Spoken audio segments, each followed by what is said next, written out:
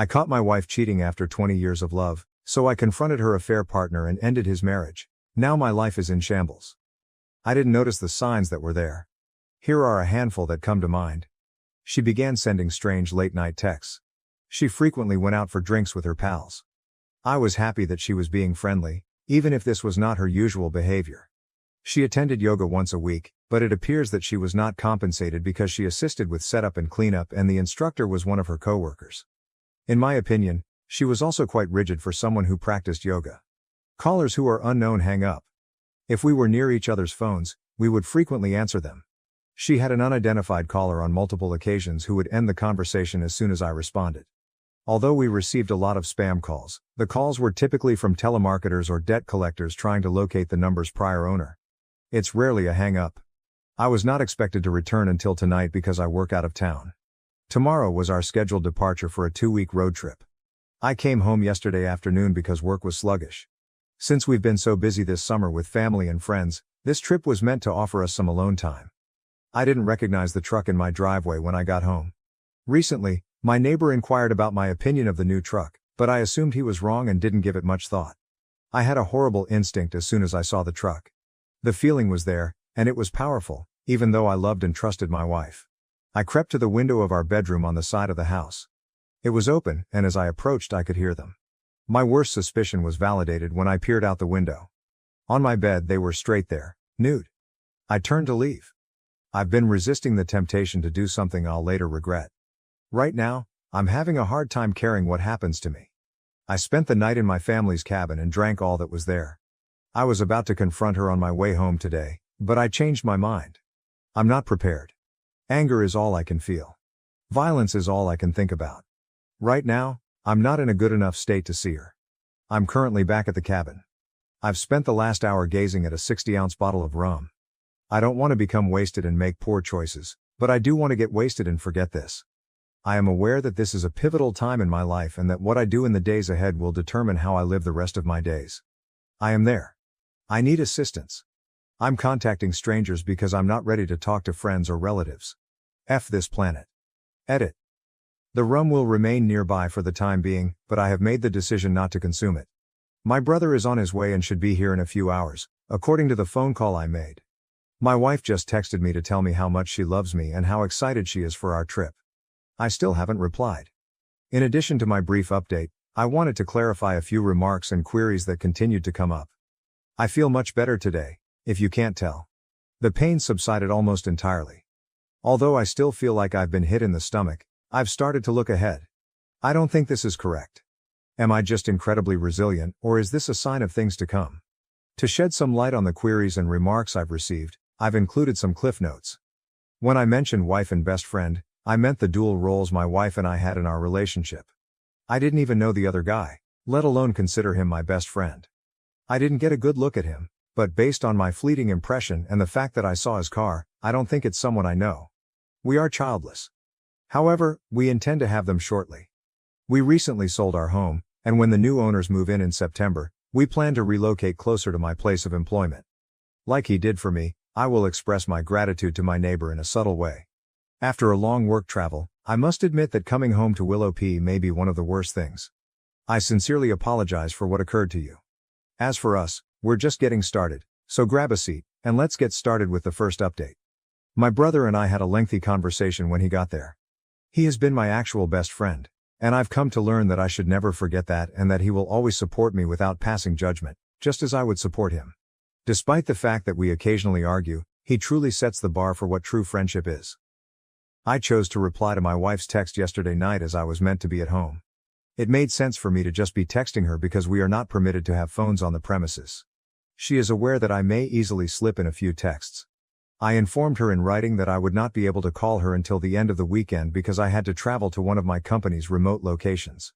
I informed her that I will reschedule after canceling all of the reservations. I rented a romantic bed and breakfast on the vineyard, and she said she could bring her best friend over this weekend.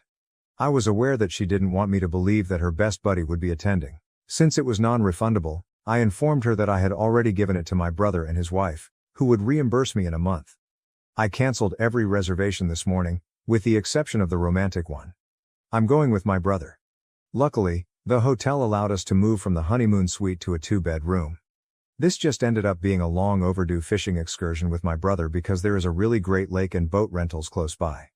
I am therefore free this weekend. That reduced my worry and gave me more time to reflect because I won't have to write or speak to her for a few days. Right now, I'm considering getting a divorce. There's really no other way for me to see it. My brother is in favor of this, however he has requested me to talk to someone for a few weeks. On Monday, his wife is willing to speak with me through a friend of hers who works as a couples counselor. At least it might help me sort out some of this muddle, but I don't see it changing my mind. In order to at least get ready for what I believe is inevitable, I am also starting to talk to lawyers and taking a lot of advice from this place. I want to do it correctly. I don't think she would try to cheat on me, but I also don't think she would try to do so I think I should be ready for anything. That was a brief update, but it gives us a glimpse into the OP's current thoughts. Let's move on to the following update, which is quite extensive and contains a wealth of information. Now, let's go on to that. The last few days have seen a lot of events. To go to the Tibetan breakfast on the vineyard, my brother, Matt, and I drove for over 5 hours. I am really grateful that he has supported me during this time. It helped me get my thoughts straight, although it was more of a venting session. Our fishing trip wasn't very successful. The proprietor of the B&B provided us with some food after we both caught a few trout that we had to release because of their size.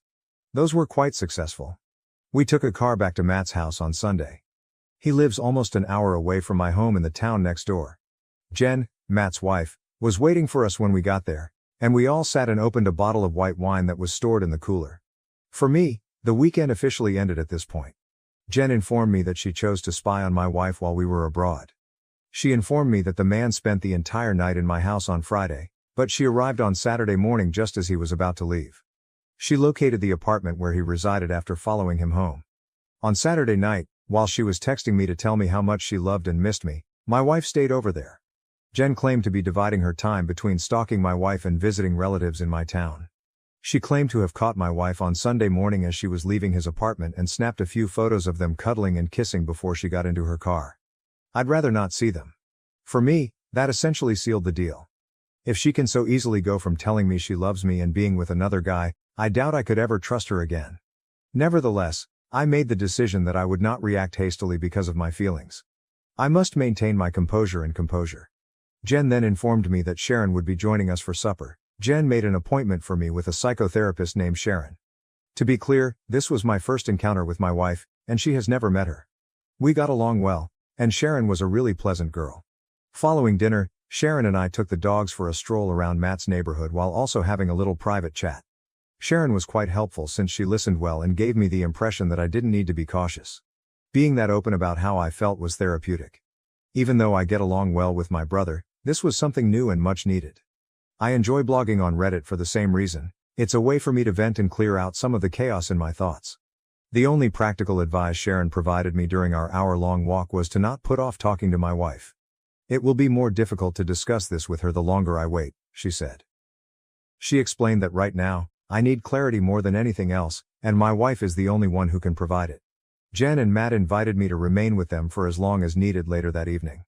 I talked to my manager, who was able to arrange for me to live in corporate housing because I'm aware that Matt and I have a time limit on living together. Although I had to leave on days off, I had been staying there every other week for some time. If I needed to, he was able to arrange for me to remain full-time for a few months. Later that week, I made the decision to reschedule with Sharon. For the first session, I thought talking would be enough, and she agreed. I lay in bed all night Sunday, trying to figure out how to go about this. I found this difficult because even the hypothetical situation in my mind made me feel depressed or angry. I made the decision to wing it. Normally, I perform well under pressure. I got up the following morning and bid Matt and Jen farewell. What if he's there when I get home? I asked myself as I drove home. I then reasoned that it would probably only make me feel even more irate than I had been a few days prior. I choose to start with a drive-by. My wife's automobile and his truck were not present. After going inside and gathering a number of necessities and items I didn't want to part with, I proceeded to the man's residence. His truck was there, but so was her car. To find out where she was, I made the decision to write her. "I'm getting groceries," she said. I drove past the grocery shop and verified she was there because I don't trust her at the moment. Admitting that I did that makes me feel so bad, but that's the only way I can be sure of anything and it breaks my trust. "We need to discuss," So I contacted her again and implored her to simply come home. "What's wrong?" she replied in writing. I just replied that she must be prepared to be honest before shutting off my phone. 15 minutes later, she arrived home. As usual, she came over to give me a kiss and an embrace when she entered. I turned my back on her. She repeated, "What's wrong?" to me. I therefore advised her to start telling the truth to me. She seemed not to understand what I was talking about. I replied, "Okay, if you can't be honest, then I'm leaving." At this point, she became frantic and asked, "Are you talking about yoga?" I assumed that was a beginning. She told me that she hadn't been attending yoga when I asked her what she was talking about. "Where were you going if you weren't going to yoga?" I asked. She claimed that because she had been so worried lately, she was taking walks to decompress. "What has been causing you so much stress, and why did you feel the need to lie to me about what you were doing?" I inquired. She said she didn't know how to tell me and attributed it to the transfer preparations. I persisted in pressing, saying, "So you decided to lie. Why did you feel the need to let me know that you were taking a stroll to relieve stress?" I responded that I wasn't stressed when she stated she didn't mean to lie and that she was concerned she would be making me feel more stressed. She didn't appear to be telling me everything. "What do you mean?" she asked, looking at me in amazement. "I think you're lying about more than just skipping yoga," I remarked, glancing at her. "I'm asking you to be honest once more. If you continue to lie, this won't work because you have already lied to me." "Oh, are you talking about last weekend when I went for drinks with some friends and came home late?" She followed up on her attempt to deflect by claiming she was at a loss for words. "I sensed something that disturbed you. I didn't know she went out late or drank drinks." I questioned her whether she was lying again or if it was what she actually did while I was at work, a few hours away. She explained that although she went out for drinks that evening, she didn't run into her purported best friend. In response, I inquired, "Who did you see?" "No one, I just drank alone," she claimed. Naturally, I wasn't buying this, and I was getting impatient. I therefore questioned her, "Is that something now? That you are drinking by yourself?" "Yeah, maybe I have a problem," she replied in response. She had one final chance to be honest before I left, so I told her to get to the bottom of her drinking problem. She claimed she didn't know what else to say after giving me a glance. I simply got up and walked away. I usually take a drive to keep away from her when we argue. She likely assumed this was the same, but then she noticed that I had taken my Xbox, clothes and toiletries. She started blowing up my phone at that point. "There's nothing more to say," I told her, because I offered her an opportunity to be honest and she didn't. She pleaded with me to come home so we could discuss things face to face. She claimed she didn't know what she believed she'd done or why I was so unhappy. She reaffirmed her love for me and her vow to never harm me. I felt a new ache in my chest just listening to her say that. The words were always consoling, and I blindly believed them. It felt like a dull, sharp knife cutting through my heart in the most worst way right now. I hung up because I couldn't take it any longer. Before I was prepared to respond once more, she called back roughly 40 times. "Did you talk to Karen, the best friend?" she asked this time. She responded, "Come home, I don't want to say this over the phone," when I asked why. In order to lower my heart rate, I agreed and continued driving for a little while longer. I then returned home. "I assume you spoke to Karen," she began. She went on to describe how they went out for drinks a few weeks earlier when I was at work, but I just gazed at her. When a few men began purchasing drinks for them, they simply cooperated. One of the guys tried to kiss her as they were leaving, but she quickly retreated and informed them that she was married. She then expressed her regret and wanted to inform me, but she was a fool and chose to keep it a secret from me. She also informed me that without asking, Karen provided his friend my wife's number after hooking up with the other guy. Since then, he has texted her a few times, but she has never responded in writing. After all of that, I just asked her to show me her phone, and she did. Other than her mother and me, there were no texts at all. This was new to her because she never deletes her texts. When I investigated the deleted images, I discovered one of a guy I didn't recognize, even though her photos were clean. She told me it was the man who attempted to kiss her when I inquired who it was. "Why did you take a picture of him?" I asked her again. Once more, she placed the blame on herself, claiming that I was just being stupid. I pointed out that it's not a valid excuse and refused to allow her get away with it.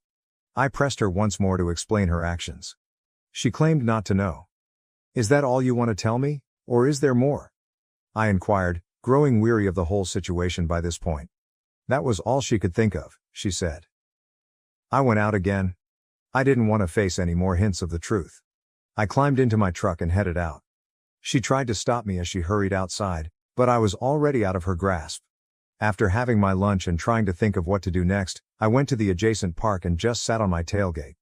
As I sat there, I started to recall other things I should have known better, like the times I worked a weekend shift and went to bed early. Along with some of her girlfriends, my wife went out to the club. She wasn't home when I woke up at 4 in the morning. I tried calling her several times, but nobody picked up. She called me back about half an hour later to ask if I could come get her.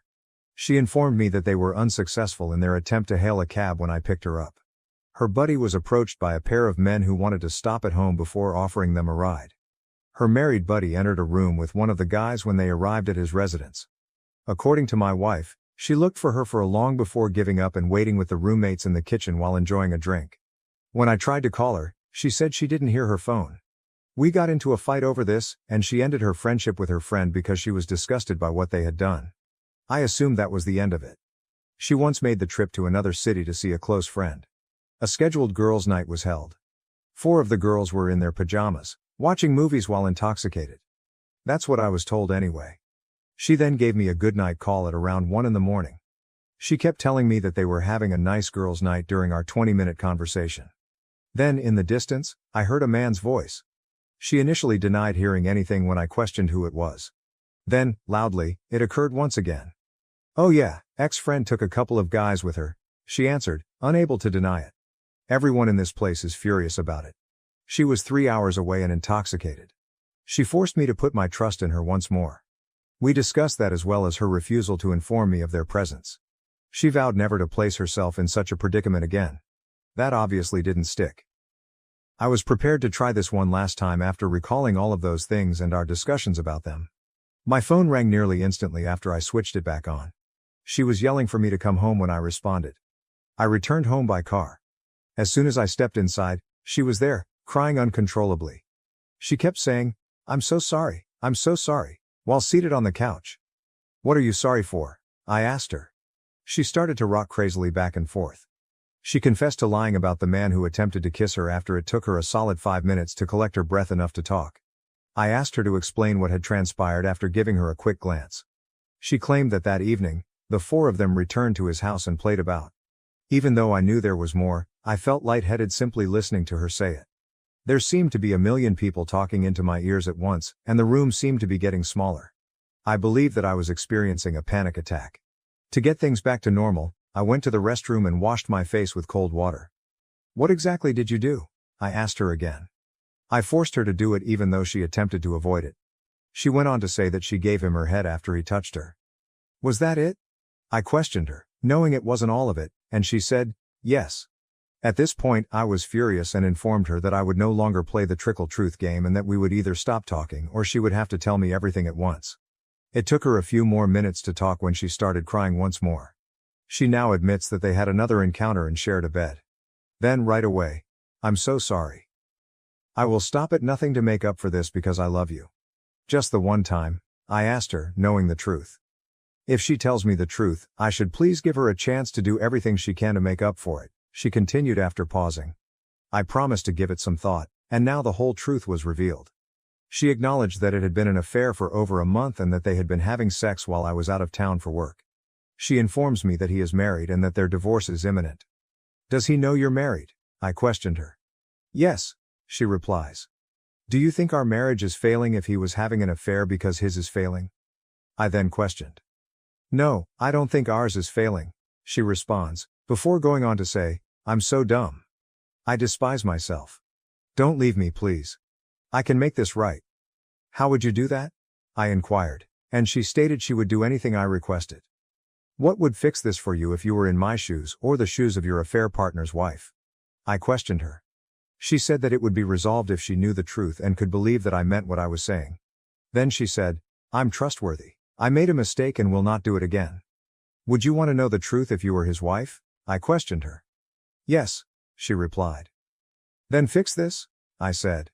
She asked, "Do you want me to call his wife?" after giving me a look. "If you believe that's what she would want," I said.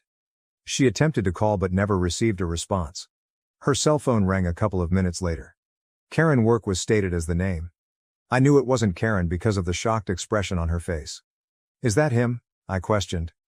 It was, she said. When I replied, he said, oops, I must have the wrong number, being the coward that he is. No, this is the husband of the girl you have been having an affair with, I said. She has something to tell you, so I'm going to let you talk to her. I handed the phone to her. She claims that she told him the whole truth, everything I know, that they were only having a brief affair and that he should never get in touch with her again. Before she hung up and asked him, what divorce lawyer are you using? I demanded to see the phone. I'm not getting divorced, he responded. Why did you tell my wife you were? I asked him. I didn't, he stated. I then requested to talk to his wife since I believed she should be aware of this just as much as I am. Please dude, he said, I didn't realize she was married. Don't let a mistake destroy my marriage. You ruined mine over a mistake, I shot back. It is only right that I inform his spouse. Since she was at work, he begged me not to tell her, promising to tell her everything when she got home. I hung up after saying, all right, you do that. I then turned to my wife and asked her whether she knew the name and place of employment of his wife. She did. My wife called to let me know she was at work.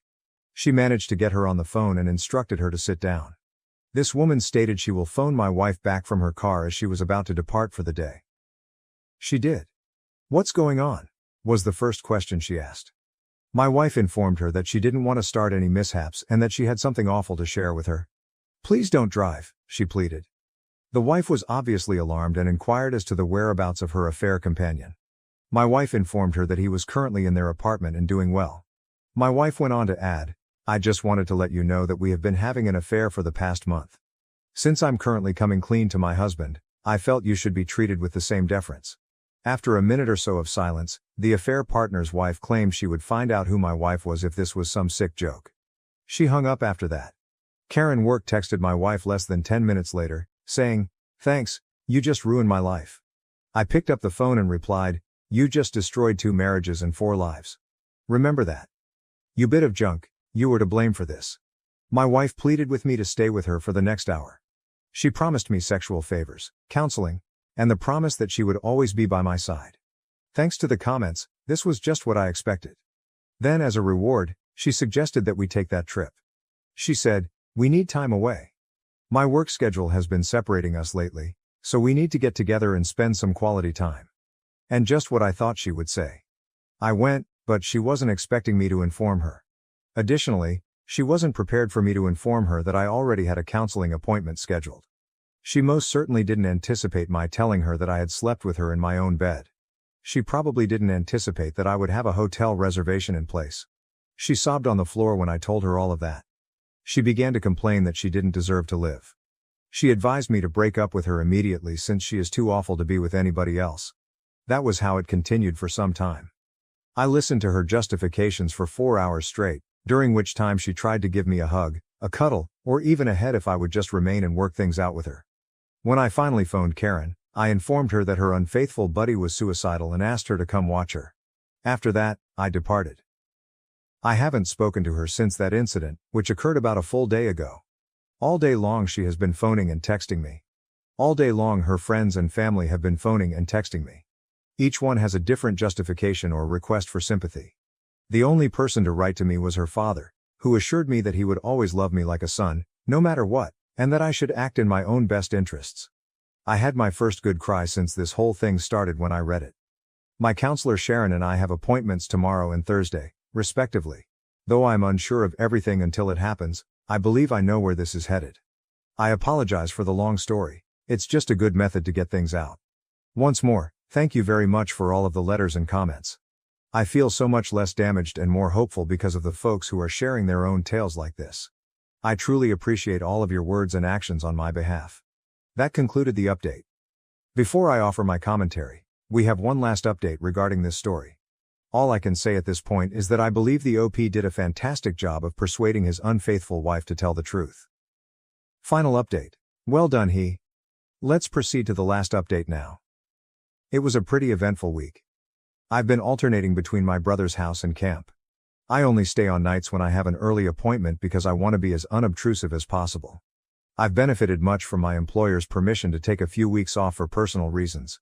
I've kept going to see the therapist, Sharon. So far, I've seen her 3 times. Personally, I feel better now than I did a week ago. Therefore, even if I don't think our visits are very fruitful, I do think they're a nice opportunity for me to get some things off my mind. I will therefore continue for the time being. Last Thursday, I had a conversation with a lawyer. I compiled a list of all assets and financial information, including debt, under their guidance. After that, I went to the bank and requested that they put a stop on our accounts so that no one could take money out of them without the other person being there. This won't prevent either of us from obtaining new money, just the old shared money, because we both have our paychecks deposited into our own accounts. Although it's now too late, the lawyer did advise me to wait to confront her until after I've served her the papers. I was getting calls and texts from my wife, her family, and her friends almost non-stop throughout the entire week. My sister-in-law hosted a family gathering at the cabin this past weekend. I went and had to tell my family the news. Now that it's public knowledge, I can incorporate them into my recuperation process. Up until about 8 o'clock on Saturday night, everything was going as smoothly as it could be.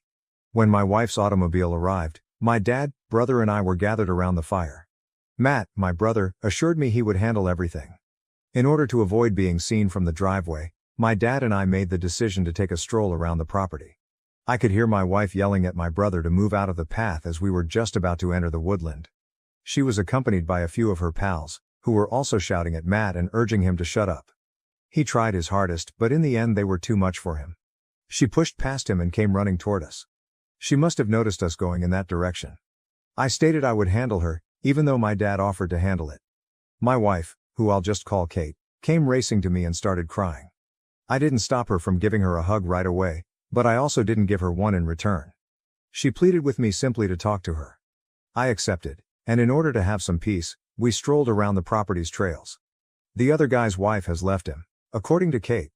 She told me that he blamed her for everything and threatened to kill himself over the phone. She says she hasn't spoken to him since telling him to simply do it. She then takes out a piece of paper and begins enumerating the ways she intends to make amends with me. She provided all of these services on the first day, including sexual requests and couples therapy. And then she surprised me. I don't want to continue living this way, she says. She stated that she wants us to both quit our jobs, go abroad, and open the small beach bar we've always discussed. She claimed that if I accompanied her, she would depart immediately. In order to contextualize this is all that came to mind for the previous week as I tried to picture my life after the divorce. I assumed that everything would have to be restarted. I might as well add another element to the tremendous change I'm currently going through and just do what I want. I was reminded of how much I missed her and wanted to be with her when I heard her express the same desire. I knew I had to cut the conversation short at that point. Her buddies were waiting for her when I escorted her back to her car. I informed her that although I couldn't guarantee anything more, I would be open to talking on the phone. She felt enough at ease to depart. Since then, we've talked on the phone every night, but it never changes. She sobs and pleads with me for another opportunity. I hung up after becoming upset with her for what she'd done. Right now, I'm having a terrible time missing her. It's difficult to talk to someone who was my best friend for decades. It is heartbreaking to realize that all of our hopes and dreams have been thrown away. The only thing I want is to simply move and start fresh somewhere else. She wrecked it, even though I wanted that to be with her.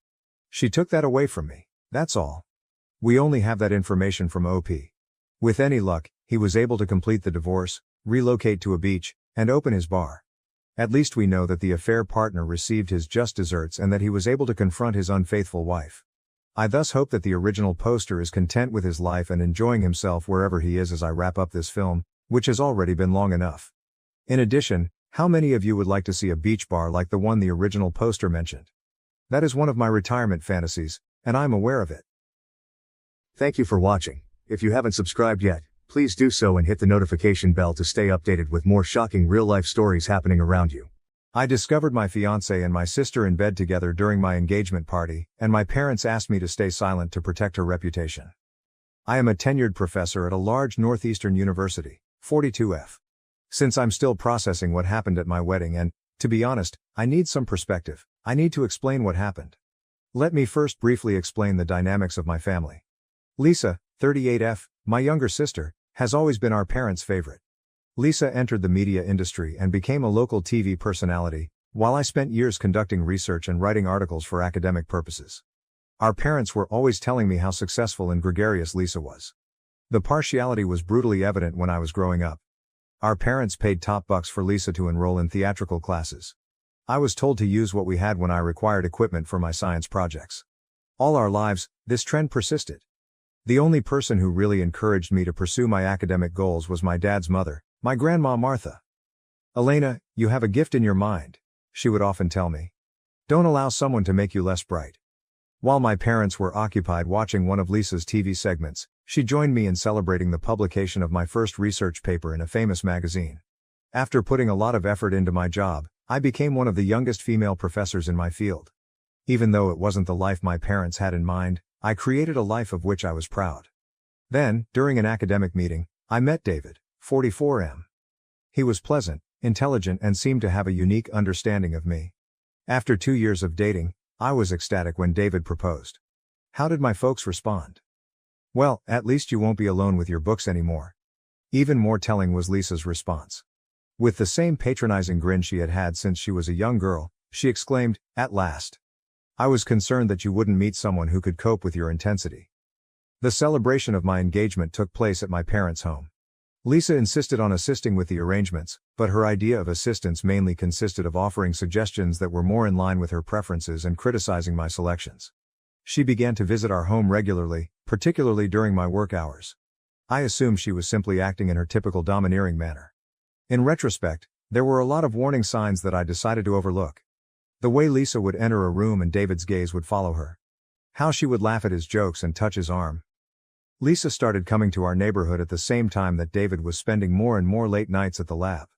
I recall the final instance of normalcy before things went awry. I was standing in the bedroom from my early years, examining old pictures hanging on the wall. Several glitzy photos of Lisa were hidden below my graduation photo. It seemed appropriate, a fitting illustration of my role inside the family. However, what followed? Things took an unexpected turn at that point. Downstairs, the engagement celebration was in full force, and I became aware that I hadn't seen David in a while. I told myself he was probably just making a work call, so I went upstairs to look for him. I heard noises coming from my former bedroom at that moment. My hand was motionless on the doorknob while I stood there for a while. I opened the door even though I had a sneaking suspicion of what I would discover. David and Lisa were entangled on the bed where I grew up. I had spent many evenings studying for my PhD qualifications in the same bed. Lisa lacked even the grace to display embarrassment. "Oh, Elena, you should have known," she continued with that same condescending grin. "I always manage to achieve what I desire." The worst thing. Richard, 40M, a prosperous real estate developer, was Lisa's husband. While his wife ruined my engagement, he was gone on business, most likely closing another $1 million deal. I can't really recall what transpired next. In some way, my legs carried me down the hallway as I backed out of the room. David's voice carried that false sincerity I now knew all too well as he called after me, "Elena, hold on. It isn't what you believe." However, it was precisely what I had assumed. Before my parents caught me, I had already gone halfway down the steps. My expression must have told them everything. "Elena, sweetie, please don't make a scene," was my mother's initial statement. "Consider your sister's union. The marriage of my sister. Not the broken engagement I had. My heart isn't broken. The marriage of my sister."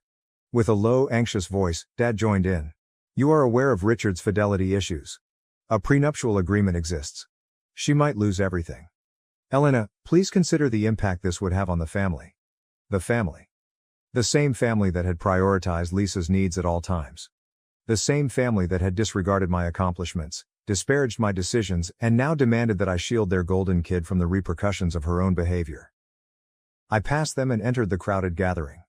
When I walked in, the room fell silent. They must have noticed something in my face. David came up the stairs, buttoning his shirt hurriedly. Her flawless makeup was a little smudged a few moments later. My voice was unusually steady as I continued. "I apologize, but the engagement is off. I have to go, but please enjoy the food and beverages." Whispers and gasps began instantly. Behind me, I could hear my mother's shoes clicking quickly on the floor, but I continued. I went outside to my car after grabbing my keys. David was beckoning me, demanding an opportunity to clarify. Mom was crying for commitment to the family. Lisa watched from the doorway with the same angry smile, strangely mute.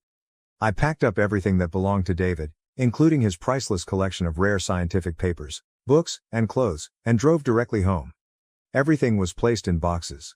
After renting a storage container and dropping off his items, I sent him the address and code to get entry. I then blocked all of his social media accounts, his email, and his phone number. My relatives began sending me messages right away, including guilt trips about how this would ruin Lisa's marriage, pleas to stay quiet about what had happened, and cautions about family loyalty. I also blocked their numbers. I came to a realization that evening while I was sitting by myself in my partially vacant flat. This was more than merely David's treachery. This was the result of my family always picking Lisa over me. I had finally had enough of them choosing her happiness above mine. I inhaled deeply, made a glass of wine for myself, and started methodically clearing out their contact details from my phone. Every time I deleted something, I felt lighter.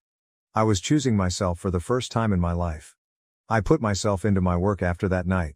My haven was the university. I worked in the lab for several hours as my research team worked on a molecular biology breakthrough project. Despite noticing my alteration, my co-workers were gracious enough to keep their distance. Richard, the husband of Lisa, arrived at my workplace 3 weeks following the engagement celebration. His normally spotless suit was a little rumpled, and he appeared exhausted. Simply put, "I need to know everything," he said. I was honest with him. He grabbed the armrest of his chair and listened in quiet, his knuckles white. After I was done, he got up, fixed his tie and remarked, "I appreciate your candor. You have at least one family member who respects the truth." Then he went away. My parents' efforts to get in touch with me grew more urgent. Voicemails about mending the family were left by Mom. Dad emailed about forgiving others and moving on. It was surprised that Lisa remained completely silent on the radio. My grandma later told me that Richard was divorcing them and had left their home. My pillar of support throughout this period was my grandmother Martha. She would sit with me, share stories about her personal challenges, and bring home-cooked meals. It was her opinion that the family you choose is more important than the family you're born into.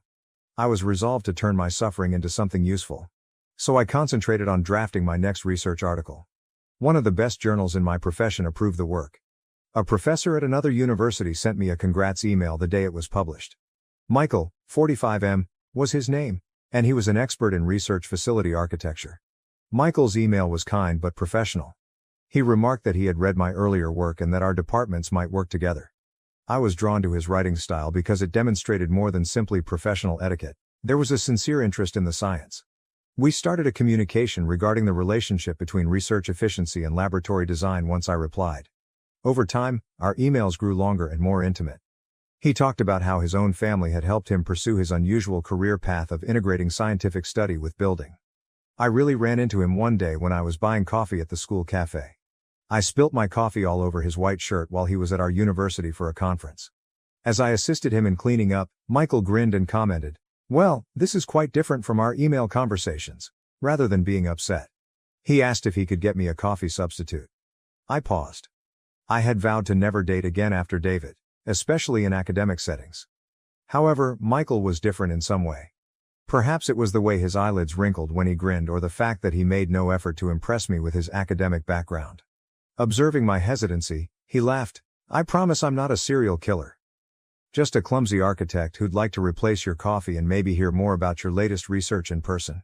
"Just coffee," I firmly stated. For the first time in months, I felt at ease as we sat and chatted. David was not like Michael at all. When I told him about my work, he listened. Really listened. With refreshing candor, he told tales of his own endeavors, triumphs and setbacks. He asked if he might see me again before heading out to his next conference session. To my astonishment, I said yes. I sat in my office that night and gazed out over the campus. I felt hope, something I hadn't felt in a long time, when the quad was covered in long shadows from the sinking sun. Not only for a possible romance, but also for the chance to create a life that was really mine, free from Lisa's persistent influence and my family's expectations. My mother texted me, "Lisa is having a hard time." And my phone chimed. "Richard is acting irrationally. She requires her sister." I took a good look at the mail before deleting it without replying. After being torched, certain bridges ought to remain burned. Rather, I opened my email and started composing a letter to Michael regarding a joint study project I was considering. I grinned as I typed, recalling how his eyes had brightened when we talked about the possibilities of multidisciplinary study. Perhaps, just possibly, this was the start of something genuine. Something that was exclusively mine, unaffected by the poisonous relationships of my past. Update 1. 6 months have passed since my previous post. Regarding Michael, the architect I actually ran into at the campus cafe, Many of you requested an update. That coffee date ended up into something I never would have imagined. Following our first meeting, we began discussing our joint study project over video calls. Over time, these business-related conversations turned into lengthy discussions on anything from childhood dreams to beloved books. Michael found my passion for academics fascinating. In contrast to my family, who always considered it as a weakness. There was no plan for our first actual date. We met to go over the specifics of the project while he was in town for another conference. We both were aware that we were hungry as the meeting was running late. We eventually found ourselves in a small Italian eatery close to campus, where we chatted and shared a plate of pasta until the waiters began stacking seats. I was particularly struck by how different he seemed from David. Michael did more than just skim my most recent research publication when I mentioned it. He read it carefully and returned with insightful questions. With refreshing candor, he discussed his own professional struggles, such as a recent project that had over its budget. When he inquired about my family, it was the true test. His genuine desire prompted me to open up, despite my initial reluctance.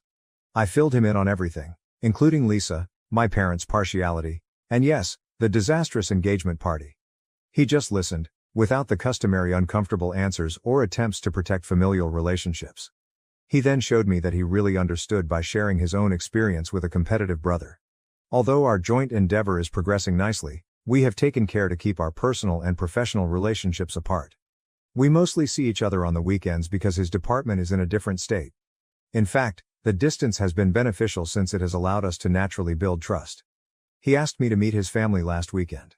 Considering my past, I was afraid, but it was not what I had anticipated. I was welcomed right once by his mother, Linda, who shared stories about Michael's early architectural efforts and showed me his awkward childhood photos. It seems that he once attempted to use his father's power tools to rebuild their garage. "We've heard about your research work," Linda said, pulling me aside, which was the most bizarre moment. "Michael is constantly praising your brilliance." It was expressed with sincere pride and interest rather than comparison or jealousy. I neglected to add that I recently received an offer at work that would allow me to work closer to Michael's university. It's a prominent position that would greatly boost my career. His initial reaction when I informed him about it was, "That's incredible. Describe the research opportunities in detail." I was ecstatic with my accomplishment and said nothing about what it meant for us. I still haven't agreed to the job. I'm hesitant to make significant life adjustments for a romance after everything that happened with my family and David. However, knowing that Michael would be there for me no matter what, I feel for the first time that I can base this choice on what's best for my career. Last week, my grandmother Martha met him and approved of him. Simply, "He sees you," she said. "Not who he wants you to be, but who you are." It has been quiet, to be honest, and I haven't heard from Lisa or my parents in months. Healing sometimes entails letting go of those who don't value you, even if they are family. Update 2. My last update regarding Michael was 3 months ago. I want to share this with the group who helped me get through my worst moments since a lot has transpired. I agreed to work at the university close to Michael's. The change was welcomed by my research team, and we have established a method for remote communication. The main reason the transfer has gone smoothly is that I took my time and properly planned everything. Last weekend, the most significant change occurred. I was in Michael's kitchen preparing dinner with him. Instead of the butter I expected, he was holding a little box when he turned back to retrieve something from the refrigerator. He didn't get down on one knee or give a long speech. "You know how we've been talking about combining lab design with research efficiency," he added instead. "Well, I've also been considering merging our lives. What are your thoughts?" The ring was very different from the gaudy one David had given me. It was exquisite and simple. Michael's following statement, "I know your work is important to you," truly touched me. A matching desk lamp is included with the ring for use during late-night research sessions. "Yes," I said, simultaneously crying and laughing. We are invited to an engagement celebration by Michael's parents. Regarding it, Linda has been really kind, often asking if I'm okay with the plans. Michael immediately offered that we forgo the party entirely when I hesitated. However, we're having a small gathering. Just close friends and family, because I don't want my past to control my future. Richard, the ex-husband of my former sister, sent me an unexpected email. He said he's doing well with his new companion and praised me. He appears content now that the divorce is official. Hearing from him was strangely therapeutic. Martha, my grandmother, is overjoyed. She gave me a hug and muttered, "This one's a keeper," after I showed her the ring. She is correct. The small things, like how he turned one of his spare rooms into a makeshift home office for me with a whiteboard for research notes, are what show how much Michael cares. Somehow, most likely through extended family, my parents learned about the engagement. Mom left a voicemail stating that they would like to participate in the celebration and make amends. I have not answered. It's preferable to keep some doors closed. Update 3. My engagement update was 2 months ago, and I wish I could report that everything has gone well since then. I must convey the unexpected turn the wedding preparations have taken. At the lakefront home of Michael's family, we were organizing a small ceremony. Linda has been fantastic. She has always respected our wishes while assisting with arrangements. Only family members, close friends and coworkers who truly support us were on the carefully picked guest list. Then I got an email yesterday that really chilled me. According to what my mother wrote, she and Dad decided to invite Lisa to the wedding. Their logic? She's your only sister, and family should be together on special days. I called Michael right away. Whatever you want to do, I'm with you, he answered before I could even articulate my panic. We have the day, not them. I was able to think clearly thanks to his cool backing.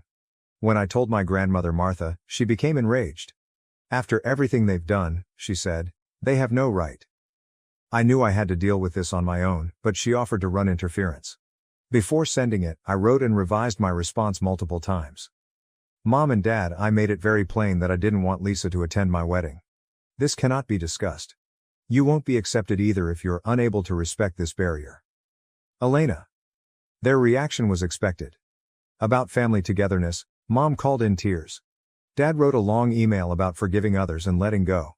They even had some family members contact them on their behalf. Michael has had tremendous support from his parents during this time. Linda called to reassure me that only those invited would be allowed entry to the location due to security measures.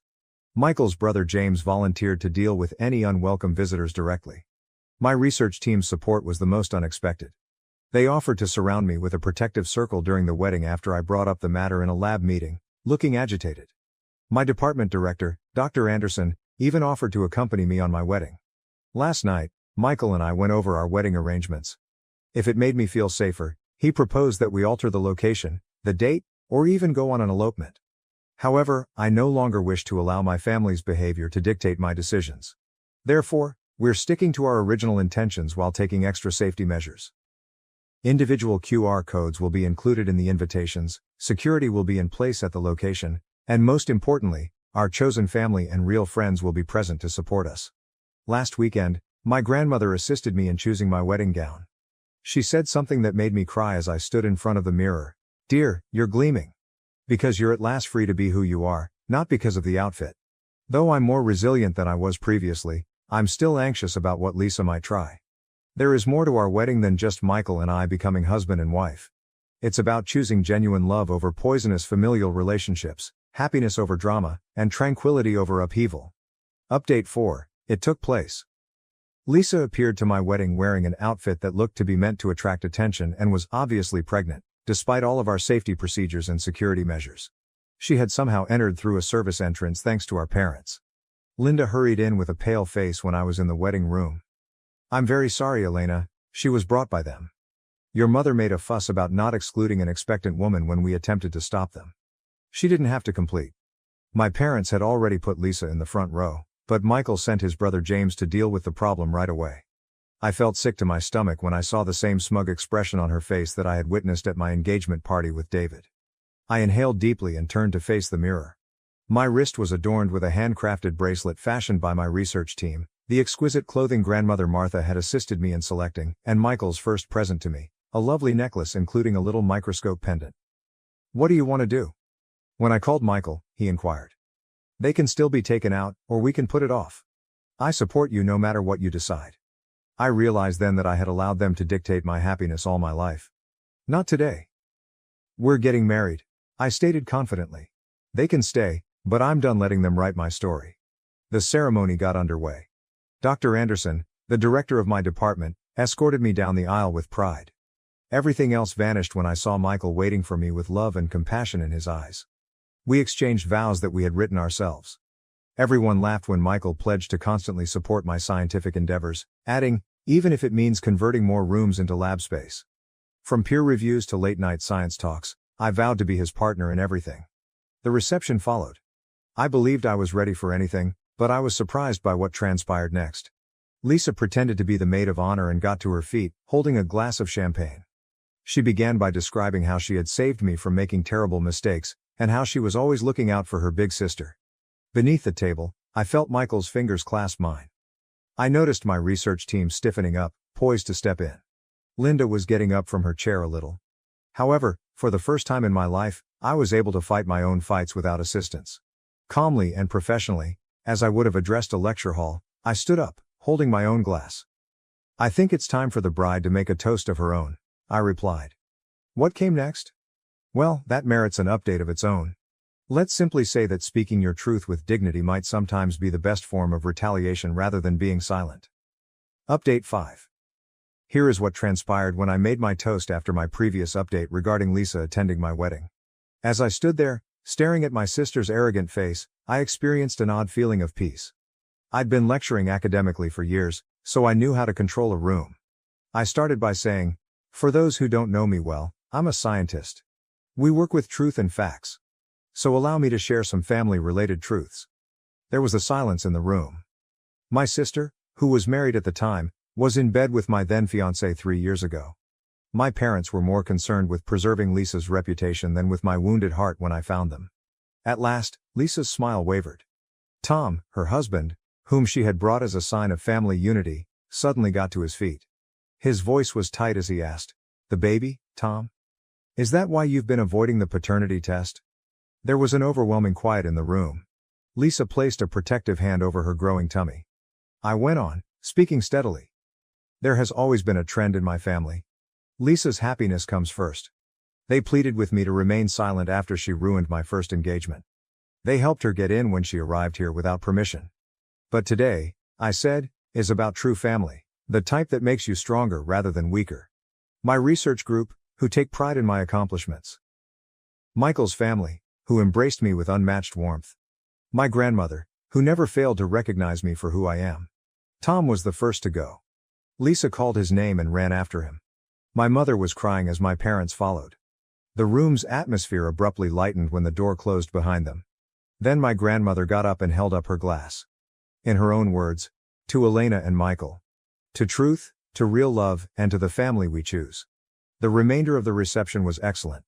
Everyone relaxed without the burden of pretense. My study team secretly practiced a surprise dance, which they performed. I found out the following morning that Tom had requested a paternity test and filed for divorce.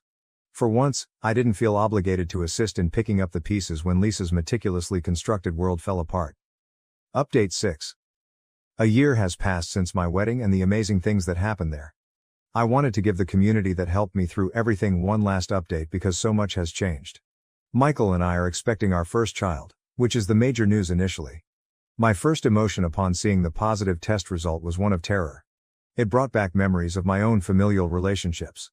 However, Michael's answer was ideal. He wrapped his arms around me and said, "This kid's going to have the best mom, a brilliant scientist who knows how to love unconditionally." The family of Michael and Linda has been amazing. Linda was thrilled about my latest research article as well as the baby when we told them. "This child is going to have such an amazing role model," she remarked, describing my work in the journal. I've heard tidbits of information regarding Lisa's situation from my grandmother Martha. Tom's suspicion that the baby wasn't his was validated by the paternity test. She is currently trying to start again while living with our parents. The reality of being a single mother has replaced the opulent lifestyle and fancy clothing. I occasionally have a slight sense of sadness, not precisely guilt, for the way things turned out.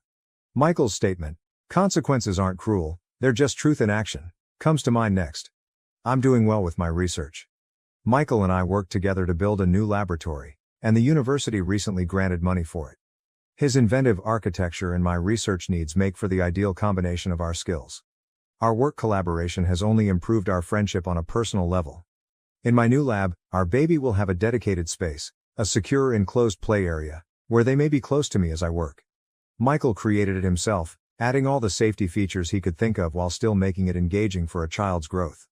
My circumstances haven't changed much, but I have. I no longer feel the need to compete for attention or prove myself. In our household, there is no hierarchy of love or success, only mutual understanding, support, and sincere joy in one another's accomplishments. Grandmother Martha, who is thrilled to be a great-grandmother, comes to visit frequently. She's already crocheting the baby little lab jackets while entertaining us with tales of my own early science projects. Even now, my parents still make an effort to connect, generally through family. I'm not ready, but they want to be involved in their grandchild's life. Some wounds require real change rather than just time to heal. As I reflect on my path, I see that responsibility or blood relationships aren't the key to creating a meaningful family. It's about finding people that love you for who you are, celebrate your happiness, and encourage your aspirations. I want to express my gratitude to everyone who supported me and followed my tale. Although life isn't flawless, it is genuinely and delightfully mine. Thank you for watching. If you haven't subscribed yet, please do so and hit the notification bell to stay updated with more shocking real-life stories happening around you. I found out my parents funded my sister's secret family for years while ignoring my son's medical bills, leading to his death. I never thought I'd write this, but my family's tragedy has utterly ruined me. It tells the story of how my sister and dad betrayed me, causing my 2-year-old son to die. There were 4 of us growing up: my mom, 58F, a math teacher at the local high school; my older sister Sarah, 35F; my dad, 60M, a senior insurance agent at a large firm; and myself, 28F. We appeared to have a lovely life and lived in a nice area, but there was always one major issue: my parents' intense preference for Sarah. Favoritism began at a very young age. Sarah had ballet classes, painting lessons, and piano lessons throughout elementary school. My parents told me we couldn't afford 2 kids participating in extracurricular activities when I begged to join any. While I wore her hand-me-downs, Sarah purchased new clothes from the mall. I used her old phones till they broke, but she always acquired the newest iPhone models. Sarah requested braces at the age of 13. Without hesitation, my parents paid $6,000. When my dentist informed me a year later that I also required braces, they indicated we would have to wait due to financial difficulties. I still have crooked teeth at the age of 28, and I never got them. Sarah received a brand new Honda Civic for her 16th birthday. They advised me to work and save money for a car of my own when I became 16. I only bought a used Toyota that broke down after 6 months of working at McDonald's after school for 2 years. All the way through high school, the trend persisted. While I had to work part-time jobs to pay for necessities like clothes and school supplies, Sarah was free to concentrate only on her education and enjoyable hobbies. When it came time for college, I had to start at a community institution, but Sarah attended a pricey elite university. My parents covered all of her costs, including a condo close to her college and a semester abroad in Paris. To pay for my textbooks and bus fare to school, I worked 2 jobs, one as a campus library assistant and another at a coffee shop. After transferring to State University, I was in my 3rd year when I met my spouse, James, 30M. He worked part-time at the college IT department while pursuing an engineering degree. I felt like someone actually cared about me for the first time when we started dating. James was also from a middle-class family, but when he was in high school, his parents died in a car accident. He worked hard to pay for college while living with his aunt during high school. Before we were married, we dated for 3 years. We were saving money for a down payment on a house, so I planned a little courthouse wedding, but James felt that since it was a once-in-a-lifetime event, I should have a genuine wedding. We organized a little ceremony for perhaps 50 people in a nearby church. Sarah said she had an important work meeting, therefore she didn't arrive. Sarah had arranged a family vacation for that weekend, so my parents nearly skipped it as well. When my mom's sister confronted them about it, they abruptly changed their plans. Tommy was born to me 2 years after we were married. With terrible morning sickness and gestational diabetes, the pregnancy was difficult from the beginning. The worst news arrived in 32 weeks. Doctors discovered Tommy's significant cardiac issue during a routine scan. They stated that beginning immediately after delivery, he would require multiple procedures over the course of his life. Despite our grief, James and I were committed to doing everything in our power to ensure our son's health. The day following Tommy's birth, his first surgery was performed. Although the majority of the $150,000 was covered by insurance, we still had to pay $30,000 out of pocket. We took out loans and spent all of our savings. James began putting in extra hours at his engineering job and taking on weekend freelancing work. I was caring for Tommy while working from home as a virtual assistant. Tommy had to have another operation 6 months later. I turned to my parents for assistance because we were already having trouble paying for the initial operation. They had just returned from a Mediterranean cruise with Sarah that lasted 2 weeks. I stated to them that we had previously sold our car and made every feasible cut while displaying all of our medical expenses. They claimed they couldn't help since they were facing financial difficulties. I didn't know the truth, so I trusted them. We barely made it for the following year and a half. James put in 80-hour weeks until he became so worn out that he passed out on the job. I started taking on additional virtual assistant jobs and began using eBay to sell items from our home. During this period, my parents took 3 family holidays with Sarah and gave her a brand new Mercedes for her birthday. They said that because Sarah worked well in finance, she was responsible for paying for all of these. This turned out to be a lie. Tommy deteriorated significantly last month. His heart suddenly stopped working correctly, necessitating emergency surgery that would have cost $50,000. We didn't have a method to get that much money fast, and our insurance had hit its annual cap. I begged my parents for assistance once more, this time down on my knees. I offered to sign a formal agreement promising to give them our house, double the money they owed, and anything else they desired. They declined once more, stating that recent medical expenses had depleted their savings. We were unable to pay for Tommy's surgery, therefore he passed away 2 days later.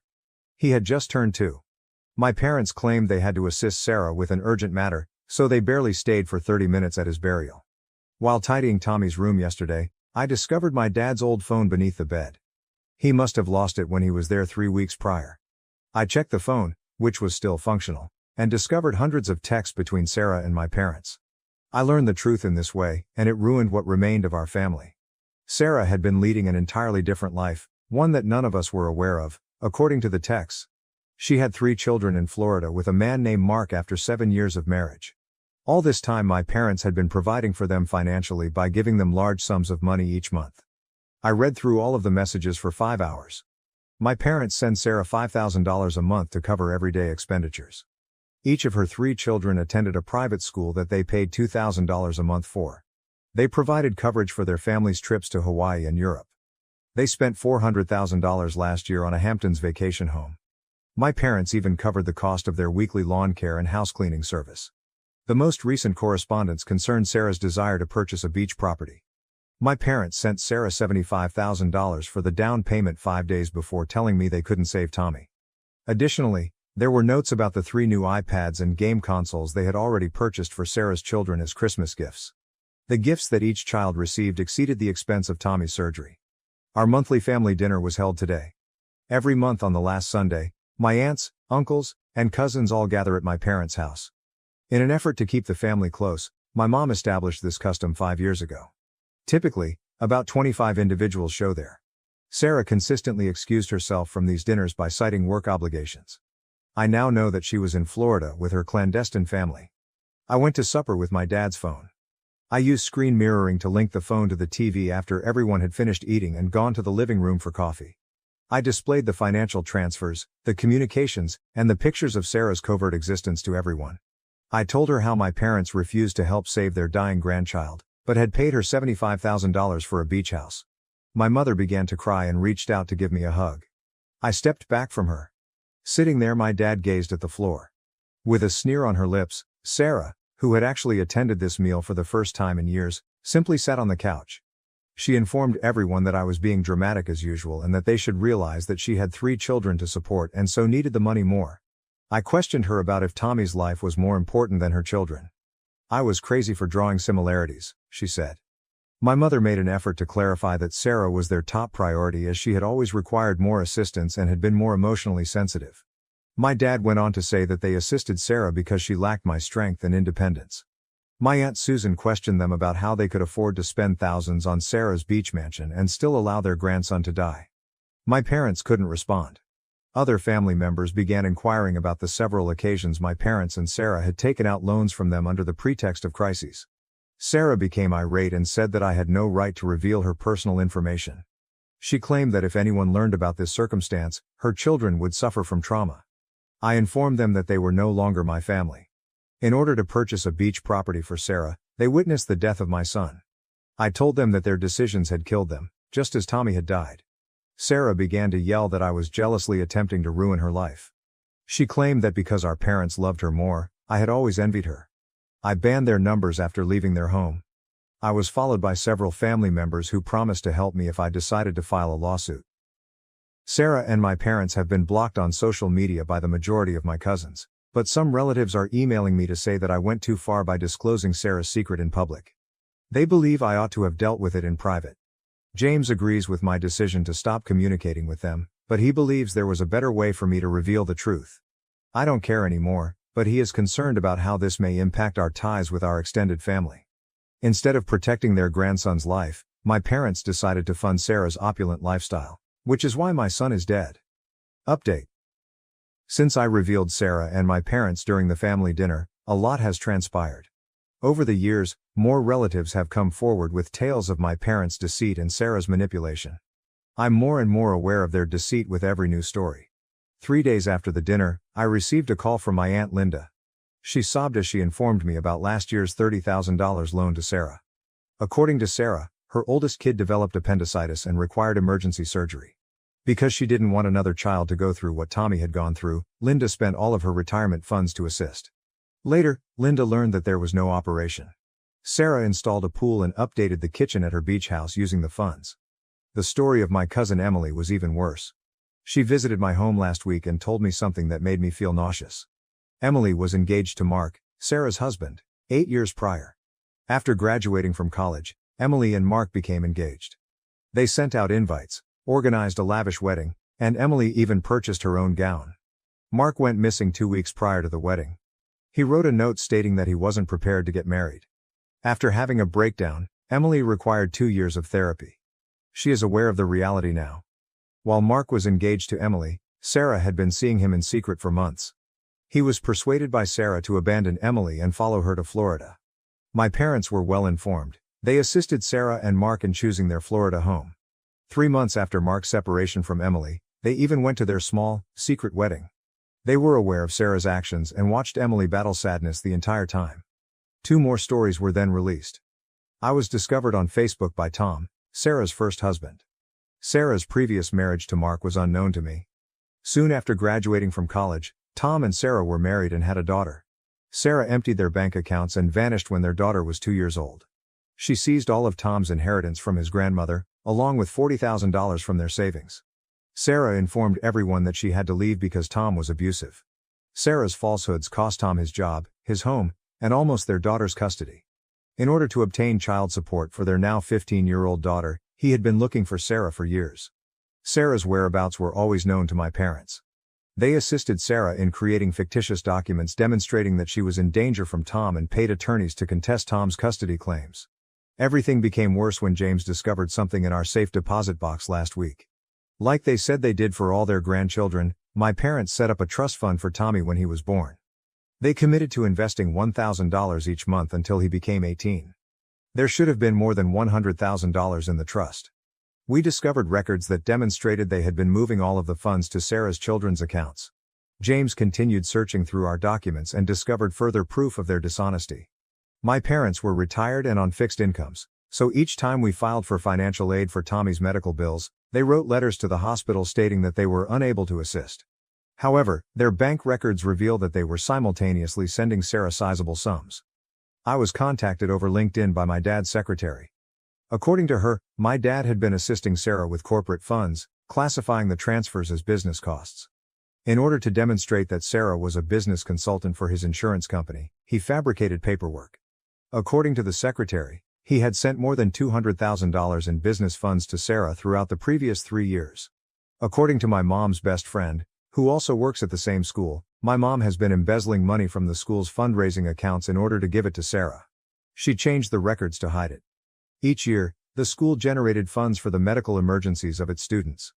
This fund was overseen by my mother, who also had access to every account. Since I blocked Sarah, she has been attempting to reach me from several phone numbers.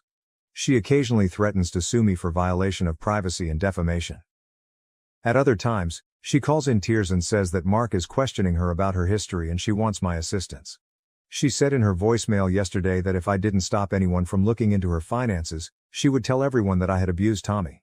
Yesterday, my parents issued a letter via their attorney. They said that if I agreed not to sue them, they would create a new trust fund for my future children. To demonstrate their good faith, they promised to contribute $200,000 right away. They also wanted me to sign a non-disclosure agreement in the letter, which said that I would never speak about Sarah's life or how they helped to sustain her financially. A number of family members have severed all communication with Sarah and my parents. After learning of what transpired, my dad's golfing pals have ceased inviting him to their weekly events. The other members of my mom's book club, who were primarily the parents of her students, no longer wanted to get out with her, so she had to dissolve it. The most challenging aspect is that pictures of Sarah's family traveling to upscale locations while Tommy was ill kept turning up. The same week that we were pleading with my parents to contribute to Tommy's last surgery, someone discovered photos of Sarah's family at Disney World. The matching outfits Sarah's children are wearing in the pictures cost more than what we had to buy to save my son's life. Second update. Our attorney discovered something that clarifies a lot of my parents' actions, particularly their strong preference for Sarah. Sarah is not their biological daughter, as we found out. At the age of 2, she was adopted. They didn't tell anyone, not even Sarah. While our lawyer was looking into the missing trust fund funds, the adoption documents surfaced. Sarah was adopted by my parents following my mother's 4 miscarriages. Because they were concerned that it would impact Sarah's feeling of family, they chose to keep the adoption a secret. Not even our grandparents were informed. In order to avoid being questioned about the unexpected arrival of a 2-year-old, they relocated to a different city immediately following the adoption. The attorney also discovered proof that my parents had assisted Sarah in her scam throughout the years. My parents hired someone $155,000 to fabricate transcripts indicating Sarah graduated with honors after she left college after 2 years. They had a business associate of my dad write fictitious work references for her. Sarah never worked anyplace. All of the jobs she claimed to have had throughout the years were fictitious. In order to obtain credit cards and loans, my parents assisted her in fabricating an identity. They obtained phony papers by using my dad's contacts at the insurance firm. Sarah obtained moreover $300,000 in loans from various banks using this fictitious name. My dad's business provided the funds that my parents used to make the payments. Sarah lost all control when our lawyer informed her about the adoption. She posted all of this on Facebook. She disclosed how my parents assisted her in stealing Emily's fiancé, hiding from her first husband, and concealing her credit card theft. She even acknowledged that she had made false claims regarding the abuse of her first spouse. Sarah shared images of text exchanges that demonstrated how my parents assisted her in fabricating a medical emergency so she could get family members to lend her money. She had a routine. She would choose a financially secure relative, fabricate a narrative about one of her children requiring medical care, and have my parents verify her account. In this way, they conned at least 7 different relatives. At last, my parents sobbed and told our lawyer everything. They have supported Sarah and her family with over $500,000 over the last 10 years. They borrowed funds from their retirement accounts, took out second and third mortgages on their home, and my dad even embezzled from the client accounts of his business. I was even more incensed by their response when the lawyer questioned them about why they chose to let Tommy die rather than assist us. They said that if they stopped providing Sarah money, they would be cut off from their grandkids. According to my dad, if the kids ever stopped supporting Sarah's lifestyle, she had threatened to vanish with them. My mother acknowledged that she was aware of Sarah's scheme to take Mark away from Emily. She claimed that Sarah had confided in her that she would stop at nothing to win Mark's affection. Rather than intervening, my mother assisted Sarah in setting up private sessions with Mark. Even the note that Mark left for Emily was written with her assistance. Our lawyer now works with Tom, Sarah's first husband. He has evidence that my parents assisted Sarah in fabricating accusations of domestic abuse against him. To fabricate medical records indicating injuries, they hired a physician. With the aid of these documents, Sarah was able to get restraining orders against Tom, which barred him from visiting his daughter for several years. When my dad's business learned about the stolen funds, an internal investigation was launched. He had been fabricating insurance policies and keeping the premiums, they found out. He used the funds to support Sarah and created policies for non-existent people. He was dismissed by the corporation and is facing criminal prosecution. Concerned about being linked to my dad's scam, a number of his business associates have severed their connections with him. After parents protested that their children were being taught by someone involved in fraud, my mother was forced to leave teaching early. Additionally, the school is looking into the disappearance of dollars from student activities funds. In order to cover their legal expenses, my parents had to sell their home. They could be charged with fraud, embezzlement, and aiding in the creation of fraudulent documents. For making fictitious police reports about her first husband, identity theft, and financial fraud, Sarah is under investigation. Update 3. Over the last 6 months, everything with my family has dramatically changed. In order to settle their legal debts, my parents had to sell their home and the majority of their belongings. They currently reside on the opposite side of town in a little 1-bedroom apartment. My dad needs to repay $400,000 that he took from customer accounts after his company won their lawsuit against him. Unfortunately, no insurance firm will hire him, so he is now working as a night security guard. After Mark learned about Sarah's first marriage and all of her falsehoods, her life completely collapsed. Even more information about her past was discovered by the private investigator he hired. Prior to her first marriage, Sarah had another child from a previous relationship. She never mentioned this child to anyone and relinquished her parental rights. The fact that she had left 2 children behind before becoming his wife and father repulsed Mark. Mark obtained full custody of their 3 children after filing for divorce. The judge concurred that Sarah's past of deception and desertion made her an unfit mother. She is not even permitted to visit the kids unattended. Mark and the children returned to their hometown in Texas. He had to obtain a restraining order since Sarah kept creating fresh social media profiles to reach him. Tom, Sarah's first husband, won his appeal for retroactive child support. Sarah was ordered by the court to give him $150,000 plus interest for the years she was missing. They are seizing the meager fortune she received from our grandma last year since she's unemployed. Now 15, Tom's daughter won't talk to Sarah or my parents after finding out that they assisted in keeping her from her father. Because of the stolen fiancé event, my cousin Emily sued Sarah in civil court for mental anguish. Sarah and my parents planned the entire thing months in advance, according to old emails that Emily's lawyer discovered. Because Mark's family was wealthy, they specifically targeted him. Last month, the matter was resolved out of court, but as a condition of the deal, Sarah had to give Emily her beach house. James received an offer of employment in Colorado that had complete medical benefits and higher wages. To start over, we made the decision to relocate. We're keeping it quiet this time, but I'm 4 months pregnant. The only people who are aware of the pregnancy are my Aunt Linda and 2 cousins. We've made the decision to stop communicating with Sarah and my parents. Some family members are still attempting to persuade me to pardon my parents. They claim that my parents have learned their lesson and lost everything.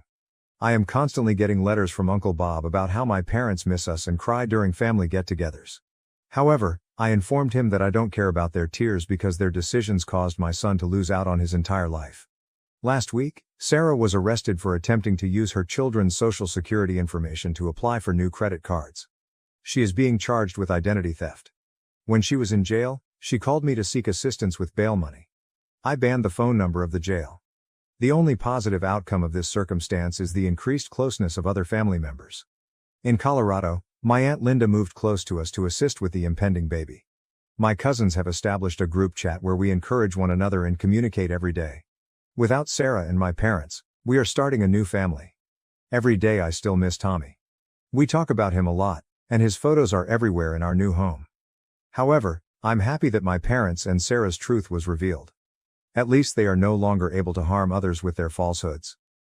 Among all of this, the most difficult lesson I took away was that sometimes the people who ought to love you the most are the ones who hurt you the most. However, right now, my attention is on the future and creating a better life with the family members that genuinely care about us. Thank you for watching. If you haven't subscribed yet, please do so and hit the notification bell to stay updated with more shocking real-life stories happening around you. My wife has ADHD, neglects our kids, and humiliated me on Father's Day. After much consideration, I've decided to pursue a divorce. I, 43 years old, try to do my best to provide for my wife, 38 years old, and our 2 kids, ages 3 and 5, as well as my mother-in-law. I like to think that I am doing a decent job. Over the years, I have worked to improve our family's living situation. Not only did I complete another bachelor's degree and recently a master's in a STEM-related field, but I also worked 2 full-time jobs while finishing my second bachelor's degree and supported my wife through her schooling as well. She completed a degree that allows her to make good money, $60-70K/year, in a healthcare field that always has jobs available. However, with the birth of our 2 children, she has since given up on her career to be a stay-at-home mom for the time being. At first, it was a struggle while I was finishing up my master's degree. Once I completed it, after our youngest turned 3, my career took a jump, and we are now able to afford our single-income household in a more feasible manner. We're far from rich but do okay for a single-income family of 4, a little over $150K base plus bonuses. This past year, life has been overwhelming for my wife, so even though I now work 75% from home, I budgeted to hire a daytime nanny to help her around the house with 1 child while the other is now in school. Every day, my day starts around 5:30 to 6 a.m. I prepare the house for the day before the nanny arrives at 8 a.m. I get our oldest child up and ready for school, make breakfast, plan out my day, drop our oldest off at school, and return home in time to let the nanny in. My current task at work has me grounded for the next 2 months, meaning I am now 100% working from home. While this is nice, I am busy in meetings all day as my role involves managing teams on a global scale and overseeing industry projects. For the past month and a half, I have noticed that despite my wife claiming her life at home is stressful, her day starts at 10 a.m. After a week of working from home, I asked my mother-in-law and the nanny if this was always the case, and they both responded that it varies, sometimes earlier, sometimes later. My wife literally wakes up, cooks, and then spends time scrolling through her phone or shopping online, which brings me to my concern. I am glad I can provide her with this lifestyle since we both grew up with limited means. I understand the possibility of postpartum depression, the stress of having kids, the feeling of being unfulfilled, and the fact that I may not be the best husband. But for what it's worth, everything is taken care of and then some. I manage the household finances, since she claimed she was too busy to do so. Pay all the household bills, cover my personal bills, pay her bills, track and perform all the upkeep of our house appliances, cars, pets, etc. And I also help pay for my mother-in-law's medical bills and car note. Despite this, my life is apparently much easier compared to hers. I can't decompress with her because she always feels the need to one-up me. If I have a bad day, she insists hers was worse because I'm lucky to go away and work. If my feet hurt from walking all day during work travel, she says it's nothing compared to her standing and cooking with a child clinging to her. For the past 2 years, I've been told I ruined her life and her opportunities. But when I remind her of what she says, she denies and dodges accountability. My mother-in-law has noticed a change in both me and my wife, pointing out that I have a greater attachment to my kids and that I've even hugged the dogs and talked to them more about my life than to my wife. I honestly feel like I'm in emotional survival mode. I am one step away from moving up the career ladder and one step away from finding love and comfort at the bottom of a whiskey bottle. I am sure I will be hearing from the manly men of Reddit about how I am simping. But I am not a machine. I just want to know and feel that someone I prioritize aside from my kids appreciates and loves me for what I do. I am sure I will hear from the stay-at-home moms of Reddit. Which is fine. I grew up in a single parent/mother household. It is not easy.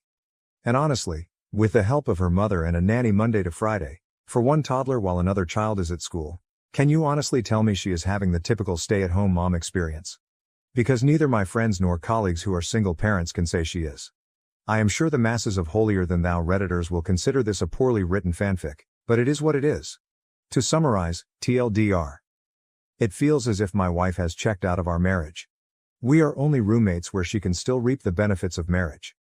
I am not asking for her to throw herself at me all the time and let me do whatever I want. I really just want to be told I am doing good and to offer me some form of emotional comfort as simple as a hug, but I guess as the man who ruined her life, I deserve it. Thank you for the replies. To add more context, never cheated. I do work in an industry that has a large female population, but I am literally an open book with work, name colleagues and staff under me. She has access to my work agendas and correspondence if she really wanted to snoop, but on that note, she still does not know what exactly I do for a living at this time. We as a whole family, her parents and mine have tried to get her to go to therapy but she refuses or skirts around the issue. Aside from my coming from a single mother household, my biological dad was present in my life. She has had both parents in a reportedly monogamous marriage for over 40 years. I have tried to talk to her about everything and my own feelings but again, one-upmanship tends to be the trend here. What I am receiving from the marriage was asked. Now, aside from my 2 beautiful kids, I've been asking myself that same question. We have a near non-existent sex life mainly since last year. I always figured maybe it's part of depression or whatever she may be going through. Maybe I'm just not attractive enough or just horrible in bed because of my health conditions. I'm not some supermodel husband but temptation and opportunity does knock and I can perform still but I never give in, because as cliche as it sounds I honestly do love my wife and want to only be with her. I'll give credit where credit is due as I don't want to sound biased. When I say she wakes up and cooks, she cooks for everyone in the house. Myself, kids, MIL, and even nanny. Aside from breakfast she cooks all meals and snacks. I typically fast until lunchtime and our oldest tends to eat a small simple breakfast in case they don't like what school serves that morning. She does load both the kids and her laundry, but seldomly folds and puts them up. I typically do my own and the rest of my clothes I dry clean because they're work clothes. She does keep track of our pantry and fridge. But after she makes the list I'm the one who goes out and buys everything if not delivered. She does clean our bathrooms and house 50% of the time, the other 50% is done by either MIL or myself or sometimes nanny if she feels like being extra helpful. Prior to nanny, my MIL was the main help for my wife up until she had unexpected medical needs.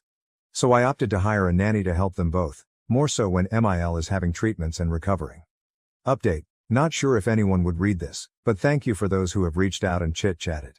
While I know I've kept my newfound friends here updated, I figured I'd just update my post and keep it short.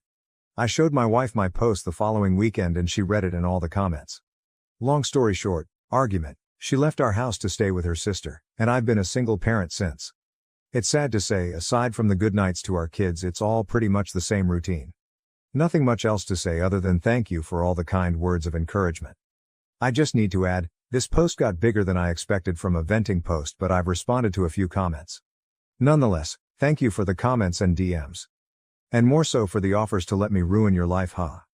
It's been the highlight of my day/night as I sit here drinking with my dog while everyone else is asleep. It feels depressingly sad that I feel that I have to turn to random internet strangers for some sort of validation in my rant. My apologies in advance as I try to keep this as vague as possible. I just wanted to update those who have been kind enough to check up via DM and comments. Apologies in advance for the lengthy post.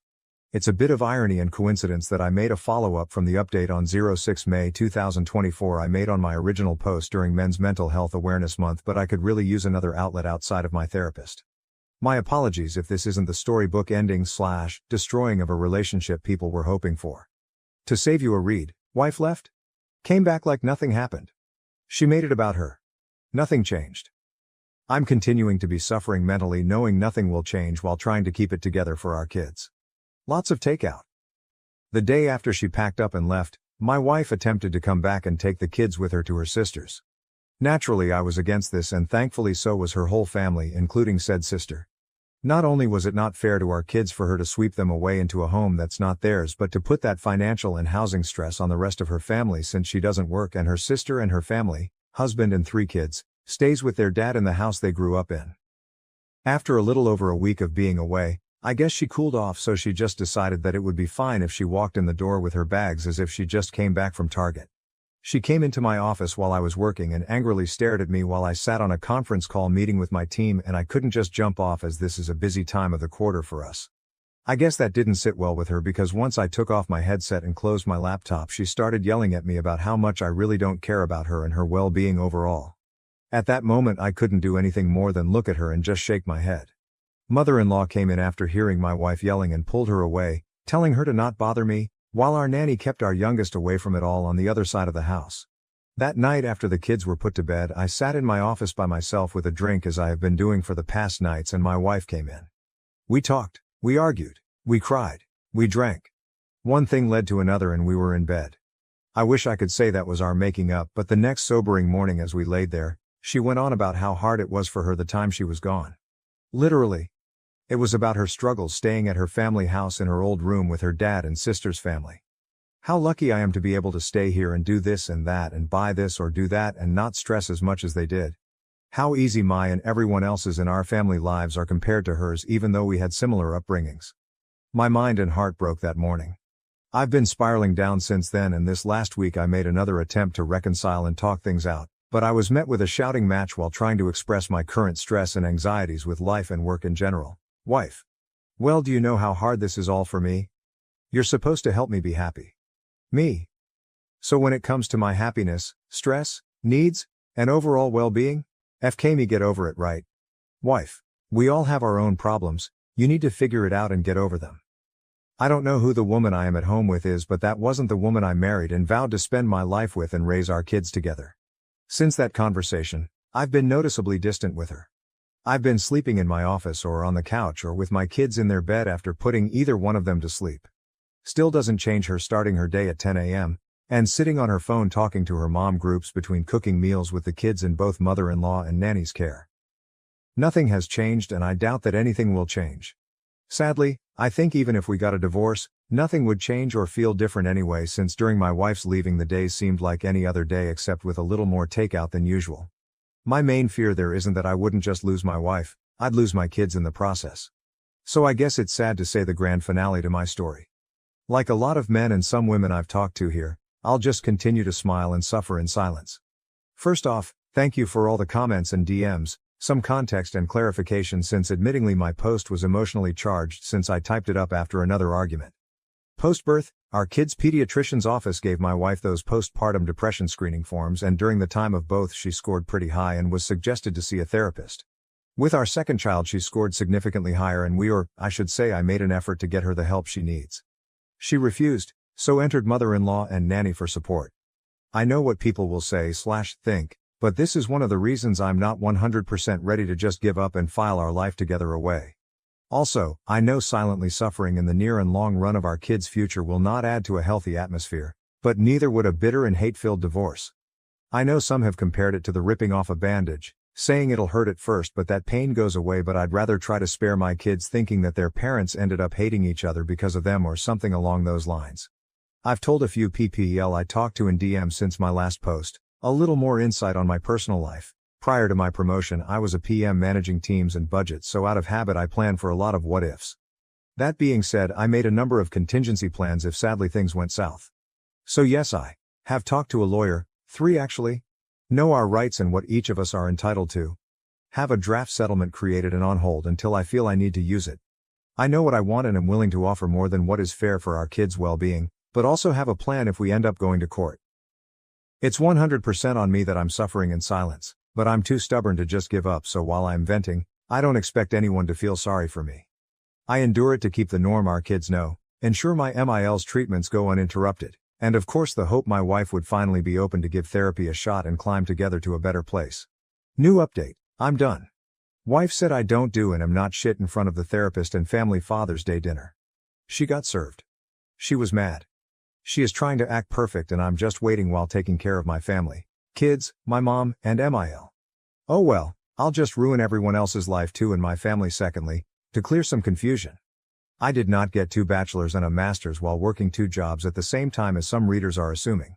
Bachelor's degree number 1 was completed in the early 2000s. Bachelor's degree number 2 was earned through online courses over several years, taking 2 classes per semester, all while I held down 2 full-time jobs. The first job was at a hospital with a 36-48 schedule, and the second job was at a big box store, where I worked 40 hours spread out over 7 days a week.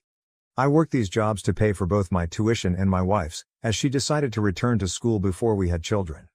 After completing bachelor's degree number 2 and entering the industry where I currently work, I was able to transition to one job and pursue my master's degree. So no, I did not earn 3 degrees simultaneously or in rapid succession. I'm surprised that I have to clarify this, as working 2 jobs while attending school isn't that uncommon, or at least that's what I thought. My wife chooses not to work. She does technically have a job. She just barely works it to the point we forget she has a job, as in she worked one day 5 months ago for 8 hours on a Tuesday. Kind of barely works. Her job and manager is really supportive, flex PRN model, and gives her a list of days they need coverage and she can choose to pick up a shift or not. While she can work more and only does just enough to keep up her license, she complains to our family of her career being on hold for one reason or the other, although she has the opportunity to work more if she opted to. All things considered, she has an available supportive circle around her for either decision she falls on. Our family, her job and I have made multiple offers and taken many steps to open that door for her to go back to work. That is nanny, MIL moved in to help, I work from home, her crazy flex PRN schedule, etc., etc. But here we are. I am and have been in therapy for myself already. Aside from what I deal with at home, my work can be very debilitating in regard to my mental health as well as physical at times. Since I can't find the support I need mentally and physically at home with my wife, I've opted to attend therapy rather than find comfort with someone outside of the home or at the bottom of a bottle.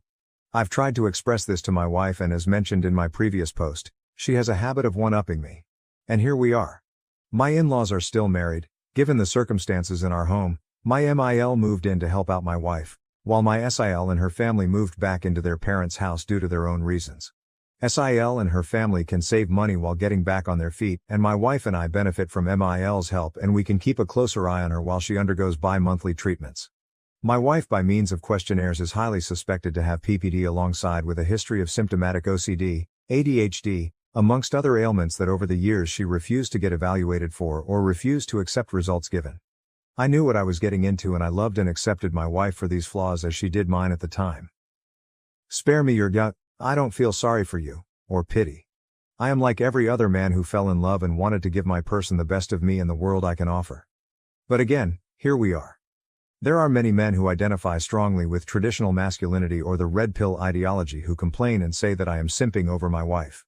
While I respect your opinions and perspectives, I will outright say that if this situation were only affecting my life, I would have left a long time ago.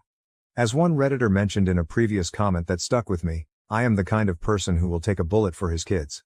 Perhaps it was meant in a different context, but I am committed to protecting my children from any physical or mental harm. I am willing to metaphorically take the bullet as needed. I believe that other fathers would similarly respond to the duty to protect their children, and that's why I endured as much as I have. For the time being, I would prefer that my wife direct any problems towards me rather than our kids. Thank you all for the comments and reaching out. I've met many strangers who have become great Reddit pen pals and some who have been in the know of every step that has been progressing to this point.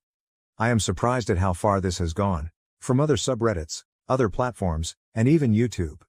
Love me, hate me, say it's all fake, no matter where you stand, thank you for all the constructive comments and DMs to check in.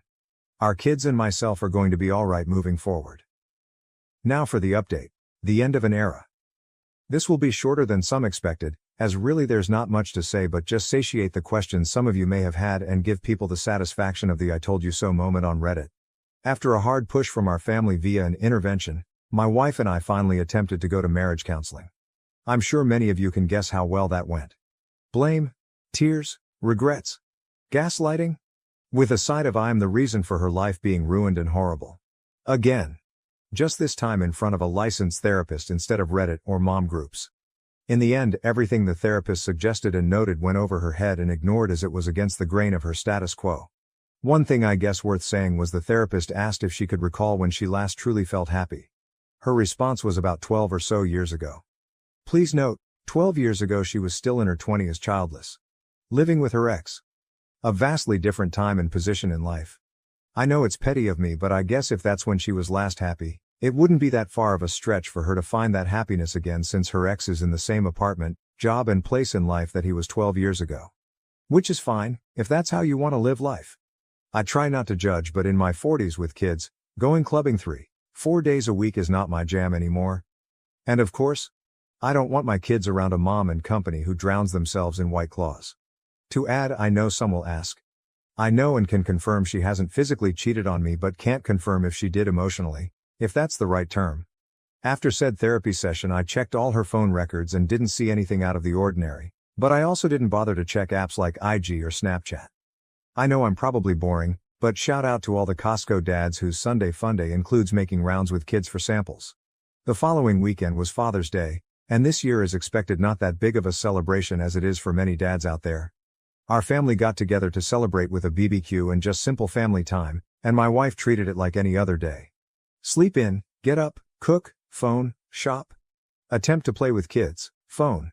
During said family BBQ my wife said she felt ill, so she sat around most of the day while the rest of the family as a whole made the experience enjoyable. When everything was set up and the family all sat at the table, her parents and sister's family, my mother, our kids, admittingly it was a great spread. Nothing extravagant but just a great meal for everyone. I was conversing with my brother-in-law about both of our kids' school Father's Day activities and I assume my wife overheard when I mentioned that it was a little sad to see some kids sit alone without their fathers during the breakfast with dad event I attended. She blurted out with a laugh loud enough for the whole room to hear, "It's not like you do anything anyway, I could have gone instead." At that moment I was red and at a loss for words, sitting there processing what she said in my head, while the dining room went dead silent. My MIL broke the awkwardness and in response said, "Well, maybe if you feel that way, one of you should divorce the other." My wife looked at my MIL confused that she would respond with that and laughed mockingly in my direction and with her hand pointing at me said, "As if another woman would want a man like him. Just look at you." While the room sat silent. I was angry, heartbroken, confused, and embarrassed all at the same time. In manly man fashion, I just nodded my head in silence, stood up and picked up my keys and got in my truck and drove off to get a drink while trying to ignore the cries of the rest of the family and our kids telling me to stay. I don't know what was said or done while I was out of the house the rest of Sunday, because I couldn't bring myself to check our house cameras. But when I returned early Monday morning, the house had a completely different feel. As usual, I woke up around 6, got the house and our oldest ready for school drop-off. Checked emails, checked messages, nothing out of the ordinary. As I was getting dressed to leave, my wife laid in our bed snoring lightly. All I could do was look at her and think of what we had, and now lost. I've decided. I'm done. I can't do this anymore. I texted my lawyer that morning to move forward with serving her. Fast forward to last week, she was served at our home, reminder to people I had no choice but to be there because I work from home. She had, I guess what you could call a mini meltdown, and came into my office screaming how could I do this to her. Her mother intervened, and that was met with me supposedly turning her whole family against her. But I digress. I probably would have felt bad if it wasn't immediately followed by the rest of her week acting as if she's been this active and attentive wife and mother the past few years. Sure, people can say she's making an attempt, but she's made many attempts, and historically we fall back to where we've been. For those curious, I am aiming for full or at least majority custody of our kids. I already and will continue to cover all the expenses for our kids, insurance, tuition, both of our kids will be attending private schools come fall, medical bills, etc. My MIL has given me the courage and strength that helped supplement my own mother's support throughout this. Basically, she is what I hoped the kind of mother-wife my wife would have been to our kids and me. Out of respect for my MIL as well as per my own mother's shared wishes, I will continue to help oversee and contribute financial help if needed during her treatments. While some may feel I should cut their whole family off, I know the hardships pushed onto a family while dealing with cancer and have dealt with it firsthand as a family member and care provider on both sides of the desk. All in all, I'm prepared to go to war if needed, but I just want a clean no-fuss divorce. My wife has no alimony coming, so sorry for the Redditors and mommy gang Facebook groups saying she needs to divorce me first and get that sweet, sweet alimony money. 1. We live in a state that does not typically enforce alimony. 2.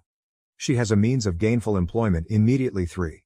To help curb any possible problems, I will cover her insurance and bills until either divorce is finalized or when she gains full employment. So that's that. I'm done and waiting for the steps to be taken for everything to be finalized. Sorry it wasn't as exciting of a story with plot twists as some may have hoped for, but that's life. Not sure I'll update this once it's all finalized, which probably won't be for a few more months depending if we go to war or not.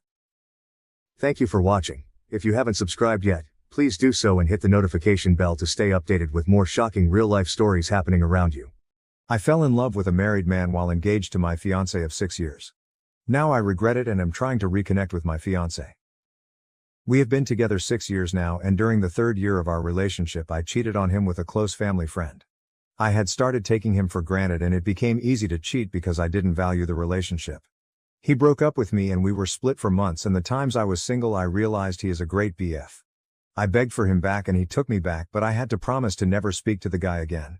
I'm happy to say I never cheated since then and haven't been tempted at all. I understand how great of a partner I have. That being said, the guy I cheated on was a close family friend, and recently I rekindled our friendship behind his back. Nothing romantic. Have you ever met someone who is a terrible partner but a great friend? That's him.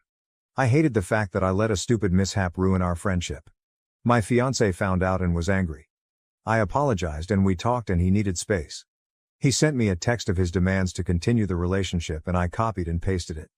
His text. After doing some thinking, I can't trust you. Whether it was platonic or not, this is the 2nd time that I know of where I have violated my trust. The hardest part isn't this, but now I have to wonder how many times have you violated my trust or done something behind my back that I just don't know about. You claim this is it, but how can I believe you? I love you and want to work on this relationship, but it's going to require a lot from you. We are postponing our wedding indefinitely. When we first got back together, it took 10 months before I felt secure in the relationship again. I have no idea how long it will take to feel secure again. Eli, I changed the name, will be blocked on everything, and you're to never speak to him again. This now includes family events. If you know he will be there, do not attend. If you didn't know and he attends, you are to ignore him. I have unrestricted access to phones, social media, emails, etc. Every password I want to know for any device you have. No hanging out with male friends alone. You are to be home by 1 if you do go out with your homegirls. There will be more, but these are my demands and they aren't up for discussion. If you aren't willing to do it, then the relationship is over. Take your time to think about it. End of text. I called him, but he said he's not arguing with me about it and won't call him back until I decide what I want to do. I feel that this is extremely harsh considering the fact I didn't cheat this time. Ever since we got back together, I never cheated on him. OP believes that the punishment is too far. I think I was wrong. But I feel that the punishment doesn't fit the crime. I made a horrible mistake years ago. Being friends with someone doesn't equal sign cheating. Even though I was wrong for going behind his back. OP is convinced to follow her BF's rules. Okay, I'll do it. I just needed to make sure he wasn't going too far, but if this is what it takes to rebuild his trust. When commenters say that OP is on her way to cheat on her BF again, she claims, "You don't think I'll follow his rules? Good thing I don't let people tell me what I can't do. I'm going to be laughing when we work through this, get married and have kids." Update 1. We had a really great conversation and he was vulnerable and said it made him feel like I didn't value him. He was crying and it really hurt me to see the pain I caused him. He told me that please let's not go forward with this unless I can promise that I won't go behind his back again because he can't go through this pain again. I told him that I promise I will never hurt him again and will always be honest and upfront with him now. We talked about the rules and he said they will be temporary and will be adjusted when we go to couples therapy. Now it's time to put in the work to repair the relationship. I know it will be a lot of work, but I'm prepared. Update 2. So next month I'll get married this fall. I was with an amazing guy and we worked through a lot of issues together. I thought I loved him and I think I still do, but not in love with him. About 3 months ago at my job, we got a new coworker who is very handsome and extremely attractive. I mean, I have never been so physically attracted to someone in my life. We started to deepen our friendship, but romantic feelings came. I repressed mine, but to my surprise he confessed his feelings to me as well. I told him we gotta think about our spouses, but our feelings continue to grow. He told me he stopped being affectionate with his wife because he feels like he is cheating on me when he does that.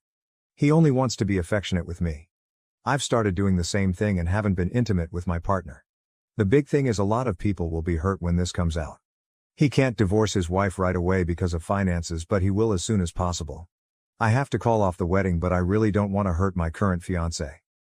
When asked about her previous infidelity, OP says, "I have cheated before and I'm starting to realize it's because I didn't understand being in love.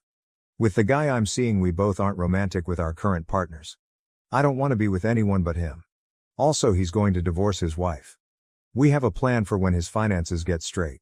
How is she justifying this affair? This is completely different. The first time I cheated was because I was selfish. This time it was because I fell in love with someone else. I didn't choose this. No one picks who they love. This whole experience has taught me how complex love is and that I've never been in love before. This is so hard on OP. That's not fair. I didn't want any of this to happen. It breaks my heart that I'm going to have to call off the wedding, but he's a great guy and I'm certain he will find someone else. I wish I loved him or didn't fall in love with someone else. Because life is more complicated than that. I don't want to hurt him and have been thinking, oh, the best way to tell him. You guys act like this doesn't hurt for me too. You guys are not being understanding or empathetic. When commenters tell OP she's gullible about the married guy, she keeps emphasizing, I'm going to tell my fiancé. But we can't tell the other guy's wife yet. He's trying to get his finances in order first. Update 3. I took everyone's advice and decided to end things with my fiancé. This was the hardest thing I had to do in my life. I know you guys think I'm a terrible person, but this is an unimaginable situation to find yourself in. I want everyone to know how much this hurts. I really wish I didn't fall in love with someone else. I wish I could make myself fall in love with my fiancé, but I can't. It took me so long to accept this. I hope you guys can understand that I can't convey this enough, that I care about my ex-fiancé. I know this will be best for both of us, even though it's hard right now. When asked if OOP told her ex-fiancé the truth, she says, I didn't lie. I told him the truth, that I fell in love with someone else. I told him I still care about him. I keep telling you all that I care about him and would never use him as backup. He's a great guy and there's a woman out there who will love him and be lucky to have him. There's no reason we both can't be happy. When commenters tell OOP that there is no way the married man is going to leave his wife for her, she says, he is going to divorce his wife. Unfortunately, divorce is extremely complicated, but he said he will keep me updated. It's not just finances but a lot of other legal stuff. Since I wasn't married yet, it was easy to end things. For him it's a lot more complicated than that. When commenters continue to call OOP gullible, she says, no, I was very clear in our conversation today that I want this figured out by the end of the year. That's plenty of time for him to figure out finances and legal stuff. That way by 2025 we can just focus on each other. Update 4. I realize I treated my fiancé horrible and received my karma. My coworker and his wife are getting a divorce because she found out he was cheating with multiple women. Plural, he's a disgusting animal. He lied to me and others pretending that we were the only ones. I ended things with him.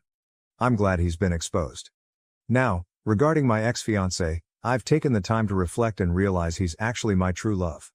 I hate that I hurt him. I reached out again to him, but he said he will always love me, but he's done with me. That was painful to hear. I just can't get over what my coworker did in destroying multiple relationships, including mine. It's painful to see and experience. Edit. I wasn't clear, but I take responsibility for my actions. Just because I'm condemning his disgusting and manipulative behavior doesn't mean I'm justifying my actions. My actions were horrible, but I've learned from them. Now to the next story, story 2. My love for my husband has been gradually dying since he forced me to choose between an open marriage and divorce. My husband, Leo, 34, and I, 30, have been together for 7 years, married for 4 of them. We don't have any kids and we don't intend to. 2 years ago, Leo asked me for an open marriage. I was devastated at the time. I couldn't understand why he didn't just want me. I couldn't even comprehend the idea of sharing him either. He gave me the same song and dance a lot of men give their spouses, swore up and down that he loved me. I just wasn't fulfilling his needs. He needed more than what I could give. It was just to spice up our life, it was just sex, etc. I did ask if there was someone else. He said no. To this day, I'm still not sure if I believed him. But at the time, I was angry and hurt and said no. He pestered me to change my mind for a week before giving me an ultimatum. Open marriage or divorce? I chose an open marriage. I just couldn't bear the thought of him leaving me at the time. We have rules. We can't bring any partners home. We have to get tested for STD every 3 months. 1 weekend out of the month must be left free for us time. Any money we spend on with our partners must come from our personal accounts.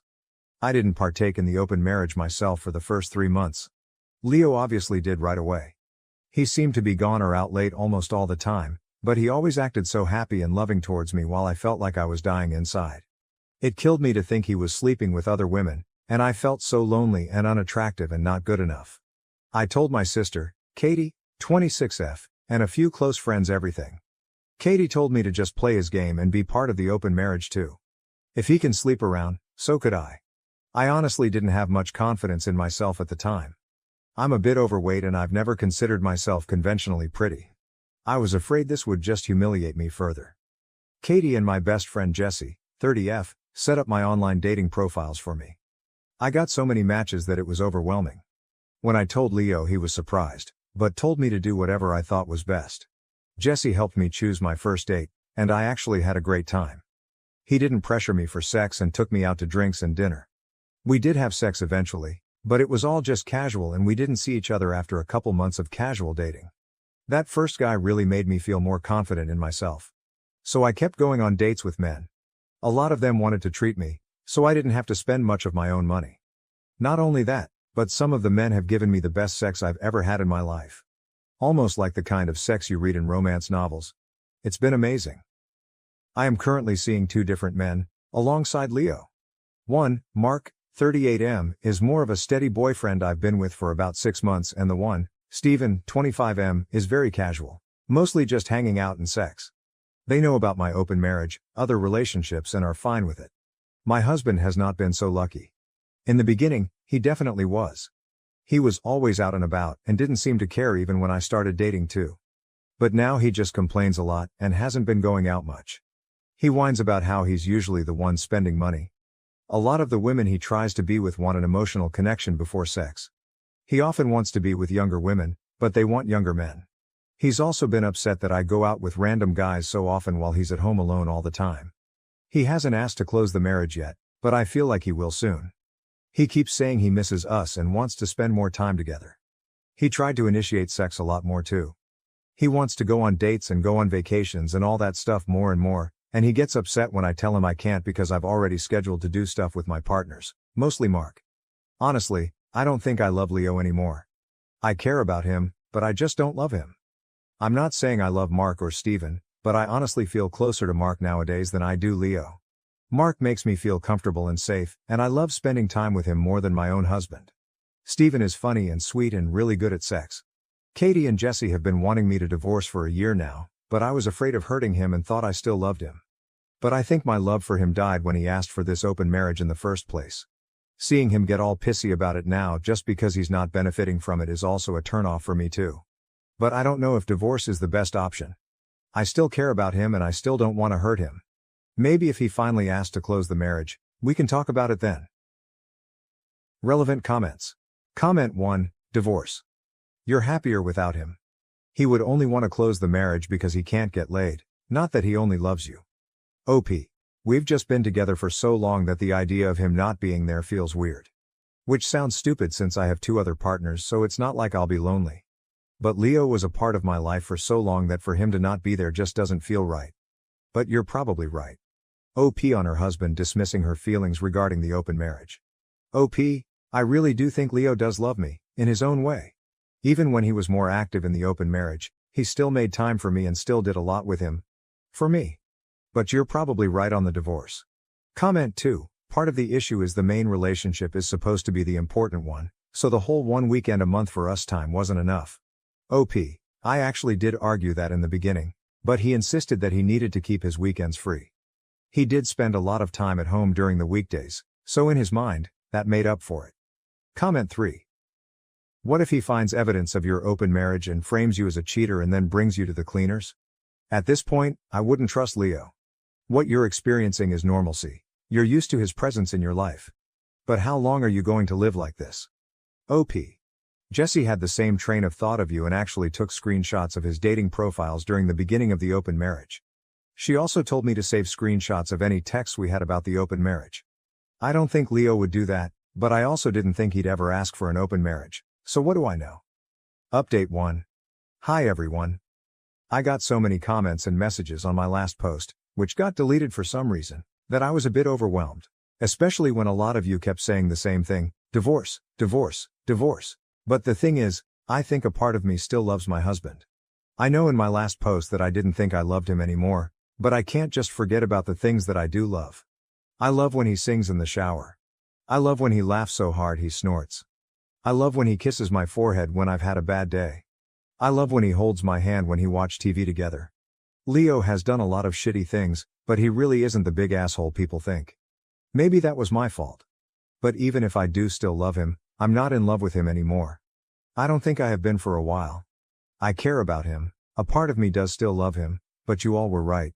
I should have just divorced him when he gave me that ultimatum in the first place. This past Saturday, we had the big talk. I initiated it, but he didn't seem too surprised. I just told him that I noticed he didn't seem to like me going out with Mark or Steven and asked if there was a problem. He said there was. But he didn't ask me to close the marriage. He just asked me if I still loved him. I said something like, not like I used to.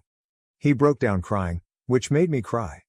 I guess he had known for a while that I wasn't in love anymore, but he had hoped he could win me back if he funneled all of his energy into me.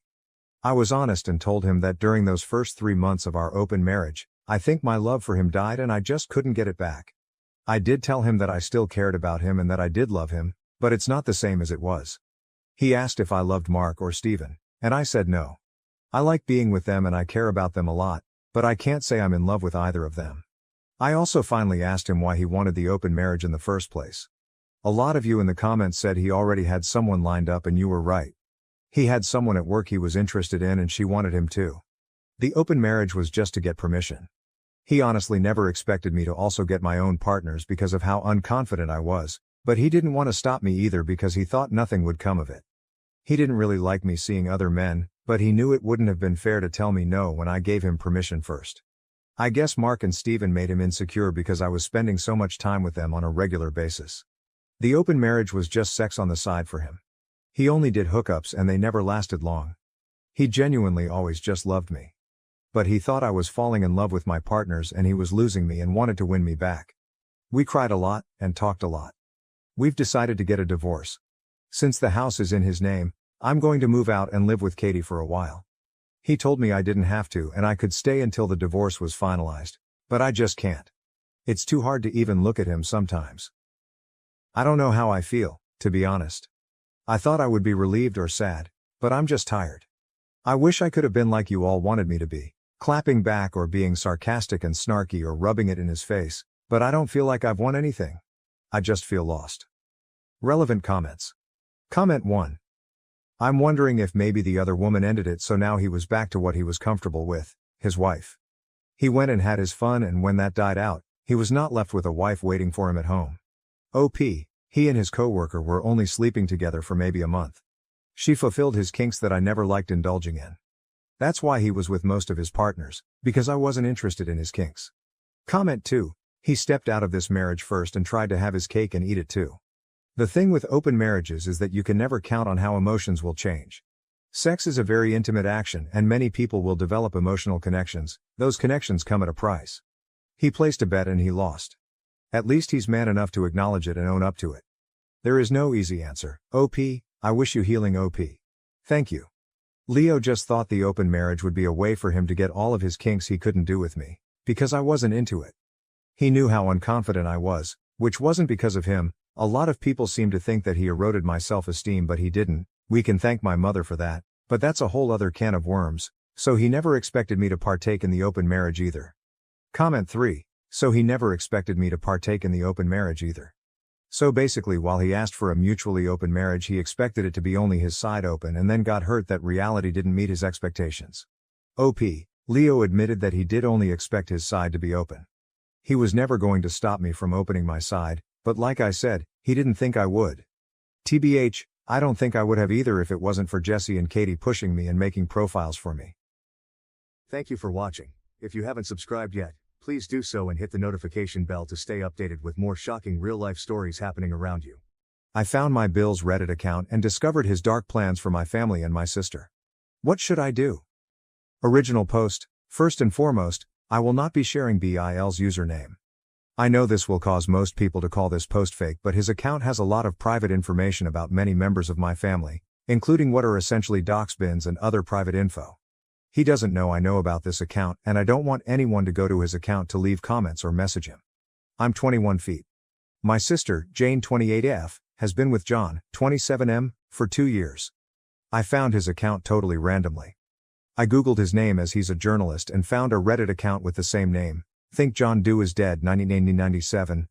I clicked on it and found tons of Reddit posts ranting about his girlfriend's family, mainly her little sister. At first, I thought I just came across a random, disturbed individual, but clicking on the post revealed more. Both my sister and I have unique names. Not super rare, but uncommon enough that they're noticeable in a list of names, and neither of us have met anyone with the same names as us. Plus, our surnames aren't super basic either. Think Aurora Fernsby. Fake, but similar name to myself. He also mentions enough personal details for it to be undeniably him. I wouldn't be writing this unless I was 99% sure. The posts are all either posted to vent/rant subs or straight to his Reddit page. They all have 0 to 3 upvotes and a few comments spread across, from what I can tell to be 100 posts. They're all mostly complaining about Jane, me, or our mother. The most concerning post is about me, though. I have a varied past with men, mainly influenced by SA. I'm in therapy, but it has made me more weary around men I do or don't know. This, apparently, enrages John. In this post, he details how he plans to offer to drive me home next I visit them, but instead of taking me home, he'll detour and take the scenic route through the country lanes in our town. He says he wants to make me afraid enough that I'll do something to her. But after 15 or so minutes, he'll turn around and drive me home. Therefore showing me that not all men are creeps and want to hurt her. His logic seems to be that since he acted weird but didn't hurt me, it should click in her brain that not all men are bad. The post is very long, like scrolling down for 15 seconds long, but he rants about how it's unfair that I flinch around him when he makes big gestures or yells at the TV, because he'd never do anything. He says he can fix me more than my therapist. A lot of the post is weird incel-y talking points. I was bawling while reading the whole thing. There is one comment telling him to get help, but John just responds, "I don't need help." She does. His comment history is also concerning. A lot of weird incel talking points, which doesn't make sense as he has a girlfriend. I'm not super versed in incel ideology. A lot of stuff about SA, women's roles in relationships, society, other races, ethnicities, religions, etc. I'm terrified of John. We weren't close before, but we didn't hate each other. To me, he was just a grown man with vastly different interests and we would never mesh cleanly. Now, I don't know what to think. My mind is frazzled. I'm going to tell my sister, but I don't know how. I have screenshots of everything, links, etc. I just don't know how to lay it all out. Also, I need coping mechanisms. I'm in a constant state of pre-panic attack. I can feel it in my chest, but it's not tipping over into a full panic attack, which is making me genuinely crazy. Sorry for the long post. Thanks in advance. Edit. As of 2 hours ago, I made my mom and uncle aware of what I've found. Every screenshot, screen recording and link. My sister is currently on a work trip, so we're waiting for her to come back in 2 days. His account is still up as of 20 minutes ago. Thanks for all your advice. Mom, Uncle and I are figuring out the best way to tell my sister. Some of OOP's comments. Commenter. Ooh, I did not want to be the first comment here. This is so much to unpack. Do you think your sister will believe you? Talk to your parents' family first. They should hear about your fear before they hear from your sister that you're talking shit. Is your sister safe? I have no clue what else to say other than I'm gonna come back in case anyone has coping mechanisms for your pre-panic attack thing. I'm experiencing the same thing and it's also driving me insane. Pre-panic attack is a good way to describe it. I've been struggling with it for years, but there's no medical term for it, so thanks for giving it a name. OP. Is your sister safe? This is why I want to tell her as soon as possible, because I don't know. Not anymore, anyway. They seem happy together, but now I'm rethinking everything. Thanks for your advice. Commenter. Why is he so obsessed with you? He has a girlfriend and prefers to vent about you. Are you that close to him? He is not in a normal place mentally. Show the text to your sister and mother. He can be abusive to your sister. OP. We're not close. I live closer to my sister than any of our family, so I see him fairly often. But I never go to see him. He's usually just there, which is fair because it's his home too. But I never go with the reason for hanging out with John, just my sister. We're not close. We don't have much in common but get along well enough. I had no interest in being his friend or anything before for many obvious reasons, but especially now. I have no idea why he's so obsessed with me. It's freaking me out. Commenter. How does he know so much about your trauma? Who told him? That's a very important question to solve beforehand. OP. Last year when I was essayed by my, now ex, I ended up calling John to pick me up because my ex lived in a different city and was supposed to give me a ride back. I had a breakdown in his car and told him what happened. I hadn't intended to tell anybody about what happened, but I couldn't keep it in. Also, my sister and I both witnessed abuse from our father, which I'm sure she told John about, and he, correctly, assumed I was also affected. Commenter. Does this mean your parents aren't safe advocates in this situation? OOP. No, not at all. I'm planning on telling Mum too. The no telling anyone about the essay comment was more of a spur-of-the-moment traumatized and mortified 19-year-old OOP responds to a troll, included because she had a great response. But I don't think all men are evil. John literally just projected that onto me. He wrote that assumption in a post where he detailed, graphically, how he wanted to make me fear for my safety to fix me, because he's upset I have trauma and CPTSD. And I'm somehow as creepy as he is and terrifying? I would love a deep dive into how you can come to that conclusion, because reading some Reddit posts don't feel the same as what John is planning to. Update post. As I mentioned in my last post, I had made my mom and uncle aware of the situation. We all agreed that waiting for Jane to come home from a work trip to tell her was the best course of action. When she got back, we sat her down to explain everything. I showed her the screenshots, the posts, and walked her through everything John had said. She was quiet at first, just reading through the messages with this shocked look on her face. She started accusing me of overreacting or somehow getting the situation wrong. She said that maybe John was just venting and didn't actually mean any of it. She also suggested that I might be reading too much into his posts because of my past trauma. My mom and uncle tried to step in and back me up, but Jane wasn't having it. She kept saying that we were blowing things out of proportion and that we didn't understand John like she does. At this point, she was getting really upset and we were all talking over each other. Then Jane said that I've always been distant from John and that maybe he felt uncomfortable around me because of how I act. At that point, I was done.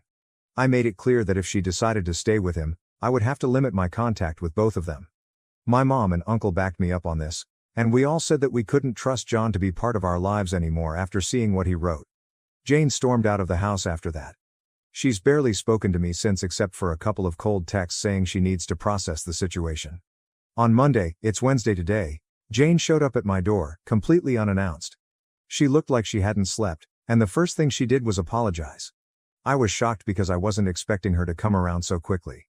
She told me that after she left, she couldn't stop thinking about the posts, and she started going back over everything in her head. She said she told John about the situation and when I went to check, all his stuff has been deleted.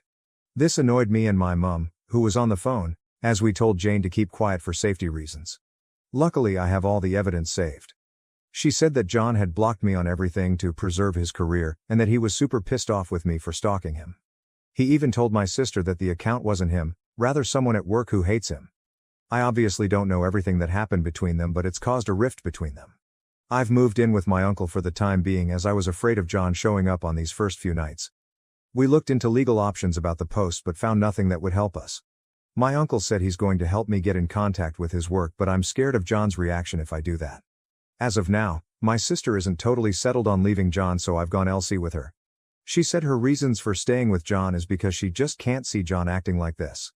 Luckily I have friends and family who are on my side. Sorry this update is kinda bleak. Now to the next story, story 2. Am I the asshole for ruining an engagement by revealing the truth about my horrible ex from 10 years ago? Original post. A little backstory is needed, so please stick with me. Growing up I, F27, had a childhood friend Angie, F27, who was as close as a real sister. We spent entire weekends at each other's place, celebrated family events etc., from 6 years old till 18 years old. Elle even lived at her place in 2nd grade while my parents went to a nasty divorce. I learned to speak some Russian, as she is Russian, and she learned to speak some Spanish. Needless to say, her older brother and little sister were like a family to me. During our teenage years she had her 2 male best friends, one whom she started dating, and another one, Nico, now 29, who was Russian as well, whom I started dating at 17. Growing up I had issues with a heart condition. I won't bore you with the details, but I had to take a lot of meds, but got healthier starting from the 16th. I didn't have to take them daily but only when my heart rate became irregular. But then immediately, as it would become extremely painful, my heart would cramp, I would start to hyperventilate.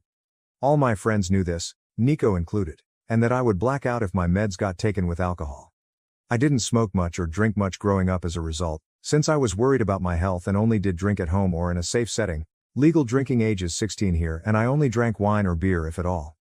I had my first time with Nico at 17, and when my parents stayed at a retreat 2 weeks later he came over to have a date night. I did drink 1 glass of wine, but started having health issues later resulting in me taking my meds and being unconscious. I was a bit sore the next morning but didn't think much about it. 2 weeks later I'm informing Nico that I'm late on my period and he starts to panic, confessing he had sex with me while I was unconscious. We had it before, so he didn't think much about it. Apparently he didn't have a condom, but since I was on the pill he figured it was all right, and he also didn't come in me, but in a tissue. I felt violated and disgusted by myself. I didn't know how to describe this and only told Angie about it. I was an utter mess for a few years, and wasn't able to have sex again until 2 years later. I didn't remember any of it, but was too ashamed to go to my mom or anybody else. I didn't think of it as rape back then, I was too young to really understand what and how I was violated, and Angie told me it's all right, I should break up if I feel bad about it, but we were in a relationship and did have sex before. I broke up with him the following day, and apparently he cried about his broken heart to her. As Nico and Angie were close and hanging out together a lot, they started dating a few months afterwards and I had to see him every time when visiting her. I told her I'm not able to see him, but she didn't understand where I'm coming from. The contact stopped and we haven't texted or seen each other in years. I still followed her and her family and saw that her brother is expecting his first child. As I was extremely close with her family, I just commented on the Insta post expressing my gratitude when he reached out to me. I missed his wedding, but he wanted to ask if I would be interested in joining the baby shower as it's been years and we've been extremely close before. He told me I was like a third little sister. I just asked if Nico will be attending as well, as Angie and him have been dating for 9 years now, and he said yes. I didn't elaborate much but just expressed that I'll send a small present if he can give me his current address but won't be attending.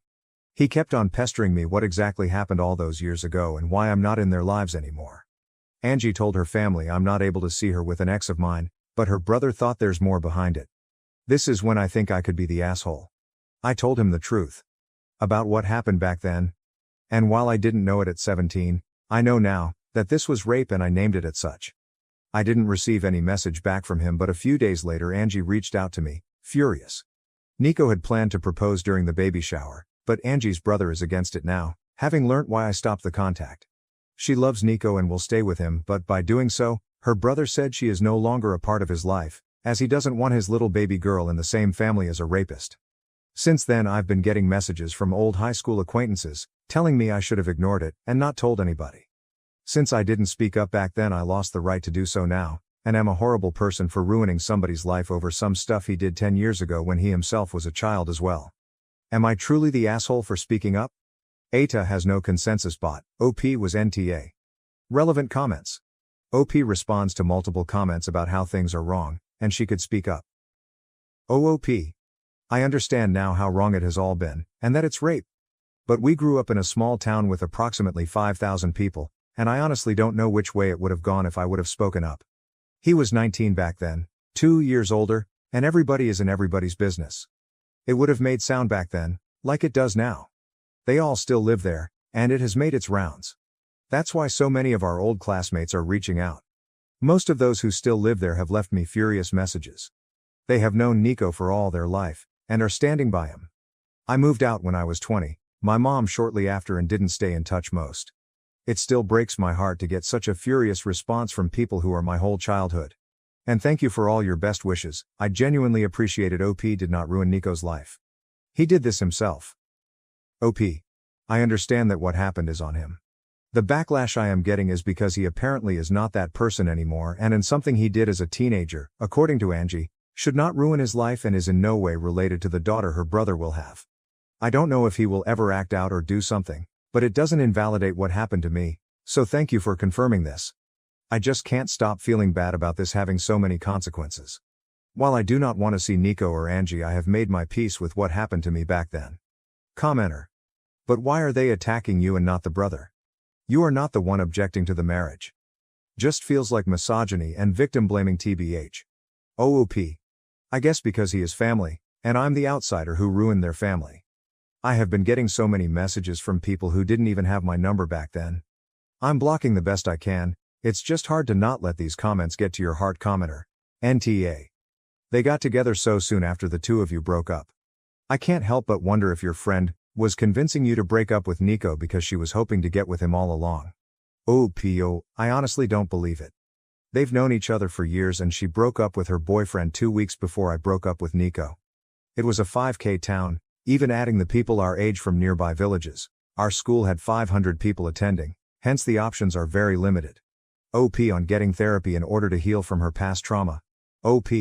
I was in therapy for 2 years and found peace with what happened to me.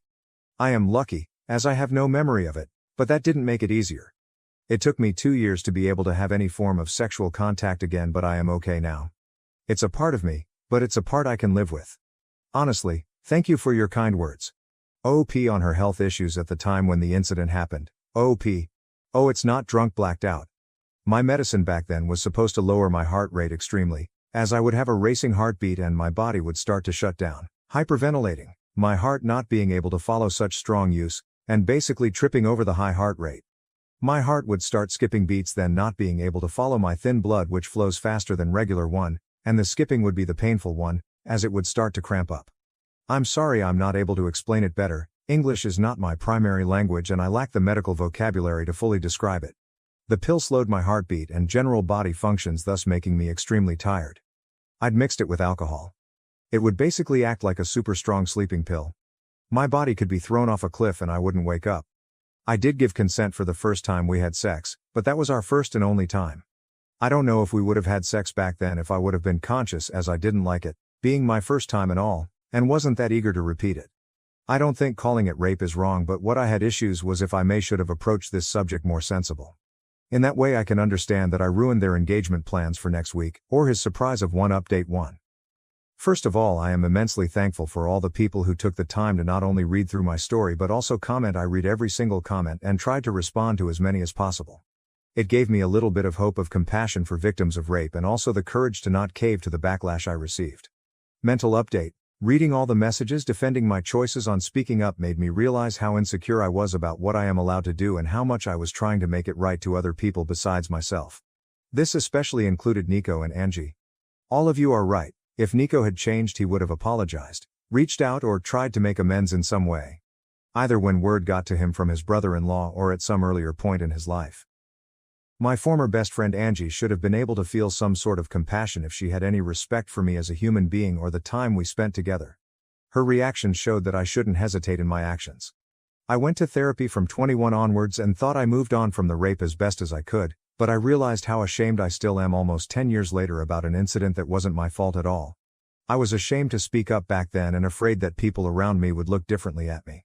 And somehow I still felt bad about speaking up today, so I am trying to own What happened to me now and not apologize for other people's behaviors, especially as they don't even show me respect?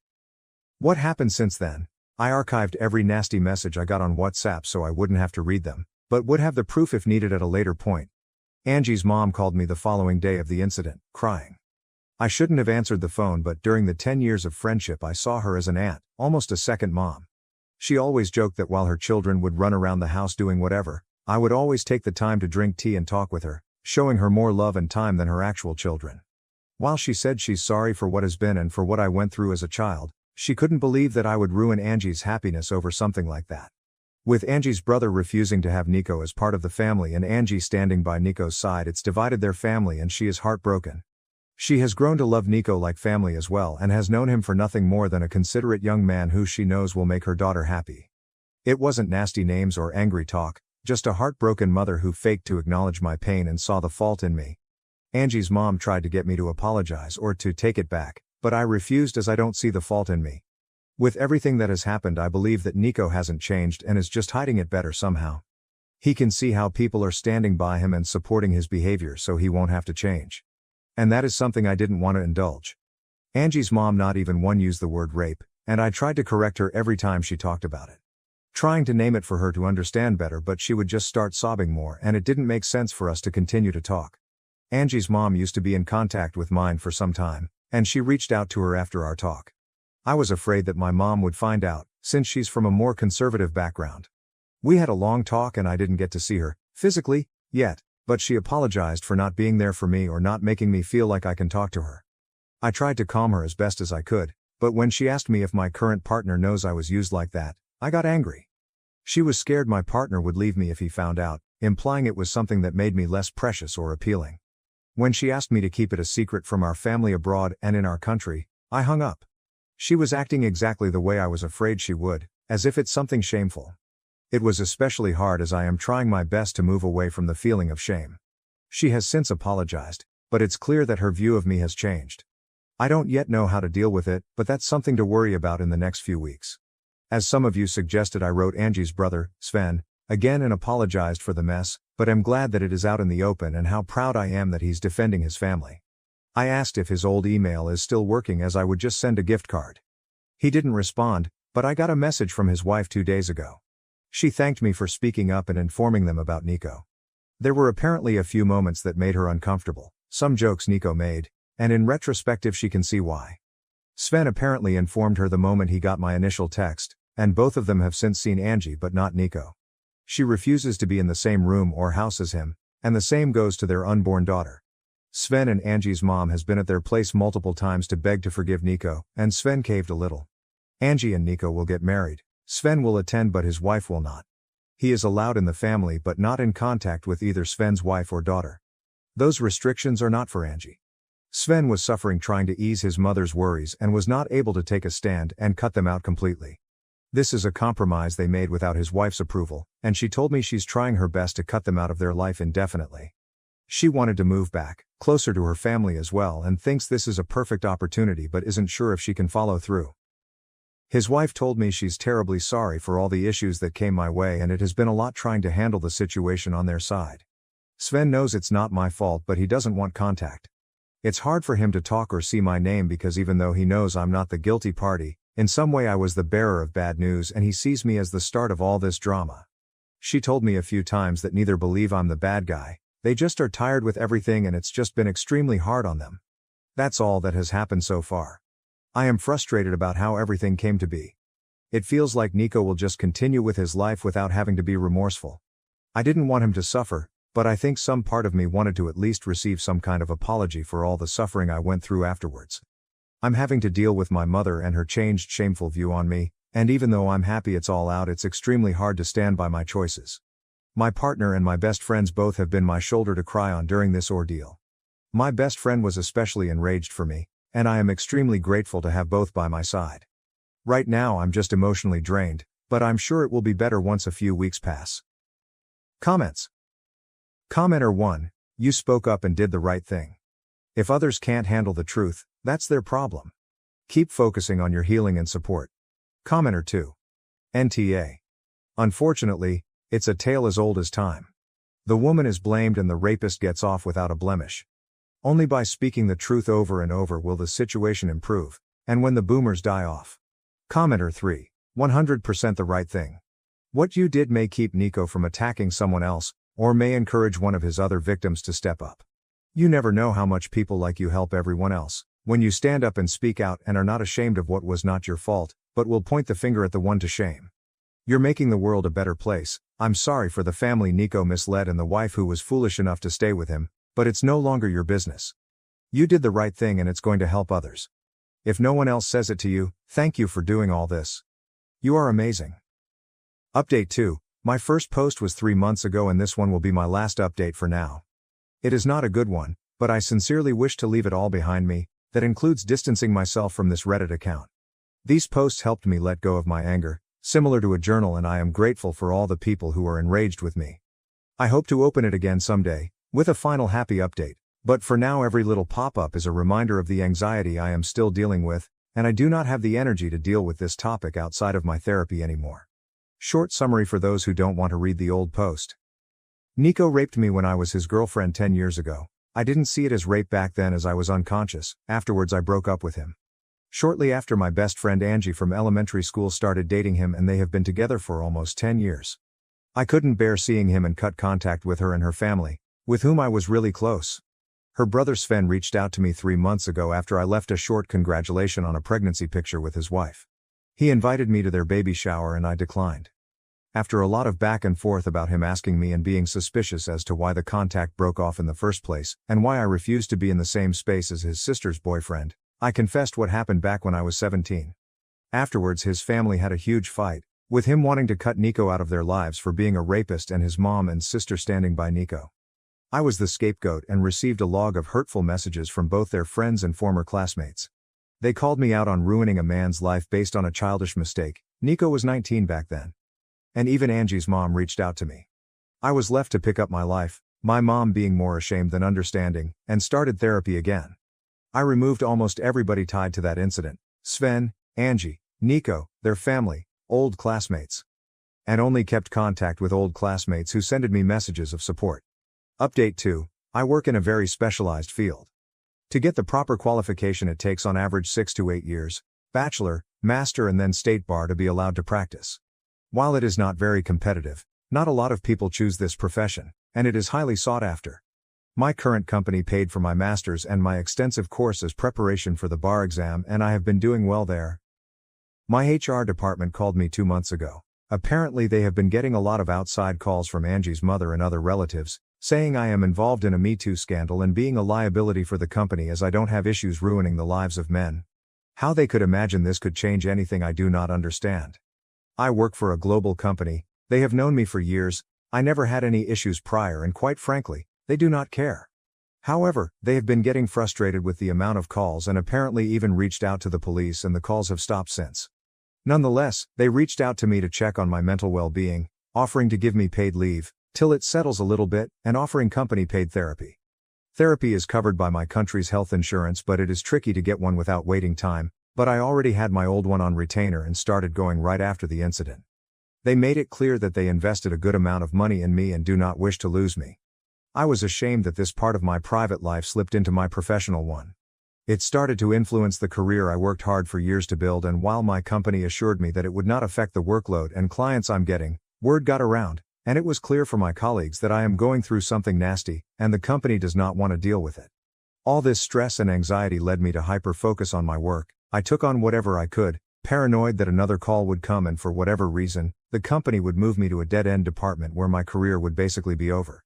At the same time, I started looking into different companies, who would be able to buy me out, as I am tied to my current company for 5 years after graduation, 3 more are left and I got a management position in a rival company with a huge salary jump. I couldn't be happy about it, I was just relieved I wouldn't get the pity looks from my colleagues anymore. I went to the police with all the hateful messages and the HR protocol with the call history and got a restraining order for Angie's mom. Should she contact my new company again, I have a public LinkedIn, it is needed for my job. At least I have some sort of proof that her words hold no meaning. I got asked if I want to pursue the rape but decided against it. It would open the whole ordeal again. I don't have proof, besides Nico and Angie not denying it, and quite honestly was afraid of what it would do to my career. I did keep contact with a good friend of mine who grew up in the same small town but moved away 5 or so years ago. As we share a Nintendo Switch Online family account, so we tend to be in contact at least once a year for a short phone call when she has to send me the money for the subscription, and we just tend to make a phone call with updates out of it. Yesterday was one of those days and the whole Nico thing came up. While she didn't hear it directly, her mom is still living in the small town and reached out to her, asking if I'm alright. She expressed her disapproval about how everything came to be, as she was close with Angie back in the days as well, and remembered how close we were and how often we spent time together, like sisters. She informed me that 2 months later, 7 baby girls were born, and while neither Nico or Angie were seen in any of the pictures or stories with the baby, a month ago Angie and Nico had an engagement party. Both Sven, the baby, and his wife participated, and are in the family pictures. I remember how enraged Sven's wife was, and how she told me she herself felt I was comfortable with Sven. Now it is all forgotten and forgiven. Nico's parents own a few houses and gave Angie and Nico a house close to their home, and Sven and his wife apparently bought a house in the same street. It is as if nothing happened at all. Listening to my friend telling me the updates, I'm honestly not sure if I should have asked her to not tell me anything. I just feel empty and betrayed. Not by Angie, she made her choice, not by Sven, it is his sister, and at the end of the day when he asked me what happened and then didn't have the decency to answer me because he saw me as the one who ruined his family, it was clear that the truth didn't matter. Not by Sven's wife, who has a baby girl, an innocent daughter who she should protect as a mother, even though she told me she would do her best to keep her daughter away from Nico, but just by life. I fought to have it all behind me, just to have this old wound ripped open again 3 months ago when Sven kept plastering me. I got hate messages, but knowing that maybe someone would be hesitant towards Nico, when he showed strange behavior, made me feel like maybe I did right. Maybe by speaking up I helped a girl out to not be raped. My own mother was ashamed of what happened to me, told me I was to keep it quiet so my family abroad wouldn't get to hear it. Just for it all to be all good again for Nico. After everything that happened these last 3 months, I truly understand why victims of rape chose not to speak up. Relevant comments. Commenter 1. As a victim of the same type of abuse, though not RP, from a former romantic partner, you are worth more than you think. You do not need to suffer in silence, or shame. You didn't do anything wrong, or anything to be ashamed of. I am so proud of you for telling your truth. From one survivor to another, you are worthy of love, acceptance, and happiness. Life hasn't betrayed you, even though it feels like the world and everyone in it has turned their back on you. People do care, you matter, and you will outshine the shadows of your past when you find the courage to embrace the future with open arms. I believe in you, and I am proud of you. Keep being you. Commenter 2. I hope you get to heal and have no shame. From the interaction with your mother, she sounds Latin, which can be very tricky with this stuff. Nevertheless, the reaction is not on you but on her. Deutsch? I am unsure if so, but in some small tiny towns they are very backwards. All that doesn't matter, you get to deal with this at whatever rhythm you feel comfortable. You are not used. You are not less than. You are a woman that has survived. I send you a big hug. Ope. Yes, my mom is Latin, but I grew up in a small village with maybe 5,000 people. My grandpa used to be a pastor, which makes it so much harder. Even though my mom has been living in Germany for 30 years, speaks perfectly even with a local dialect, she's not progressive. It doesn't help that the small village itself isn't progressive either. I moved out at 18 and never looked back. In her eyes it is my fault since I had a boyfriend at 17 and now I am damaged goods because of the rape. We don't talk about her hurtful words anymore and she is trying her best to be more understanding, but at the end of the day it is internalized. I know I am not less, but after everything surfaced, the shame, the anxiety and less just came back, after I worked years to get over it. It will take time, I'm sure I'll get there again, even though it doesn't feel like it right now. My partner is telling me over and over again, reminding me of my worth, and I am sure one of these days it's going to stick. Thank you for your words. Thank you for watching. If you haven't subscribed yet, please do so and hit the notification bell to stay updated with more shocking real-life stories happening around you. My mother always defended my older brother, but when he stole my younger brother's fiancée, our family could never be mended. My mother wants me and my brothers to overlook the fact that our younger brother's fiancée was stolen by our cunning golden child older brother. I never imagined that my family would fall apart in this way. A year ago, I would have laughed if someone had predicted that my elder brother, Caleb, would do something so heinous. My mother has always led us to believe that Caleb is the golden child, the one who did everything correctly. However, I can't stop thinking about how we got here as I sit here in my apartment and relive the nightmare that occurred only a few weeks ago. Logan's wedding, or what was meant to be Logan's wedding, was the beginning. Logan, my younger brother, is the most sincere individual I've ever encountered. He is a gentle, considerate man who would give you his last dollar without hesitation. We were all overjoyed when he proposed to Avery. Avery seemed to love Logan as much as he loved her, and she was intelligent and humorous. Together, they were ideal. They were one of those couples you can tell is meant to be. And then there was Caleb. Even now, the details remain unclear. Logan and Avery were choosing flowers and completing the guest list one week.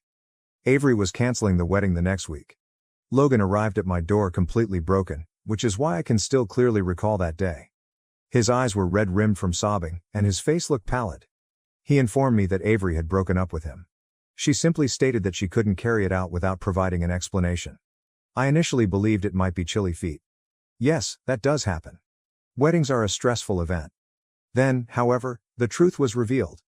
Avery and Caleb, who was supposed to be Logan's best man, appeared at a family BBQ less than 3 days later. We were all invited over for family time by my mom, Linda. I wanted to see how Logan was doing because I hadn't seen him since he arrived at my door crying. Caleb holding Avery's hand as they walked into the backyard as if it were the most natural thing in the world is something I will always remember. The whole yard fell silent, as if someone had put life on hold. As I tried to take in what I was seeing, I glanced at Avery and then at Caleb. "What on earth is this?" "Louder than I intended?" I asked. The king of smug smiles, Caleb, shrugged as if it didn't matter. He declared, "Avery and I are now together." Thankfully, Logan wasn't around, but my sister Riley dropped the pitcher of lemonade she was pouring. The patio's glass broke. I couldn't read my mother's expression as she looked at Caleb, but it wasn't one of shock. For me, that was the first warning sign. Linda had forewarned no one, but she instinctively knew this was happening. "You're kidding," I responded, trembling. Avery refused to look at me, so I hoped this was some terrible joke. Her face reddened with guilt, but she continued to stare at the grass. I've detested Caleb's calm down expression since we were young. In a frustratingly casual tone, he stated, "It's complicated, Mason. But everyone will benefit from this." "For everybody?" I lost my temper. "How about Logan? You just took your brother's fiancé, but what about that?" The term "stole" made Avery wince, but Caleb didn't even pause. The relationship between her and Logan didn't work out. "This wasn't planned," he said. I made sure he didn't finish though. Too furious to even look at him, I bounded away. Riley came into the kitchen after me. "Did you see Mom?" she said, trembling. "She said nothing at all. She seems to be fine with this." The second warning sign was that Caleb had always held a special place in Linda's heart. Being the eldest, he made the family proud with his corporate career and college degree. Logan and I, on the other hand, were just Logan and me. I used to make a joke about us being the family's spare parts, but it didn't feel humorous anymore. I gave Logan a call later that evening. I asked him if he was aware of Avery and Caleb. He didn't. He sounded hollow when I told him, not even upset. Silently. "Of course it was Caleb," he said. "It's always Caleb." The consequences were immediate. Riley completely cut all communication with Caleb. He dismissed my attempt to confront him once more, claiming that I was exaggerating. A few days later, my mother contacted me, her voice eerily serene. "Mason, we need to talk," she remarked. "About what?" Still fuming over Caleb and Avery, I inquired. "This weekend, we're having dinner at the house. Riley and you should come. It's time to put this behind us." I believed I had misheard her. Move past this? Logan was deceived by Avery. His heart was broken by her. Additionally, Caleb. She gently interrupted me, saying, "I know it's hard, but Caleb is still your brother. Despite his error, he is now content. Isn't that the important thing?" I couldn't speak. My mother, who was meant to defend us all equally, was once again taking Caleb's side. Riley rolled her eyes as I told her about the dinner. "Are you serious? She is attempting to ignore this. Normal." I didn't disagree. Nevertheless, I felt compelled to leave, not for my mother or Caleb, but for Logan. I wanted him to know that he still had support. I was afraid of what I would discover when I arrived at my parents' house on Saturday. Riley was already there, crossing her arms as she sat on the porch. She said, "This is going to be a disaster," as I approached. I refrained from arguing. Caleb sat at the dining table as we entered, smiling as if he hadn't just split the family in two. Avery was also present, sitting next to him as if she were a part of the group. At the head of the table, our mother, Linda, was grinning as though nothing was amiss. "Come sit," she offered with a cheerful tone. We're going to have a nice family dinner. Riley glanced at me as I gazed at her. I thought I may suffocate since the tension in the air was so heavy. However, as soon as I sat down, the catastrophe started. I was not interested in sitting at the table. To be honest, I wanted to just walk away and flip the fucking thing over. Riley and I had to speak for Logan because he wasn't present. Caleb needed to be called out. What everyone else was too cowardly to say had to be said. With a display of food so spotless that it seemed as though my mother, Linda, believed cooking could clean up this catastrophe, she stood at the head of the dinner table.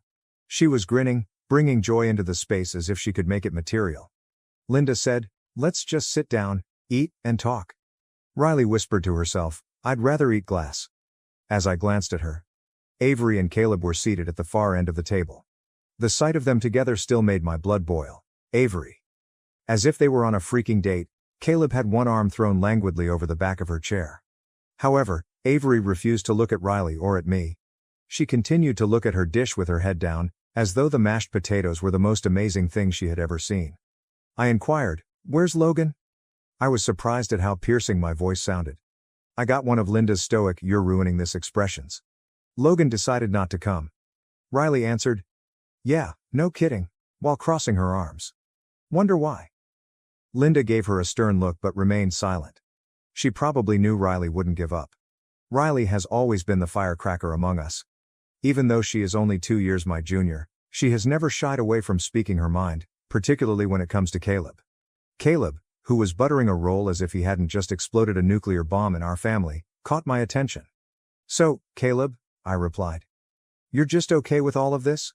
He gave me his angry, calm-down face as he gazed up at me. God, I detested that expression. Since we were young, he had been giving it to me as if he were superior, smarter, and older. He questioned, "What do you mean by this, Mason?" "This." I waved my hand at him and Avery and snapped. "Caleb, Logan's fiancé, was taken by you. The same Logan who asked you to be his best man because he trusted you enough. With this, are you kidding me?" With a heavy sigh, Caleb put down his butter knife, acting as though I was the one who was being unreasonable. "Look, Mason, this wasn't planned by Avery and me, and I know it's complicated. It just happened. Things just happened." Riley leaned forward in her chair and scoffed. "Is that your justification? You don't just happen to start dating your brother's fiancé?" Riley's comments made Caleb cringe, but he didn't raise his head. I was hoping she would stand up for herself and say something, but she just sat there and let Caleb speak. At last, displaying his aggravation, Caleb combed through his hair. "I won't just sit here and watch the two of you attack us. I have been open and honest with Avery. We're content together and don't require your blessing." "Honest?" I fired back. "You believe your treatment of Logan was sincere? You lacked the courage to tell him directly. Avery had to inform him when she decided to call off the wedding. That's enough." Across the table, Linda's voice could be heard. Mom gave me that familiar scowl of disapproval, the same one Mom used to talk back to me when I was a child. "We are not going to spend this dinner yelling at each other like children." Riley pushed her dish away and said, "Then maybe Caleb shouldn't have acted like one." Linda replied, "Riley, please," in a strained voice. "This isn't beneficial. The reason Caleb and Avery are here is to continue their family's journey. We must all extend forgiveness and move on from this." "Forgive and let this go?" Unable to believe what I was hearing, I gazed at her. "So you're just okay with this?"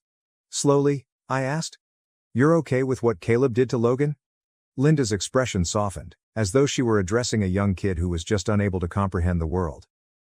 "Life is complex, Mason. Despite their mistakes, people should have the opportunity to be happy." "Happy?" Riley's fist slammed on the table as she burst. "Logan is wretched, Mom. You're behaving as if none of this is important. You're here acting like a hostess like it's Thanksgiving dinner after Caleb made him feel embarrassed." With his chair scuffing the wooden floor, Caleb got to his feet. "You know what? I don't have to sit here and have my home attacked. I've finished our talk." I yelled, "Sit down," in a low menacing voice that even surprised me. I was so tired of Caleb walking away from everything: responsibility, consequences. "Logan, you don't get to walk in here with Avery like nothing happened and then act like we're the problem." At last, Avery raised her voice, but it was tremulous and quiet. It wasn't supposed to happen like this." I turned to her, and so did Riley. I questioned, my rage mixed with incredulity. "Then why did it?" Avery seemed to be waiting for approval before speaking as she glanced at Caleb. She inhaled deeply when he remained silent. Caleb and we started talking months ago. At first, it was innocent but... She paused. He told me things about Logan. Things that made me doubt everything. What things? Asked Riley. Avery stumbled over her words. He said Logan didn't really love me. That he was just going through the motions because he felt like he had to settle down. Caleb... I froze as everything came together. For months, Caleb had been sowing doubt in Avery's mind. That was his personality. Attractive, cunning, and self-centered. Riley responded. You've got to be kidding me, in a disgusted tone. You let Caleb convince you Logan didn't love you? Logan adored you, Avery. Everyone could see it. Avery winced, but Caleb moved ahead of her while speaking in a chilly tone. We're not going to sit here and let you two attack Avery. This conversation is over. Fine, I responded as I got to my feet. Then I guess I'll have this conversation with Logan instead. I'm sure he'll love hearing how his own brother was working behind the scenes to sabotage his relationship. Linda began. Mason. But I interrupted her. I turned and left, Riley following closely after me. Logan deserves better than this, Mom. And if you can't see that, then I don't know what to tell you. Riley released a breath that she had obviously been holding as soon as the front door closed behind us. She mumbled. Unbelievable. Caleb's not even sorry. He believes his own lies. I didn't respond. What Avery had revealed about Caleb getting into her head and manipulating her emotions had my head spinning. This was no fortuitous romance. For some reason, Linda was ignoring the fact that Caleb had been planning this for months. Riley turned to face me as we entered her vehicle and said, We have to tell Logan. I know, I replied. But I don't think this ends here. And I was correct. It didn't.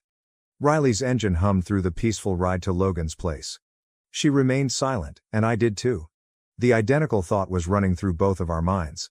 How in the heck were we going to explain this to Logan? Avery calling off the wedding was one thing, but what about knowing that Caleb had been deceiving her for months? That seemed like a completely different animal. I kind of thought Logan wouldn't respond when we arrived at his house. With the exception of the occasional text, he had remained a phantom ever since the split. However, the door slowly opened, revealing Logan staring at us with black circles under his eyes. He appeared slimmer, as if he hadn't eaten. He said, Hey, in a low voice. Didn't think I'd see you guys tonight. I said. Can we come in? After a moment of hesitation, Logan moved aside to allow us to enter. The flat appeared as worn out as he was. The curtains were drawn, his couch appeared to be his bed these days, and takeout containers were piled on the coffee table. Logan laughed without laughter when he saw that I was staring. Yeah, I know it's a mess. Take a seat, he said, sweeping papers from the cushions and pointing to the couch. Logan remained standing, leaning against the wall with his arms folded, while Riley and I sat. He appeared protective, as though he was aware that we weren't just stopping by. What's up? He finally inquired, his gaze darting between us. Riley didn't hold out. Logan, we need to tell you something about Caleb. Logan stiffened as soon as she spoke Caleb's name. His eyes widened and his jaw tensed. I don't want to talk about him. I whispered. You need to hear this. It's about what really happened with Avery. Her name made Logan cringe. I thought he was going to throw us out, but he sat down in the armchair across from us after letting out a trembling breath. Fine, he replied. Say whatever you came here to say. I didn't mince words. Despite the pain, Logan deserved to know the truth. Avery told us tonight that Caleb had been talking to her for months. He told her things that made her believe you didn't really love her. At first, Logan's expression remained unchanged. He remained motionless as he gazed at me. He gently averted his gaze and squeezed his fists against his thighs, but I wasn't even positive he had heard me. He spoke the words. So Caleb convinced her to leave me, in a whispery tone. Manipulated her, said Riley again. He played with her head.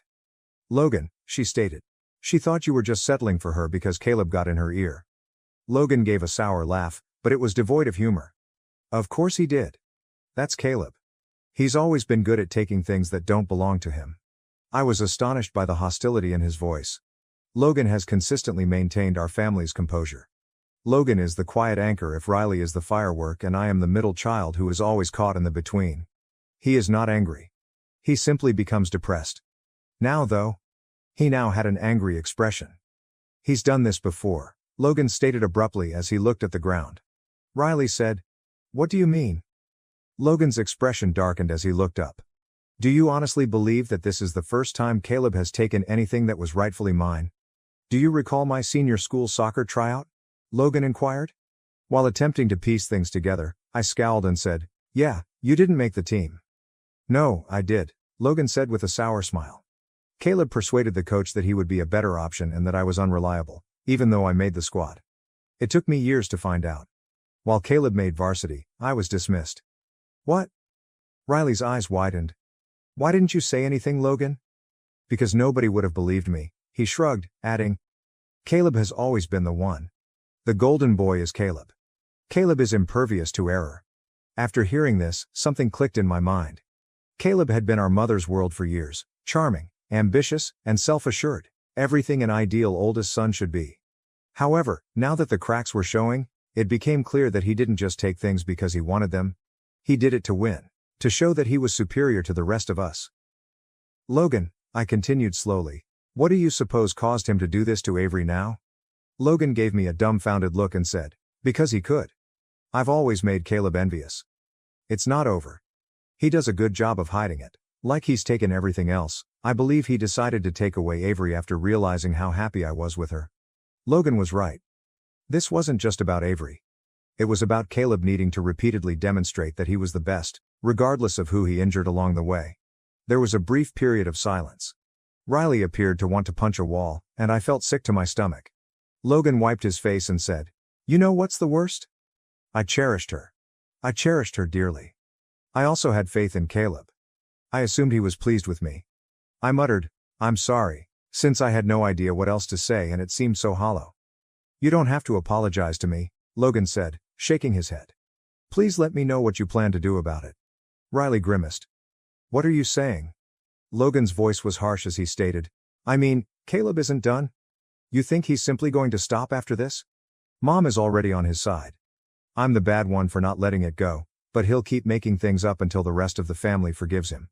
He acts in that manner. Riley and I looked at each other, and Logan was right. I hate to say it, but our mother was already setting the stage for us to go over this, and if we didn't do something, Caleb would win, as he usually does.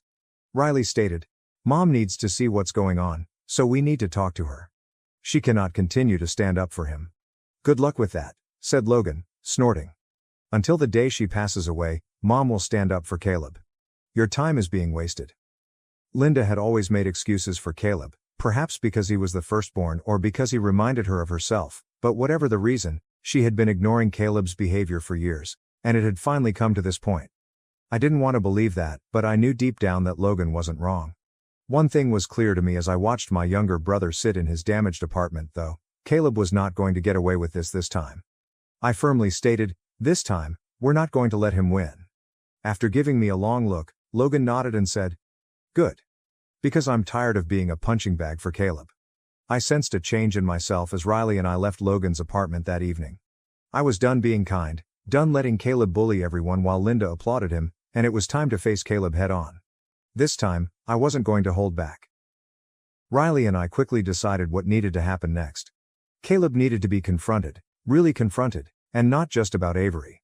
This was about everything that Caleb had been doing for years, including manipulating people, twisting circumstances, and making himself appear like the ideal son while ignoring the rest of us. Logan was correct. Caleb wouldn't stop unless he was forced to, and we were going to force him. When Riley and I unexpectedly arrived at our parents' house the following morning, Linda opened the door, looking astonished to see us and as though she had been up all night worrying. To be honest, good. Her grin was forced. Mason, Riley, she continued. What are you doing here? We need to talk to Caleb, I said as I walked into the living room, sweeping past her. Linda groaned deeply as she shut the door, and Riley trailed behind me. This again? Can't you just, she asked, her voice already worn out. Riley interrupted, turning to stare at her saying, no, Mom. We can't. Is Caleb present? I inquired. He's upstairs, but I don't know why you, Linda said after hesitating, then nodded. Perfect, I murmured as I made my way up the stairs. Linda called after me and said, Mason. Don't start anything. Linda had let Caleb for too long, and it was time for someone to do what she wouldn't do, so I disregarded her. I didn't care what Linda thought at this point. Caleb was sitting on his bed with his laptop open when Riley and I marched up the stairs and down the hallway to his old bedroom. The door was half open, so we didn't bother knocking, and I pushed it open. His face twisted into a mixture of smugness and annoyance when he looked up and saw us. To whom am I due this distinction? Here to lecture me some more? Caleb replied, leaning back against the wall and shutting his laptop. I crossed my arms and remarked, "We're here for answers, not to lecture you." "I've already explained everything," Caleb said, rolling his eyes. "I didn't plan this with Avery, it just happened. Why aren't you all able to accept that and go on?" "Because it's a lie," Riley said. "Avery told us that you had been peeping into her head for months. You were ruining her friendship with Logan the entire time, Caleb." Even as Caleb's face reddened, his arrogant look persisted. "So? What? Relationships are always ending. Logan's inability to retain her is not my fault." "You think this is a game, don't you?" I said, stiffening my fists at my sides as I walked toward him. "You're not even sorry for what you did." "Why would I?" "Logan was never right for Avery," Caleb retorted. "I was kind to her." "You took her," Riley screamed. "You can't stand seeing other people happy, so you tricked her into leaving Logan." "Watch it, Riley," Caleb said as he got to his feet, his face changing to a more icy one. "You have no idea what you're discussing." I answered softly. "Oh, we know precisely what we're talking about. Caleb, you've been doing this for years. Stealing what belongs to Logan, undermining him, and claiming to be the golden child while the rest of us suffer as a result. You're being dramatic." Caleb grinned. "Am I? Logan told us about the soccer team, how you persuaded the coach to cut him so you could take his place," I shot back. "Does that sound familiar?" For a brief moment Caleb's grin wavered, but he immediately got back to it. "That was years ago. Who gives a damn? Logan is concerned. Just like you ruined this, you ruined that for him," Riley yelled. Caleb chuckled, but it was a mocking, bitter laugh. "You guys are unbelievable," he said. "Do you believe that I am the bad guy? Logan is pitiful, he was and always has been. He allows others to walk all over him because he is weak. Avery chose me because I'm superior to him. I didn't steal her." Riley stepped forward and poked a finger at Caleb's chest, saying, "You're not better than anyone, Caleb." Even though I could feel my fury boiling. "The only reason you get away with being a manipulator and a liar is because Mom allows it."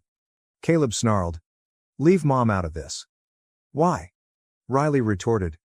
"We all know you're her favorite. No matter what you do, she will stand up for you." Linda suddenly materialized in the doorway. "What's happening in here?" With a strong voice, she demanded. Riley turned to stare at her and added, "Ask your perfect son." Adding that he had recently confessed to coercing Avery into leaving Logan. Linda turned to face Caleb as her face went white. Is that true?" "Of course not," Caleb answered softly, his voice flowing. "Mom, they're misrepresenting what I said. I didn't do it." "You claimed that Avery picked you because you're superior to Logan," Riley yelled. Linda's expression was unreadable as she turned to face Caleb, who gave her a wide, naive look, as he often did when he had to get out of trouble. "Come on, Mom. You are familiar with me, I would never act in such a manner." For a while, I hoped that Linda would finally recognize Caleb for who he truly was, but she hesitated, and I could see the doubt in her eyes. Then, as usual, she folded. Her voice was tense as she replied, "I'm sure there's been a misunderstanding. We're not going to solve anything by yelling." Riley laughed bitterly and said, "It's unbelievable. You continue to protect him." "I'm not defending anyone," Linda responded. "But I'm not going to let this family fall apart over a relationship that didn't work out." "This family already is falling apart," I whispered quietly. "And it's because of Caleb." Caleb looked bored and shrugged, saying, "Cry about it." I finished our talk. Riley snapped, "No. We're done with you." "What is the intended meaning of that?" Caleb narrowed his brows and asked. I said, "Logan's done. It means we're not letting you win this time. Riley is finished. I am too. You're by yourself. You can't just cut me out of the family," Caleb said, looking truly shaken for the first time. "Watch us," replied Riley icily. "Mom, you can act like Caleb is flawless all you want, but the rest of us aren't playing along anymore," I said, turning to Linda, who appeared stunned. "Either you're with us or you're with him.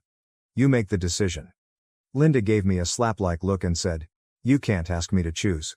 Riley remarked softly, "You simply aren't aware that you've already made your decision." I believe that Caleb recognized that he had finally lost control and pushed himself too far since he didn't say anything as we were leaving, and for once, he didn't have a smug response or a lazy shrug. I was relieved as Riley and I left the house because, although Caleb might not be facing actual repercussions today, he would eventually, people like him usually do, and I wasn't going to be there to catch him when he fell for the first time. After that altercation, we didn't hear from either Caleb or Linda for a few days. To be honest, I believe they were both waiting for us to return, as we always did, especially with Linda. In our family, things had always gone like this. Caleb made a mistake, Mom covered it up, and the rest of us had to keep our mouths shut for the sake of keeping the peace, but not this time.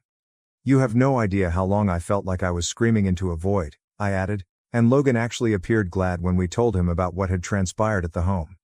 It's about time, he muttered, shaking his head. Riley and I had made our decision.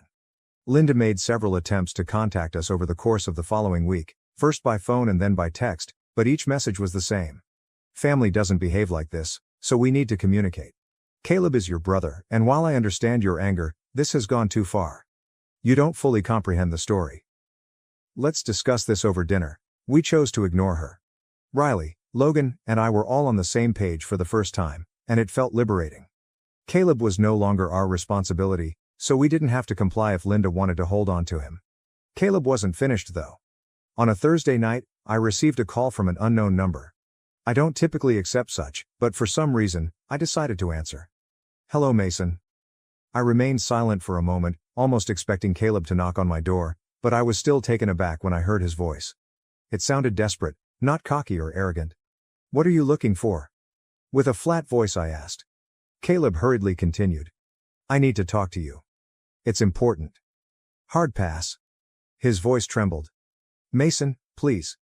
And I was shocked because Caleb demanded things instead of asking for them. I answered, against my better judgment. All right.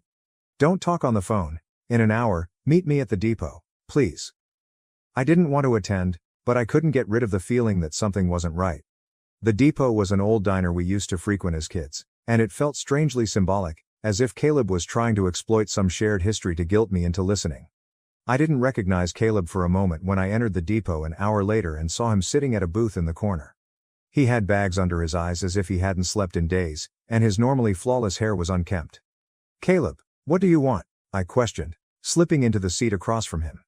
He didn't immediately respond, instead looking down at the table with his fingers tapping nervously. I messed up, he finally stated in a hushed voice.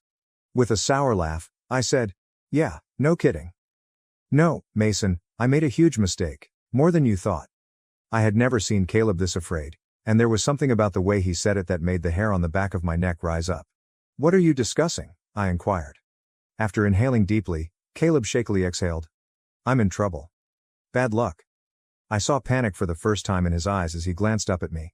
What sort of issue? With quivering fingers, Caleb ran a hand through his hair and nodded. Debt. I owe a lot of people a lot of money. Mason, I made an effort to correct it, but it got out of hand. His voice broke as he trailed off. Avery. What are you saying? I asked, feeling sick to my stomach. I think I've never seen Caleb seem so embarrassed as he looked at me. I needed money, he said.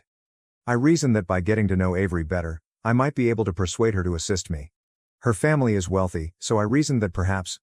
You made use of her? Startled, I cut in. You used Avery as leverage because of your debt?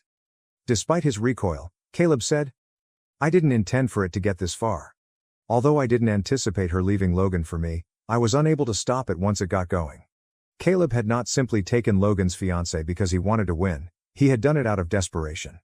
He had played with Avery's emotions, ruined Logan's life, and split our family apart in order to hide the catastrophe he had created for himself. I gazed at him, trying to take in what he had just said. Is Mom aware? Quietly, I inquired. No, and she can't, Caleb said, shaking his head. If she learns, I'm finally able to recognize you for who you truly are. Good, I responded sourly. She is entitled to the truth. Caleb's voice was suddenly begging, please, Mason, I need your assistance. I have no other people. Aid you? I chuckled incredulously. Are you serious? After all of your actions? Caleb said. You're my brother. Family is meant to stay together. Don't you dare pull the family card, I responded. You don't get to hide behind that after what you did to Logan. Like a drowning man pleading for a life raft, Caleb gazed at me and said, please. Without you, I am unable to resolve this. I felt nothing for Caleb for the first time in my life, no rage or hatred, just emptiness. He was no longer my brother, he was just a man who had ruined every relationship he had ever had. I got up and said, "Caleb, you need help, but it won't come from me." Caleb started to disagree, but before he could say anything more, I left. Later that night, Riley, Logan, and I convened at my place, and for once, no one was shocked when I told them all Caleb had confessed. Logan said, "He's always been like this. It just took him this long to fall apart." "How about Mom? Should we tell her?" Riley said. After giving it some serious thought, I shook my head and said, "No. She's made up her mind. Let her if she wants to think Caleb is flawless. We're done with him though, alongside her. With everything. I had spent my entire life trying to keep this family together, but now I know that sometimes you have to let things fall apart." For the first time in years, I felt free. Neither Linda nor Caleb were my burden anymore. With a small smile on his lips, Logan turned to face Riley and me and said, "You think we'll be all right?" "Yeah," I replied with a smile. "We'll be all right." And I did believe it for once. Thank you for watching. If you haven't subscribed yet, please do so and hit the notification bell to stay updated with more shocking real-life stories happening around you. I had to play this ruthless game to save my sister from our terrible family after being mistreated and kicked out at 17. Since every choice I make now will affect not just my life but also my sister's future, I, a 25F, feel compelled to relate my tale. This time has been planned for years, and now that it has arrived, I need advice to ensure that I don't make a mistake. Living in Pine Grove as a child was like being in a separate reality than what you see on television. It's the sort of area where children learn to count by counting the empty bottles of their parents and ambulance sirens are your nightly lullaby. When my parents gave birth to me, they were hardly teenagers. Both parents had no business parenting a child, and Mom was 16 and Dad was 18. We lived in a dilapidated 2-room apartment in the Riverside complex, which ought to have been demolished decades ago. Because the walls were so thin, you could hear everything, including drug sales, domestic arguments, and the cries of infants at 3 in the morning. Due to unpaid expenses, we frequently lost heat over the winter. Early on, I discovered that it was best to sleep in layers, starting with my school clothes, followed by my weekend attire, and finally, any outerwear I could locate at the nearby donation center. Although the journey to school was an experience in and of itself, school was my haven. In order to tidy up any mess from the previous evening, I would get up at 5 in the morning. Sometimes it was vomit from Mom's awful night, and other times it was broken glass from Dad's most recent outburst. When permission sheets needed to be signed and both parents were unconscious, I had to learn how to precisely forge their signatures, which I did by the time I was 7 years old. My elementary school teachers made subtle attempts to assist. Every day, Mrs. Martinez would inadvertently pack an extra lunch. When my shirt got too soiled, the janitor, Mr. Wilson, would leave his closet open so I could get a fresh one. Miss Brady always managed to have socks in my size in her lost and found cabinet. In retrospect, I saw that they were all attempting to establish a safety net without drawing notice from my parents or the police. Not all of the other children were nice. They would ridicule my outfits from charity stores or the fact that I would stuff my pockets full of cafeteria food for supper. To be honest though, it was easier to deal with their cruelty than their sympathy. I could at least defend myself with contempt. Sympathy only made me feel powerless. When I reached 15, everything changed. I was able to secure employment at our neighborhood grocery store, Wilson's Market. I met Mrs. Thompson, the store manager there, and she would end up being my lifeline to another world. A middle-aged woman with salt and pepper hair and cardigans adorned with catpins, she didn't look particularly noteworthy. I couldn't see it in myself, but she saw something in me. It was difficult during those initial weeks at Wilson's. I was attempting to conceal the injuries from Dad's bad days while juggling work, school, and my personal life. Mrs. Thompson began assigning me to extra shifts whenever she saw the bruises, but she never inquired about them directly. While we worked together, she would teach me about bookkeeping, customer service, and inventory management. More significantly though, she would share with me tales of her time in college, her trips, and a world outside of Pine Grove. She taught me how to build credit, balance a checkbook, and make future plans, things no one else had bothered to explain. "Ashley," she would add, "you have more potential in your little finger than most people have. Never listen to someone who tells you otherwise." I created my first bank account with her help. Neither of my parents had ever had a step, so it was a big step. I meticulously recorded my earnings and spending in a notebook that I concealed beneath a loose floorboard in my room, making sure to preserve every dime I could. Even though it felt like an unattainable ambition at the time, Mrs. Thompson assisted me with starting a tiny college fund. Then the news that would alter everything arrived. Mom was expecting a child once more. Mom wandered into our small kitchen as I was standing there attempting to rescue enough edible portions from a stale loaf of bread to prepare dinner. She was crying this time, but she was high as usual. She said, "I'm pregnant," as if she were making a weather-related remark. "Your father's going to be pissed." My stomach sank with my heart. Asterisk. Not another child in this hell asterisk was all that was on my mind. That evening, I printed out information packets that I knew my parents would never read and used the library computer to explore adoption agencies. Dad warned me to keep my mouth shut and threw a beer bottle at the wall when I attempted to bring up the subject of adoption. It was a difficult pregnancy. I tried desperately to stop Mom from using, but she persisted. I would conceal her narcotics, only to uncover fresh caches. After pouring out the alcohol, I would return home to find fresh bottles. I made an anonymous call to social services, but it was unsuccessful. Pregnant addicts were not unusual in our community. Lily battled withdrawal symptoms for the first 2 weeks after birth in the NICU. Every day after work and school I went to see her, sitting next to her incubator and observing her small body trembling. At that point, I vowed to do whatever it needed to have at least one person on this baby's side. I began working 2 jobs, the Sunrise Diner on the weekends and Wilson's after school on weekdays. I put every dime into my secret account that wasn't used for really necessary expenses. I learned how to stretch my money and make emergency plans from Mrs. Thompson, who also assisted me with budgeting. We both understood it was just her way of helping me buy things for Lily, but she even made a special employee discount for baby stuff. My resolve to get us both out grew along with Lily. I would get up at 4 in the morning to study before school, work until it was time to go and then come home to look after Lily. 3 hours of sleep and cold coffee became my go-to fuel. In fact, my grades went up. Desperation and resentment are strong motivators. However, secrets cannot be kept in a tiny community, particularly from addicts who are constantly seeking their next hit. My parents became aware that I consistently had money for Lily's necessities, such as clothes, formula, and diapers. They started requesting an increasing amount of my wages. Dad would slur, "Family helps family," obstructing my way to my room. "We need that money for bills." However, I had witnessed far too many of my earlier contributions become small plastic bags and empty bottles. I began lying about my pay, claiming that my hours had been reduced and that business was slow. When Mom arrived at Wilson's during my shift and yelled about unappreciative kids and family devotion, the facade fell apart. Mom was too far gone for Mrs. Thompson's attempts to defuse the situation. She said Mrs. Thompson was taking advantage of me, knocked over displays, and threatened to call the labor board. They phoned the cops. It was embarrassing. Everything came apart that night. When I got home, Dad was waiting for me, itching for a fight and more inebriated than normal. "Your mother says you've been lying about money," he snarled as he swayed in the corridor. "We have bills to pay with that money. I'll repay you if you give it to me." I declined. I stood my ground for the first time in my life. "That money is for Lily," I responded, attempting to maintain a level voice. "I've witnessed the fate of the funds I give you. I'm finished." Chaos ensued. Dad began hurling my belongings onto the front lawn while yelling about unappreciative kids and familial responsibilities. Lily was crying and reaching for me as Mom stood in the doorway. The neighbors hurriedly averted their gazes after peeking through their blinds. It was better to overlook family drama in our area. I was 17 years old when I stood with 2 garbage bags of stuff in our front yard, which was littered with rubbish, and I saw my baby sister cry for me through the window. My dreams are continually plagued by that sight.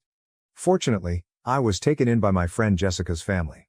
Despite their own lack of wealth, they made room in their modest 3-bedroom home on the opposite side of town. Mrs. Rivera, Jessica's mother, assisted me in submitting financial assistance and scholarship applications. Her father used their old station wagon to teach me how to drive. They merely required that I maintain good grades and assist with domestic duties. They never asked for rent. I learned what a true family looked like from living with the Riveras. During their family dinners, there was genuine conversation rather than argumentation. Rather than fighting when intoxicated, they used baked cakes to celebrate birthdays. Yes, they had issues, but rather than burying them in drugs and bottles, they dealt with them together. However, Lily remained enmeshed in upheaval while I was at last finding stability. On occasion, I would spot her at the playground or on her way to school. She was developing too quickly.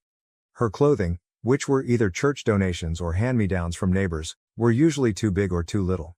Whenever I could, I would give her money and teach her to conceal it in her stuffed animal so our parents wouldn't notice.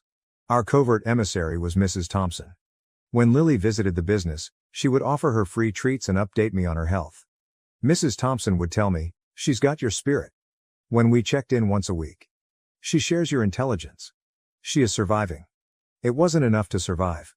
I wanted Lily to be successful. With newfound vigor, I pushed myself into my studies. My SAT results gave me access to opportunities I never would have imagined. I sobbed for hours after receiving the acceptance letter from State University along with a full scholarship offer. I couldn't just drive back on the weekends because it was 6 hours away, which was probably for the best. The distance would allow me to concentrate on my objective, which was to create a secure existence so that I could finally save Lily.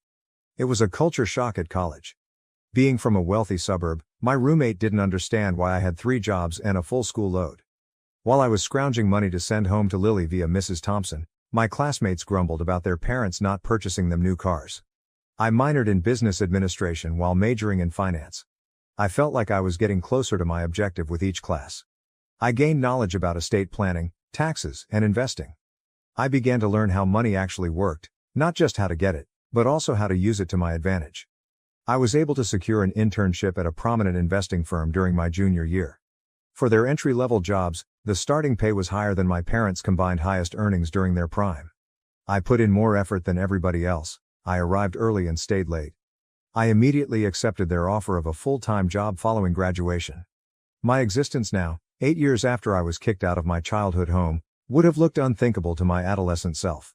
My home is in a nice neighborhood. I have a good savings account and a steady work with perks. I never have to check my financial balance before making a grocery purchase, and I drive a dependable car. But without Lily, none of it mattered. Now that she is 11, Mrs. Thompson informs me that things have only gotten worse at home. Mom switched from medications to more difficult substances. Due to DUIs, Dad has been in and out of jail. In only the last year, they had been evicted 3 times. No one has bothered to report them, which is the only reason they haven't lost custody. That will soon change. I've been recording everything for years, including every instance of intoxication, missing school days, and instances where they used their rent money to buy narcotics. Mrs. Thompson has documented instances of neglect that she has seen. Jessica's mother has kept track of the occasions when Lily has arrived at their home underdressed or famished. I've spoken with family law specialists. I'm ready, even though I know the process will be messy. Now that I have the means, I can battle for custody and provide Lily with the security she needs. However, I want to approach this intelligently. I therefore require guidance. I intend to show them my accomplishment by inviting them to my home. My parents are people I know.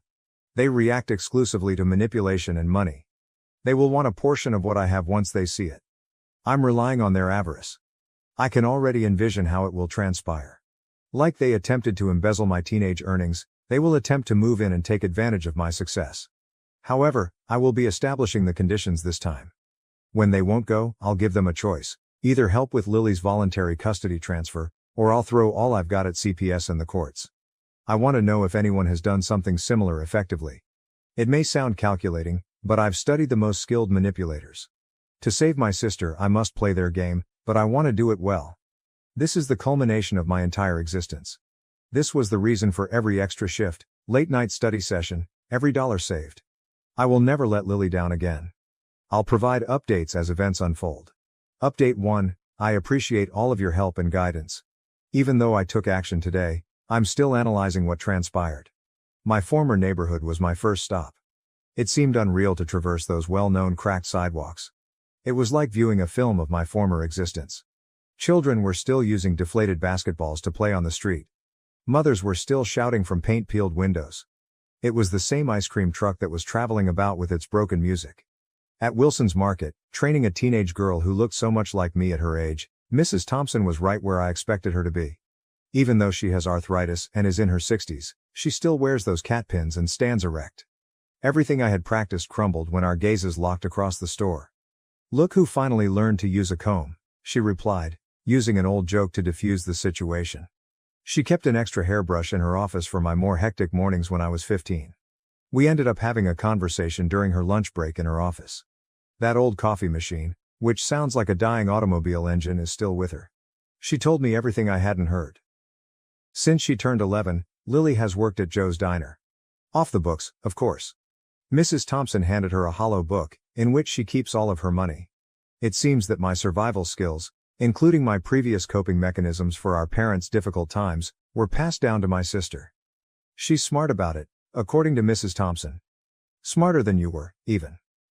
Lily has an entire network of locations she can turn to when things become tough at home, and she conceals a prepaid phone in her school locker. The children of the neighbors believe she is simply hosting frequent sleepovers. Mrs. Thompson then produced a hefty envelope made of manila. She stated, "I've been keeping records. Times, dates, and incidents.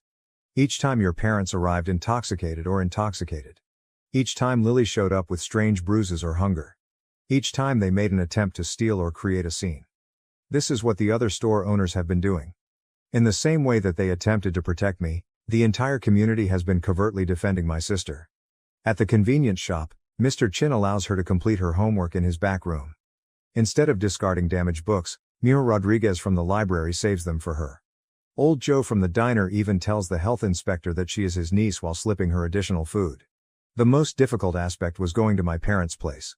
With peeling paint, missing shingles, and a yard full of enigmatic stains, the building appeared to have aged decades in a matter of years. By the steps, a broken tricycle that I had never seen before was rusting. It was like a thunderclap when it knocked. With her hair unkempt and a cigarette hanging down, Mom opened the door. When she first saw the suit, the pearls, and the leather bag, she didn't recognize me. In a matter of seconds, her gaze changed from skeptical to perplexed to astonished. "Get out here, Frank," she muttered. "Holly." At 2 p.m., Dad staggered to the door with a drink in his hand. He had lost more teeth and put on weight. His eyes immediately went to my watch, my backpack, and my car parked in front of the street as the recognition dawned on him more slowly. Like a weird stranger, which I was in many respects, they invited me in. I didn't see any cats, but the house smelled like cat poop. A road of empty bottles led to the couch. Mom began to pick things up frantically, as though it would make up for years of neglect. The start of their conversation was the true shock. They pretended that the past had never occurred, that they had never expelled me, and that they had always encouraged my success. While starting another cigarette, Mom remarked, "We always knew you had it in you. Your father's side is the source of your business acumen." I gave them space to speak while I watched them create an alternate world in which they were happy, encouraging parents. Dad kept bringing up bills, giving away that he was having money problems. Mom continued talking about how families should stay together and how lonely I must be in the big city. Everything else vanished when Lily got home. With her rucksack clasped like a shield, she stood in the doorway and gazed at me as though she were seeing a ghost. Despite growing taller, she is still too skinny and is dressed in clothing that was worn out 3 years ago. "I promised," was my only response. She ran to me, dropping her backpack. As our parents awkwardly stared, presumably trying to figure out how to make the most of this reunion, we held each other. I left shortly after that. I set the hook before I went, but I made up an excuse about a work call. I announced my large 5-bedroom suburban home, invited everyone to come over this weekend, and saw money signs light up their eyes.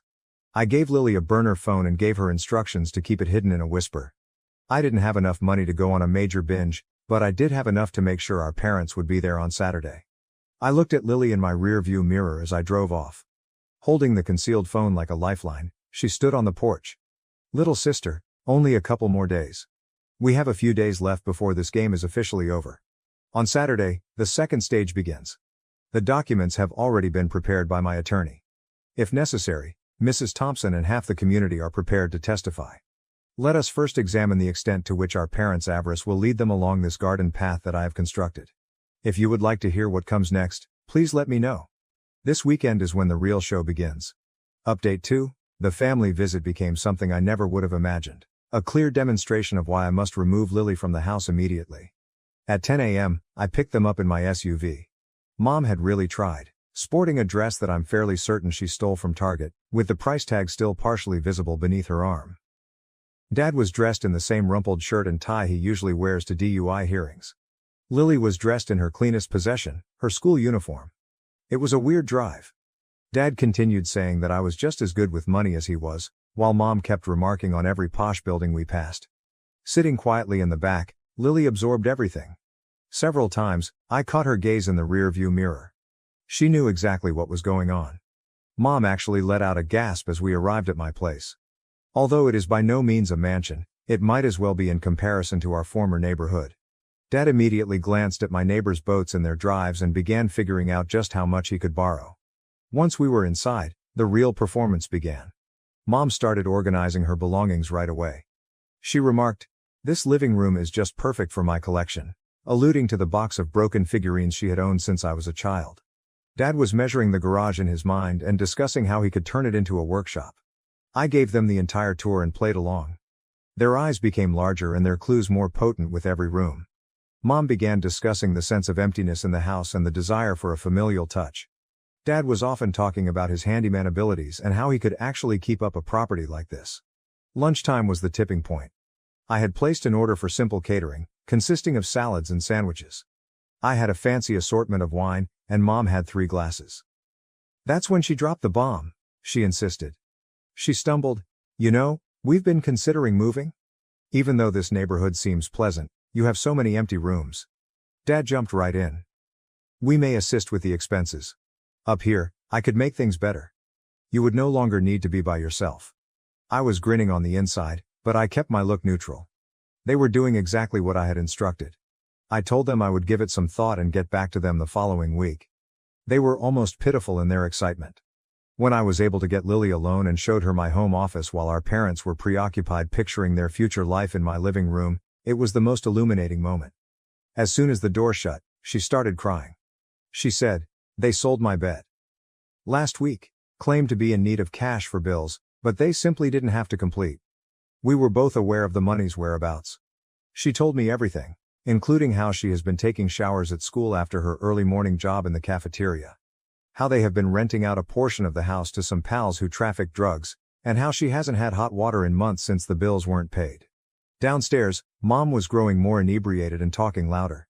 She was definitely searching for more alcohol because I could hear her digging through my kitchen cabinets.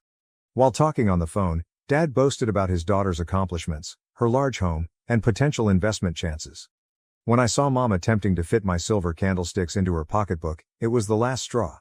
She said she was merely staring at them when I challenged her.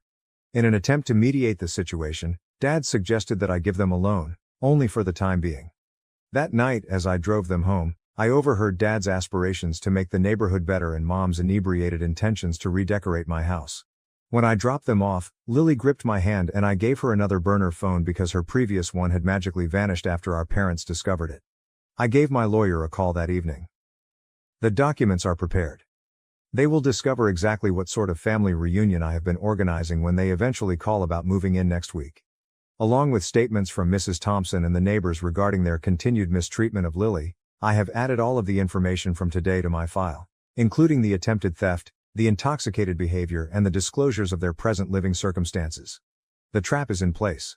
They believe they are going to move in with me and take advantage of my prosperity. Rather, they will have to decide whether to relinquish custody of Lily or deal with the full weight of CPS and the criminal justice system. Even though I feel bad sometimes for being so calculated, I know I'm doing morally wrong when I see Lily's expression when she told me her bed had been sold. The encounter I've been preparing for years will be the final update. Update 3. Although the emotional toll was greater than I anticipated, the story's conclusion went just as planned. This is how it all transpired. As I had predicted, Mom called on Wednesday. Her talking to authority figure's voice was an attempt to sound sober. As he does when he's anxious, Dad was on speakerphone, clearing his throat every few seconds.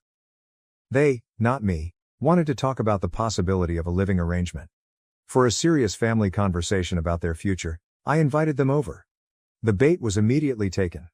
Over the phone, I could almost hear them giving each other high fives. On Thursday, they arrived with 2 suitcases an hour early. It would have been funny if it weren't so depressing. They were unaware that a CPS caseworker and my attorney were waiting in my home office. The manila files on my dining room table should have been the first clue that something wasn't right. As Dad began his rehearsed speech on family togetherness and supporting one another, Mom gave them an anxious look. I allowed them to speak for precisely 7 minutes, during which they made empty veiled attempts to gain entry into my house and made vows to clean up, obtain jobs, and be better parents. I opened the first folder after that. "Let's discuss the drug deals that took place in your living room last month," I remarked, referring to witness accounts and police files. "Or perhaps the 3 months of utilities that were not paid. Or should we talk about Lily's unexplained disappearance of school supplies?" It was almost funny how quickly their faces altered. Mom's phony smile broke. Dad's self-assured stance faltered. The proof of neglect, neighbor statements, school reports, strange injury records, Mrs. Thompson's comprehensive logs of their public intoxication, and testimonials from half the community regarding their continued drug use were all laid out by me. I pushed another folder forward and stated, "This is what's going to happen. These documents pertain to a custody transfer.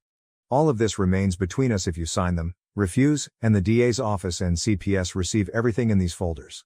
Mom used her typical strategies, sobbing, begging, and saying they could change.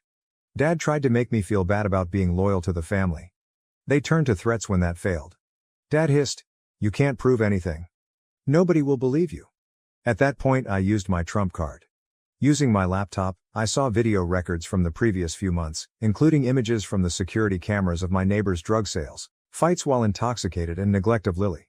Quietly, I murmured, "The DA will believe this. So will the judge." The ensuing hush was deafening.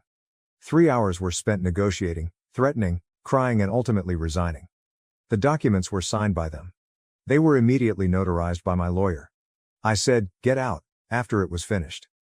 "If you ever try to contact Lily without her consent, everything in these folders goes public."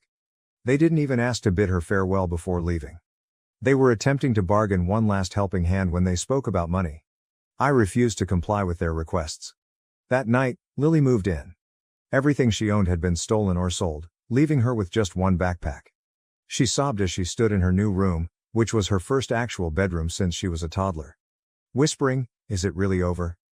"Yes," I said, "it's really over." We went shopping for her first actual bed the following day. Everything was hers to choose, including the comforter, pillows, and bedding. No more sharing a mattress on the floor with Mom's friends or sleeping on a shabby couch. Mrs. Thompson joined us in celebrating this past weekend. She brought Lily's hollow book, which she had been using for years to conceal her money. We totaled her money, which came to $847.23. I assisted her in opening her first bank account and matched it dollar for dollar. Lily and I went to register for her new school yesterday. When the principal looked over her files, he was immediately astounded. Like her sister, Mrs. Thompson would say, in spite of everything, our parents haven't made an effort to get in touch. Several times, their friends have contacted, most likely in search of their next score. All of their numbers were blocked.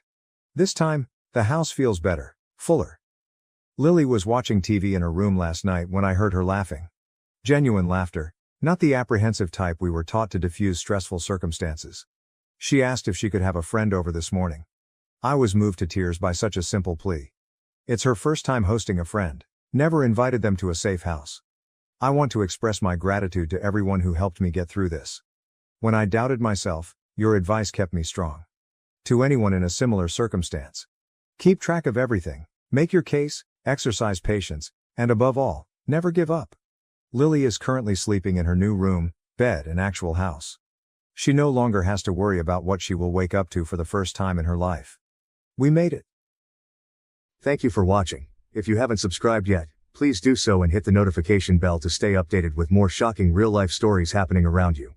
My brother ruined my life by fabricating evidence of my affairs, but after 6 years, the truth finally came out. My high school love, Rachel, was 45 years old and I, a 45-year-old guy, was her spouse. Together, we have 4 daughters. Ashley, 18, Olivia, 21, Madison, 22, and Lauren, 24. We fell in love when we were both 14 years old during our freshman year. I can still clearly recall our English class when I first met her. I assisted her in picking up the book she had dropped. It was our reality, but it seemed like something from an adolescent film. From the first time they laid eyes on Rachel, my parents, Robert, 68, and Pamela, 66, fell in love. She was their unborn daughter. Mom would teach her our family dishes and invite her over for Sunday dinners even when they were first dating. Dad gave us relationship advice all the time and treated her like his own daughter. He would say things like, "Think before making big decisions and communication is key." Our relationship was shaped by those statements for many years. This parting is made much more agonizing by the unique memories that each of my girls has. Our oldest, Lauren, was my shadow when she was younger. In the park close to our house, I spent numerous weekends teaching her how to ride a bike. Like the older children, she was determined to learn without the use of training wheels. Her delighted smile brightened the entire neighborhood when she eventually succeeded. As she had envisioned, she is now a prosperous lawyer. When Madison, our artistic soul, was 15, She converted our garage into her art studio. I constructed an easel and arranged her materials to assist her in setting it up. That area became her haven after we transformed it over the course of a summer. Our living room is adorned with a family portrait that she painted. It was her first significant composition. If it's still there, I wonder. The best part of my weekends was watching Olivia play soccer. Until I had to miss them all, I never missed a single one. When my mother contacted me at work to tell me that I had made the varsity team as a freshman, I could still hear her happy voice. She learned how to play for me, and we practiced penalty kicks in the backyard for hours. At games, she constantly claimed that I was her fortunate charm. My tiny coding partner was Ashley, my tech-savvy youngest child. When she was 10 years old, we worked together to build her first computer. We would work on basic games late into the night since she was so eager to learn programming. She came up with the concept for an app that would use puzzles to teach children math. When everything collapsed, we were halfway through the development process. Our first few years of marriage were both magical and difficult. During our senior year, we were both pleased and afraid to learn that Rachel was expecting Lauren. I chose to work at a nearby manufacturing company while attending night classes rather than enrolling in college right away. While raising Lauren, Rachel worked part-time to complete her degree. Despite barely making ends meet and living in a small one-bedroom apartment, we were content. We learned collaboration and resilience over those years. But my 43-year-old younger brother James was always a specter over our joy. I was too trusting to notice the signs properly, but they were there from the start. James would make excuses to be around us even in high school. He would offer to drop Rachel off at our favorite cafe on date nights or offer to drive her home while I had basketball practice.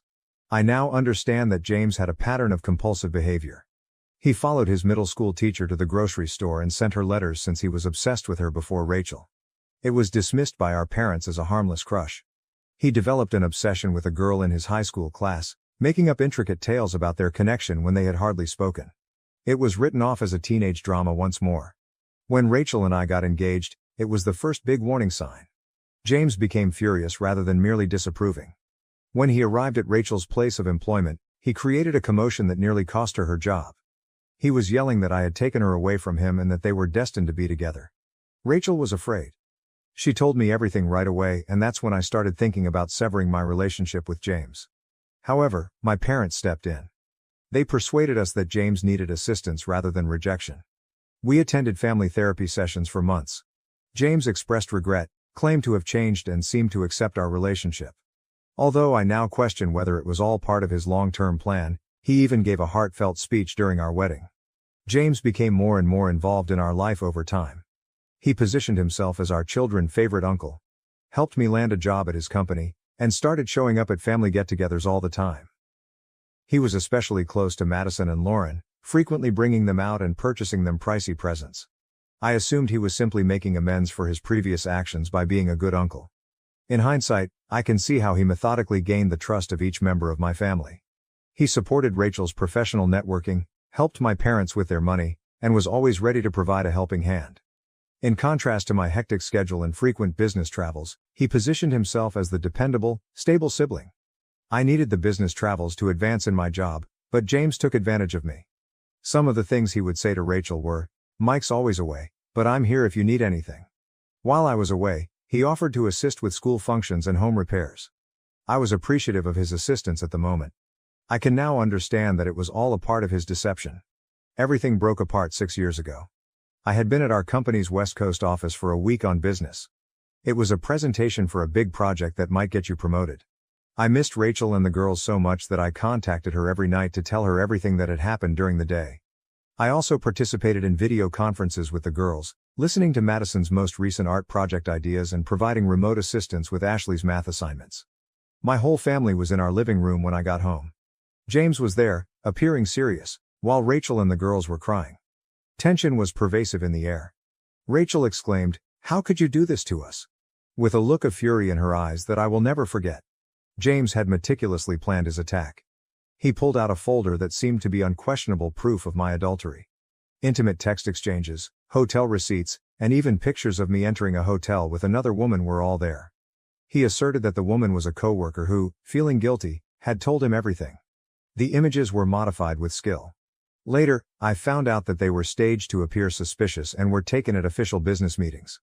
Although the texts were entirely false, They contained information about my travel and work schedule that could only have been known by someone with insider knowledge. James had made things appear genuine by using his position at our organization. I made a valiant effort to protect myself, but long before I entered that room, James had turned everyone against me. He had been subtly hinting at my odd behavior to Rachel for weeks. My daughters had been persuaded by him that I was behaving differently. He had even expressed his concern about my decisions to my parents. I'm still troubled by the nightmare of the next several hours. Lauren, who had always been my strongest supporter, yelled that she would never forgive me and hurled her house key at me. Even though Madison was crying so much that she was having trouble speaking, her words, "I hate you," were audible. My daughter Olivia, who used to race to me after every soccer match, was unable to even look at me. "Why did Daddy do this to us?" Ashley, who was only 12 at the time, turned to Rachel and questioned. The most agonizing response was probably from my parents. Dad, who had taught me everything I needed to know to be a decent spouse and father, and who had always been proud of me, looked at me with utter disgust. His statement, "No son of mine would do this to his family," is still ringing in my mind. You would end this divorce quickly and amicably if you still had any dignity. That evening, I was expelled with only a bag of clothing. In the weeks that followed, I made frantic efforts to establish my innocence. I spent almost all of my savings on hiring 3 different private investigators. After weeks of searching for the supposed other woman, the first private investigator found that she had moved to a different state. Despite identifying several discrepancies, the second investigator was unable to demonstrate that the hotel invoices were fakes. In fact, the third PI nearly discovered James's manipulation before abruptly and mysteriously abandoning the case. James had threatened his family. I found out later. The divorce process was harsh and swift. Rachel was furious and distraught and didn't want to interact with me. My daughters blocked my social media accounts and phone number. I only made contact through attorneys. I lost everything in 6 months, including my work, most of my friends, my home, and my family. At the office, James had been deliberately spreading accusations that I had a history of having inappropriate connections with coworkers. The stigma followed me, and clients began asking not to work with me, even though nothing was formal. I starting again after moving to a little apartment across town. The isolation was debilitating. Sometimes all I wanted was a glimpse of my girls, so I would sit in my car outside my former home. Every milestone I missed was like a stab to my heart. I couldn't get close, so I watched Lauren's law school graduation from the parking lot. I sent Madison an anonymous purchase of her favorite piece from her first art show. I cheered alone in my flat while watching Olivia's college soccer championships on the internet. I learned about Ashley's successes in the science fair from the local newspaper. However, nothing could have prepared me for Lauren's wedding's agony. Through a social media post from a common acquaintance, I became aware of it. I lost my role in my moment when I saw James escorting my daughter down the aisle in the pictures. I was in a dark place all day thinking about things I'm not proud of. At that point, I picked up my cat, Max, from the neighborhood shelter. To be honest, he saved my life more than once, and he needed someone just as much as I did. My only means of escape became work. I shifted departments, switched companies, and threw myself fully into my job. I received 2 promotions, but without my family to celebrate with, accomplishment felt meaningless. My background was unknown to the new employer, yet I was never able to build strong bonds with my coworkers. How do you justify not talking about your family, eating lunch by yourself, or going to office parties? Over the years, I made a few unsuccessful attempts at dating. I was never sure how to respond to the first question, which was always about family. How can you explain to someone that your children despise you, that your brother methodically ruined your life, and that your whole family thinks you're a cheater? Most first dates ended without a second date. Every holiday served as a reminder of my losses. Thanksgiving meant consuming just microwave meals. Christmas was spent drinking too much and viewing old home videos. My girls' and my own birthdays were the worst.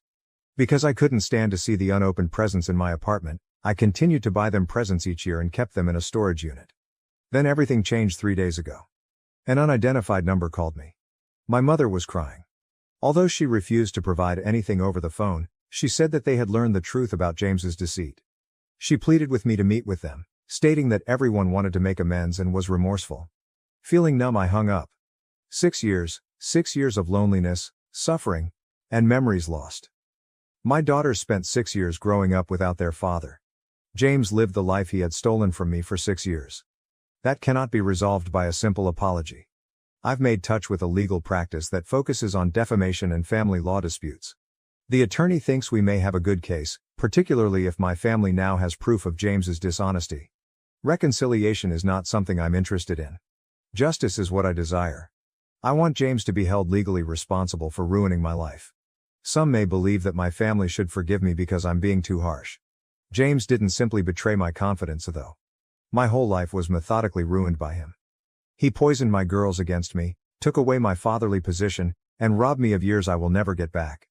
How can you forgive someone who denied you the opportunity to watch your kids grow up? Who caused you to miss the wedding of your daughter?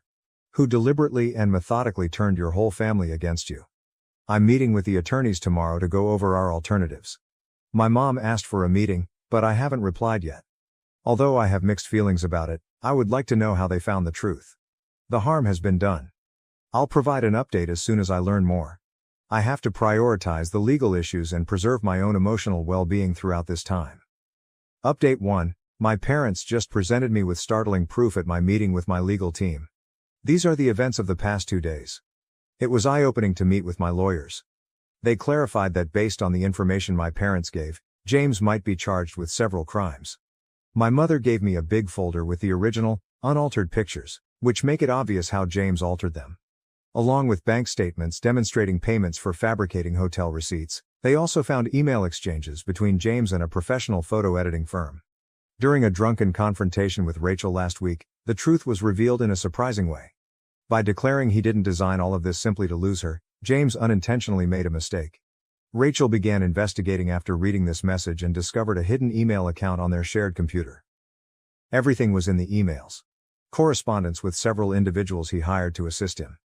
Complete records of his 6-year plan to ruin my life, and even early drafts of the fictitious texts he wrote.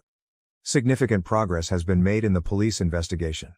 James's co-conspirators, including the friend who assisted in making fictitious hotel reservations and the photo editor, have previously been interviewed.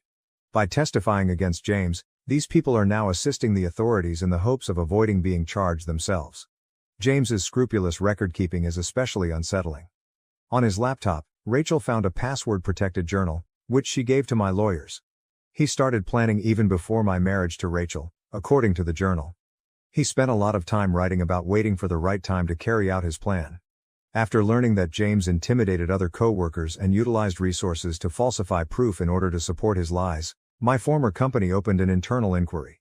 Compensation for wrongful firing is being seriously discussed, and the HR department is getting ready to issue a formal apology. The evidence is growing.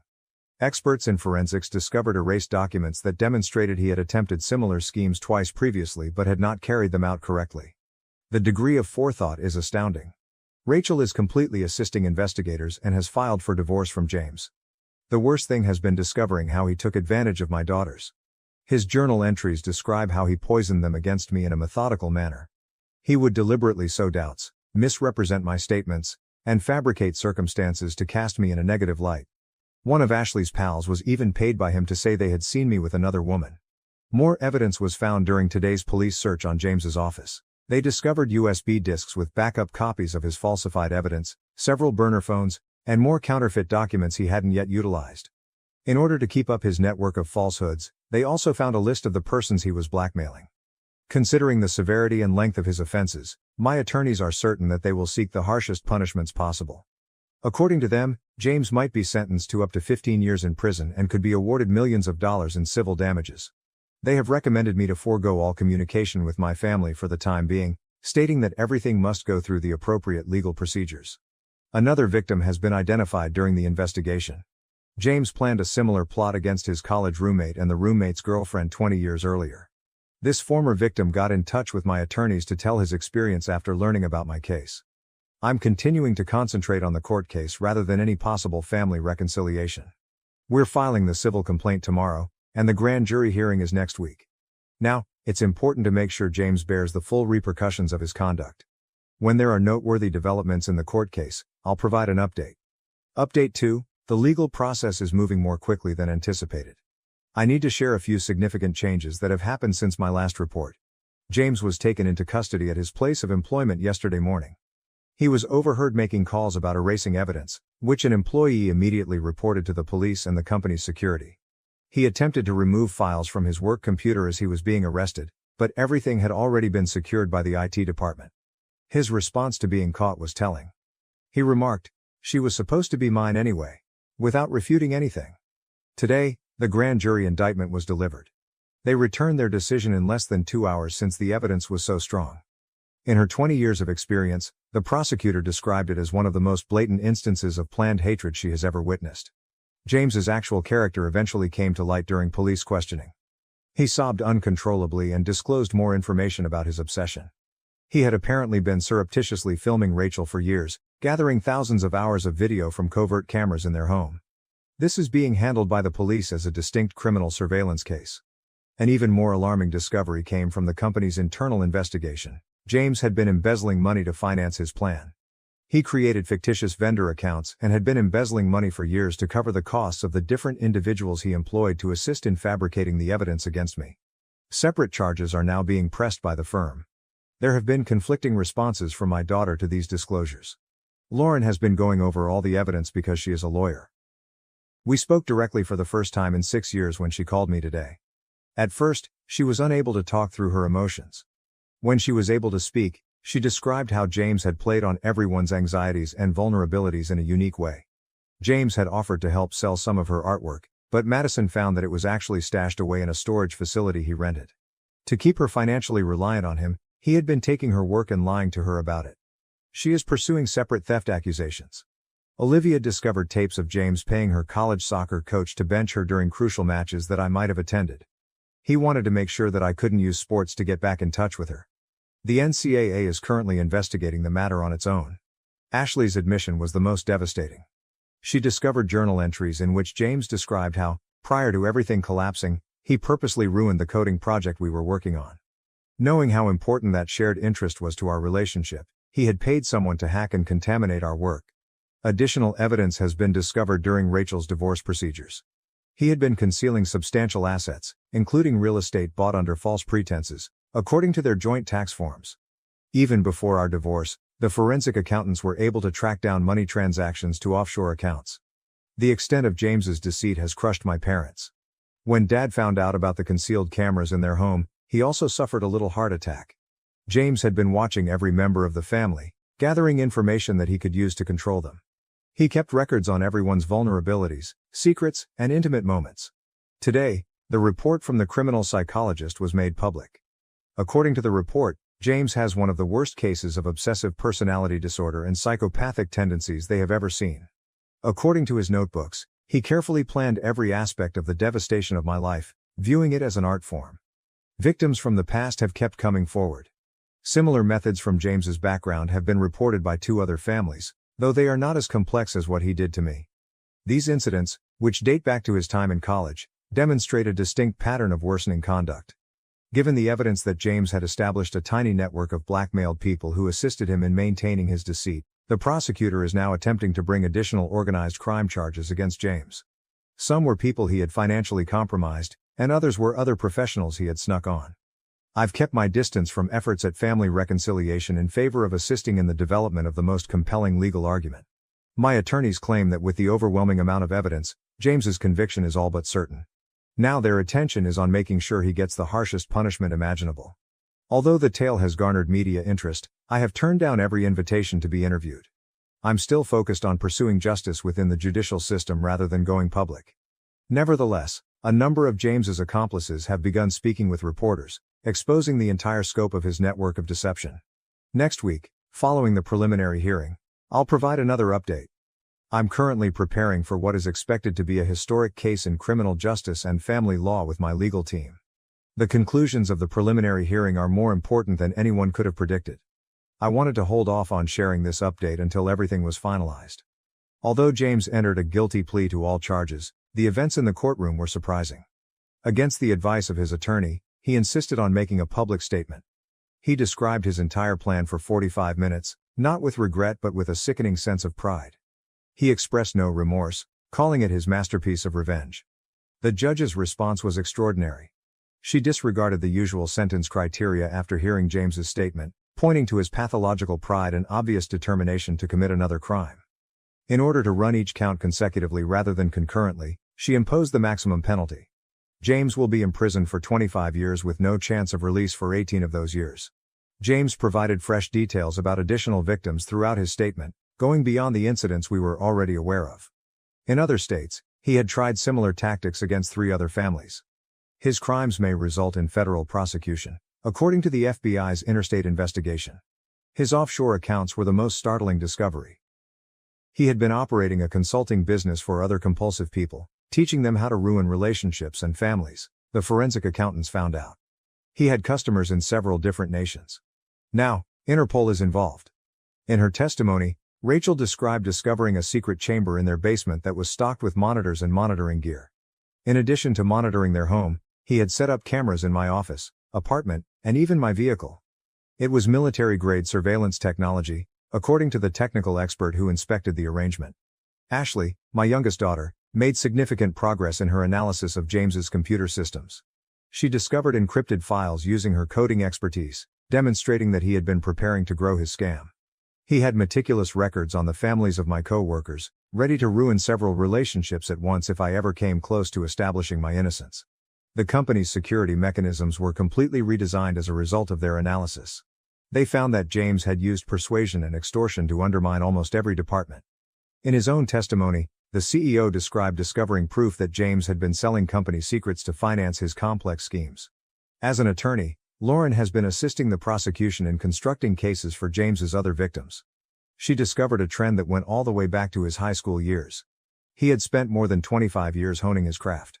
He had developed a network of enablers during his life, according to her inquiry. Betrayal Shadow, an exhibition at Madison's Art Gallery, showcased pieces she produced while dealing with this experience. She openly challenged a number of James's collaborators who were there at the event without their knowledge. Video recordings of their confessions served as proof for further charges. Olivia found out that James had been following her college friends, gathering damaging material to keep them quiet. She is currently developing procedures to stop similar manipulation schemes in college athletics by collaborating with school security across the country. Our family's psychological effects have resulted in an unforeseen development. Numerous prestigious colleges are examining the case as an illustration of persistent psychological manipulation. In order to improve detection and prevention tactics for incidents like this one, research teams are examining James's techniques. A support group for families impacted by pathological liars and manipulators has been established by my parents. They have discovered 5 further instances of James interfering in the lives of other families, some of which go back decades, thanks to this network. Due to these disclosures, a number of cold cases involving questionable family splits have been reopened. The judge combined compensatory and punitive penalties and sentenced James to pay $12 million in reparations.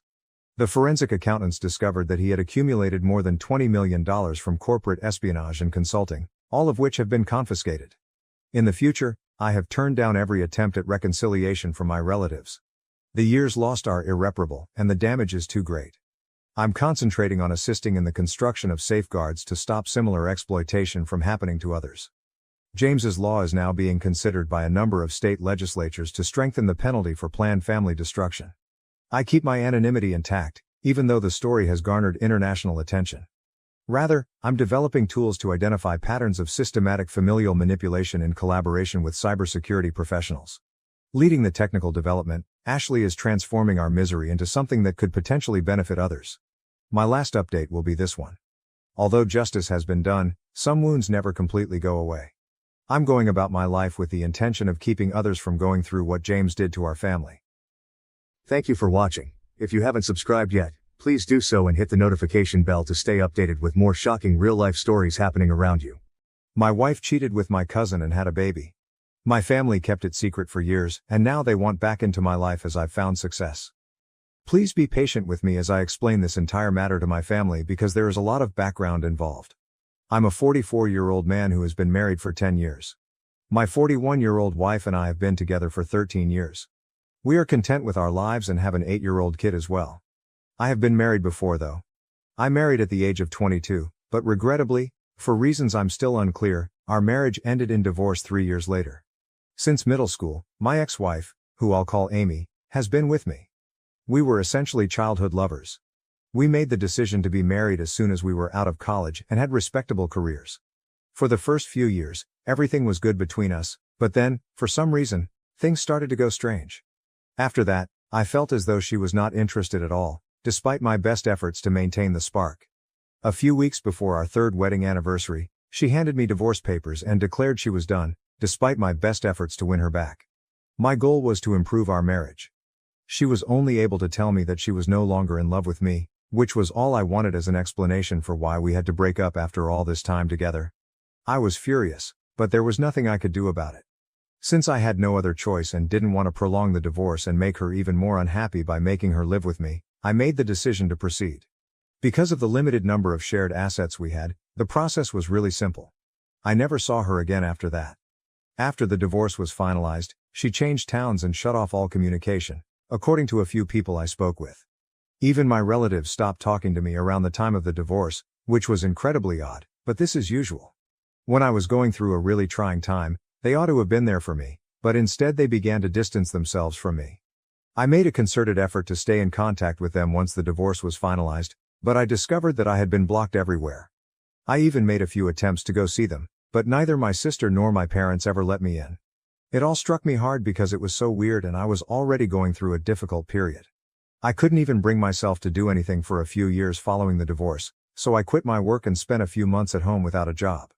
But I'm really fortunate to have friends by my side who encouraged me to attempt to move on and do better even during such trying moments. After the divorce, my friends looked after me because my family was never there for me. I ultimately made the decision to open my own eatery. Although it had always been my ambition, I had put it off in order to accumulate sufficient funds because I also needed to consider Amy during our marriage. But because we were divorced, I made the decision to go ahead and do it alone. I also chose to call the restaurant the name my parents had recommended. My buddies helped me approach a few potential investors, secure their support and begin developing a business plan. I opened my own restaurant a few years later. After the divorce, it took me about 4 years to get back on my feet. I met my current wife 2 years later. We started conversing after she told me she loved my restaurant at a function where we met through friends. I asked her to marry me after 3 years of dating because I wanted to give love another try. Here we are with our son 10 years later. My business life has also improved over the past few years, in addition to my personal life. In my career, I've done fairly well. It all began with a restaurant, but because of its success, we gradually started to grow. I am the CEO of my own hospitality firm at the moment, and we operate a chain of hotels and restaurants that are quite well liked. We intend to grow it even further in the hopes of gaining recognition outside of the state. I have put a lot of effort into getting to where I am now, but it has been a difficult journey. Since of this, I recently agreed to an interview since I felt it was an indication that I had truly made it. However, after seeing that interview on the television, my family decided to get in touch with me again, and I honestly had no clue that it would generate such a storm in my life. I didn't really think my family would have watched it because the channel that carried it was a somewhat popular one. Even if they had, I didn't think they would arrive at my workplace. My workplace's location isn't particularly discreet, so they must have had little trouble finding me. Still, it was highly improper of them to arrive at my place of employment and insist on seeing me while I was there. Regretfully, they did precisely that 3 days ago. Seeing them after all this time was really odd. The receptionist told me that my family was waiting outside when they arrived, even though I was working. I initially assumed she was referring to my wife and kid, which would have been strange given that my son was at school and my wife was at work. She went on to say that my sister and parents were present to see me. I was having trouble processing what was happening at the time. I informed the receptionist that they would have to be ordered to go for the time being, but I would see them later. Naturally, they persisted and were making a scene, so I had to step in. Before I could talk to them and find out what was going on, I didn't want security to eject them from the premises. I therefore walked to the lobby to see them. They immediately pretended that nothing had changed in the over 2 decades since I had last seen them. They started praising me right away, telling me how wonderful it was that I had achieved enough accomplishment to make the headlines and how motivational my tale was. They should have been included in that story as members of my family, so hearing them say it felt odd. They began discussing how they had seen my family, but I tried to dismiss it by telling them I had to return to work. I had mentioned in my interview how helpful my wife and son had been to me along the way. They were referring to certain family images that were also featured on the channel. Since they had been away from us for a while, they began to express a wish to meet my wife and their grandson as soon as possible. At that point, they said I should have done more to reach out to them after the divorce and chastised me for not trying hard enough. It dawned on me that I might at last be able to find out what had transpired at that time. Therefore, rather than telling them to leave, I chose to let them speak.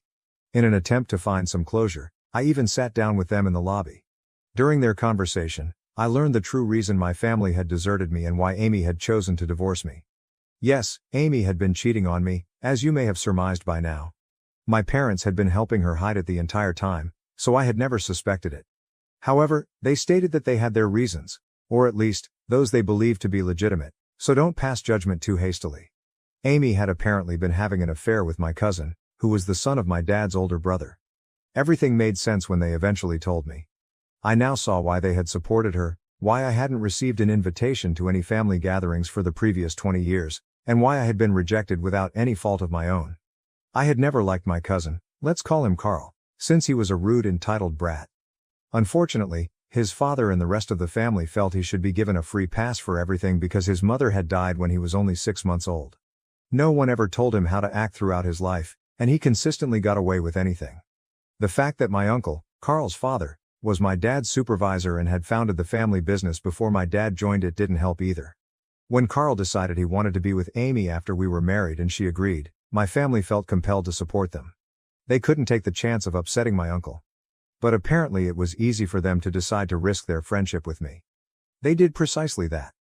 They also informed me that my uncle made it very apparent during the divorce that he did not want any family members, including my parents and sister, to communicate with me in any way. After Amy said she was expecting my child, they apparently attempted to object. They would have to cut me off if they ever wished to communicate with their grandson. In addition, when Amy filed for divorce, I was never informed that she was expecting a child. I couldn't have predicted because she hadn't been displaying at the time either. She had moved out long before the divorce was finalized, so she hadn't been living with me.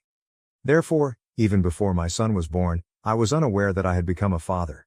It seems that my daughter, who is now almost 20, believes Carl is her biological father even though she has never met me. In any case, my parents told me this about what actually occurred all those years ago. It felt like I was being told a story, and I was hardly able to process any of it at the time. To acknowledge that this was my reality, I had to pinch myself. My family thought that by achieving job security and establishing a bond with their granddaughter, they had effectively cut me off. They had cut me off because, in my opinion, they were simply cowards. They could have simply told me the truth and let me deal with it, but instead they decided to be scared of my dad's brother, acting as though he could do more than just drive my father out of the family business. My dad could have taken legal action in retaliation even at that point. I honestly can't think of a reason why you didn't notify me about Amy's pregnancy or the fact that I have a daughter. They sat on this for 20 years without saying anything until they realized I was doing well in life. They suddenly felt a great deal of pity for everything and wanted to make amends with me. Sadly for them, I was able to see through their deception. I told them I needed them to go as soon as they were done telling me everything because I didn't have the capacity to forgive them right now after what they had just told me. Since we were seated in my workplace's lobby and I didn't want to start a fight, I made an effort to be polite. I couldn't, however, rely on others to act similarly. As soon as I told them to go, they began complaining that I should consider their point of view and how challenging the situation had been for them as well. I informed them that I was positive they were only contacting me now because they wanted a share of my success. They strongly rejected it. My sister even went so far as to argue that they were the reason I was successful in the first place, as they had come up with the name for my restaurant back when it was still just a dream. Given that they hadn't helped me over the years and that I had created everything on my own with the assistance of my friends rather than them, I thought it was rather brave of her to make such a claim. It wasn't enough for them to claim credit for my accomplishment just because they suggested a name. I laughed at her because the idea was so ridiculous. I threatened to have her and my parents ejected from the building if they didn't leave right away. They persisted in their argument, stating that they would not go until we had resolved our differences. But I was not interested in carrying on the discussion. I therefore carried out my promise and had security eject them from the building. As they were being led away, they were obviously very unhappy and tried attempting to convince me that they had no other option. However, I don't believe that. They had an option, but they chose poorly, and now they will have to live with the repercussions. They have survived the previous 20 years without seeing me or my family, so I have no doubt that they will be able to do the same in the future. In any case, they haven't stopped attempting to get in touch with me 3 days after this happened. They haven't had the guts to return inside my workplace, but they have been showing up outside, sending emails to my work address, and texting me on social media. Their attitude has clearly changed as seen by the numerous apologies in their mails. They appear somewhat agitated as they wait for me to stop for them outside my place of employment. However, I ignore them and simply drive past. I almost feel sorry for them now because of how horrible things have gone. To be honest, I've discussed this with my wife because, no matter what I do about my family, we still need to consider my daughter, whom I was unaware of until a few days ago. We have been debating whether or not to track down my daughter and attempt to get in touch with her. We also have to deal with my family, who I don't think will leave until they have another opportunity to talk to me. My wife believes that perhaps I should invite them over and have a conversation with them in order to at least try to resolve the issue. Since this circumstance isn't healthy for my emotional health, she thinks it might help get rid of all the toxicity. But I'm not personally interested in doing it. Given everything I've learned and what I'm going through right now, I don't have the mental capacity to deal with them, so I just want to keep ignoring them till they go away. We are struggling greatly to decide how to proceed and handle this. After 20 years of no communication, I also question whether I'm wrong for not wanting to give my parents another chance to talk. Update 1. A week and 3 days have passed since my initial post, and my spouse and I have made the decision to keep ignoring my relatives.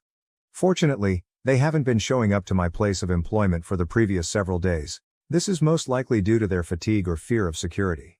In any case, I'm glad. It was much simpler for me to quit thinking about them after they stopped visiting. It appears that I was feeling guilty about how I was handling the matter because of their presence. I no longer feel bad about not responding to their texts. No matter how many times they apologize, nothing will change. No amount of apologies will make up for the fact that they have failed me as a family. I'm not even bothering to block them anymore, even though they've kept sending messages from different accounts and email addresses. What's the point? I'll continue to ignore them even if they try to apologize by making new accounts. We'll see how long they can continue this. Let's go on to the other problem we are facing, my daughter. Neither my wife nor I knew how to handle the matter. My parents told me where she attends college throughout our talk, so we have her name. I haven't taken any action yet, but my assistant was able to locate her social media profiles. I am unsure of if it is appropriate for me to contact her, and I'm unsure of how to inform her that I am her biological father. I can't just walk up to Amy's house and demand custody or anything because she's not a kid. Furthermore, given what I've learned about Amy, I'd prefer not to have her involved in this at all.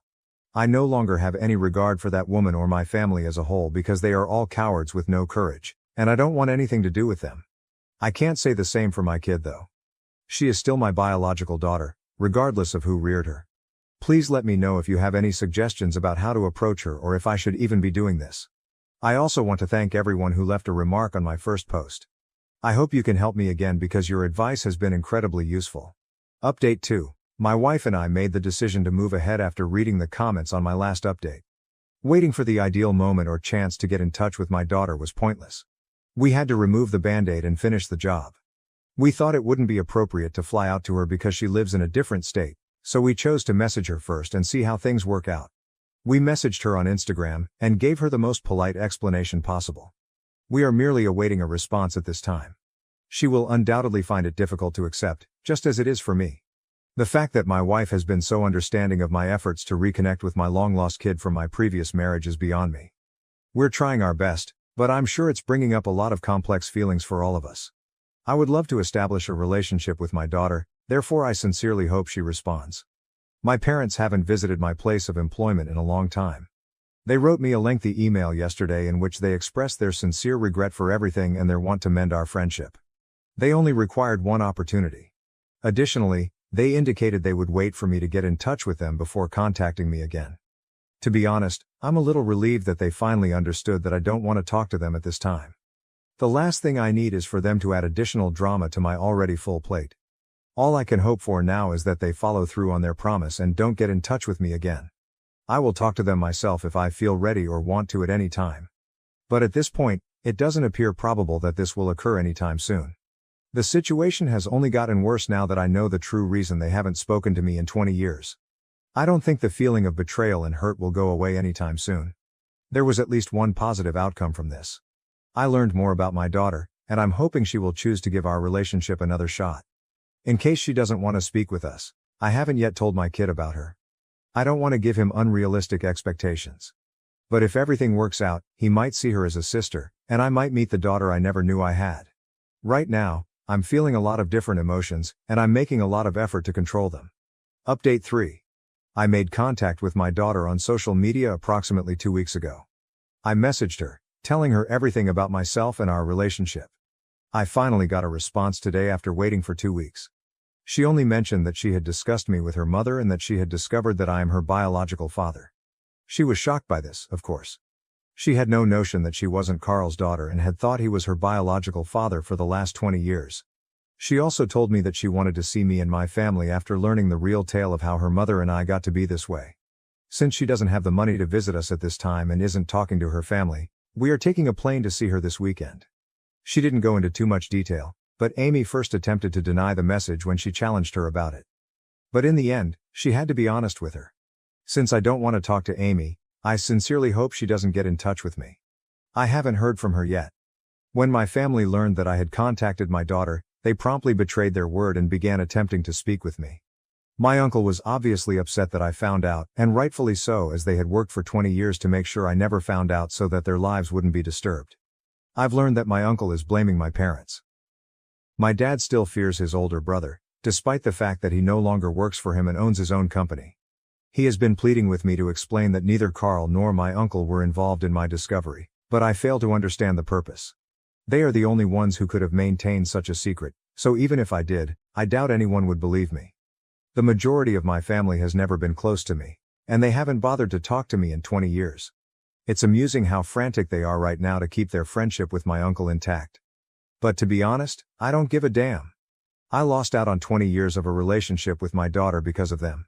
This, I believe, is the least I can do. Update 4. I finally got to meet my kid today with my family. It was initially uncomfortable, then moved, but overall it was simply lovely. Despite having grown up with two of the worst people I've ever met, she seems to be a decent and caring person.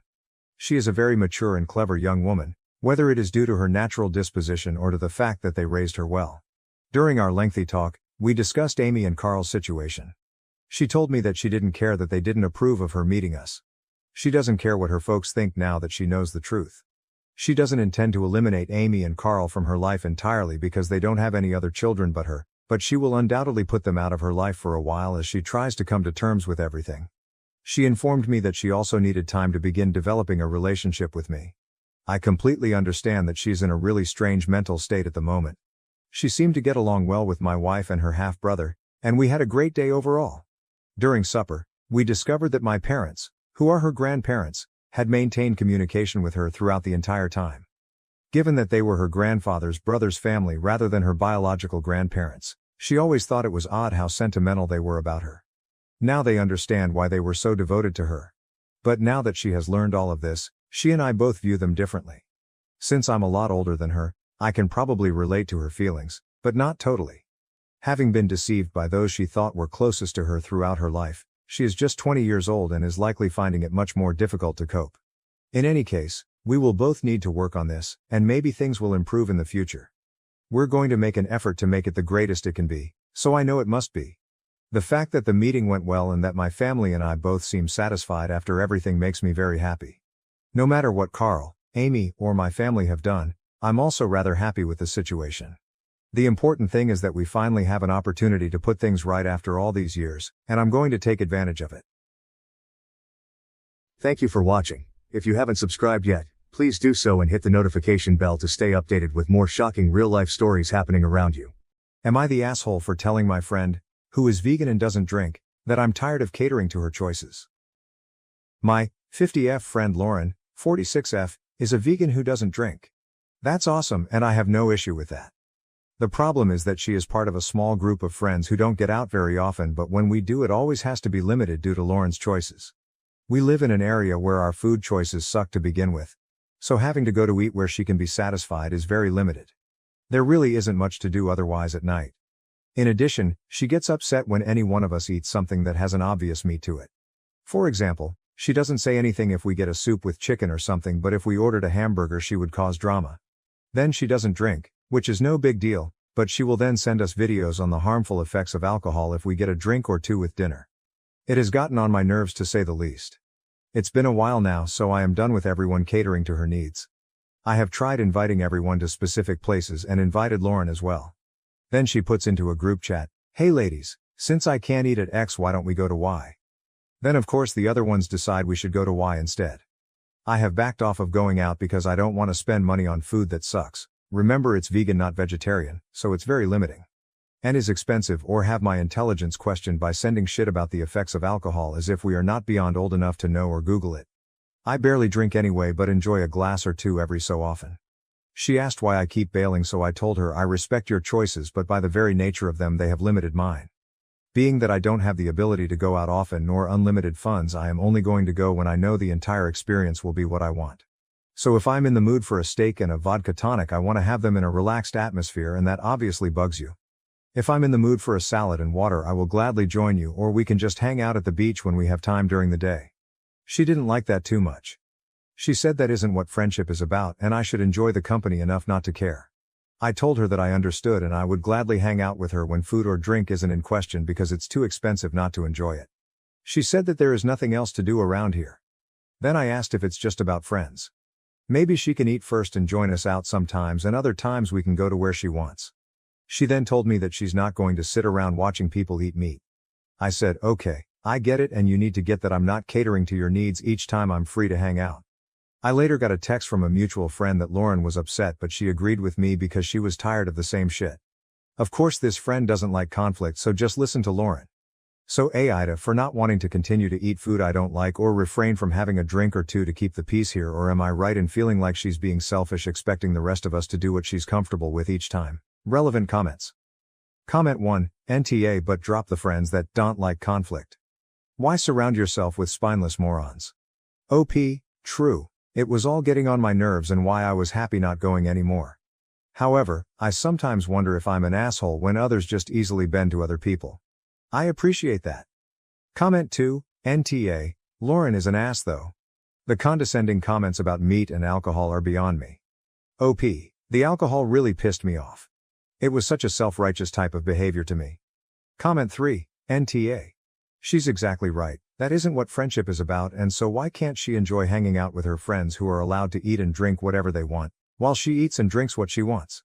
I'm sorry, there's probably not a great ending here, but the way she's framed the situation can easily be turned around back on her, so she's not right. Neither is she wrong. It just may be that you two are incompatible as friends.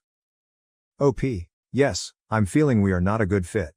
To be honest, I am working hard on setting boundaries, but sometimes I question if I'm not going overboard, especially when many other women my age seem to just go along with something. I felt like she was being extremely selfish but thought I could be missing something, and why I asked. OP on if she had a problem with Lauren being a vegan and doesn't drink. OP, no. The problem is that I'm expected to become a vegan and not drink in her presence. I don't care what she does, but she cares what I do and the other women as well. OP on the food choices in the area. OP, nice try. I live in a small beach town. There is shitty food to begin with, so the options are extremely limited here. So I can't tell you how many salads I have been limited to eating while going out with her. There are no solely vegan restaurants and very few that have vegan options. She doesn't make it worthwhile to listen to negativity to get what you actually want, so that leaves fucking salad. So just because you misinterpret what I meant or assume the worst in people doesn't mean you're right. Fucking fame? Seriously. Damn. I thought my life was pretty lame just asking this question, and to think someone thinks I'd actually make this shit up. FFS. Update. Thank you so much to the countless people who commented on my post shown below. You made me realize that I wasn't an AH and shouldn't have put up with her BS.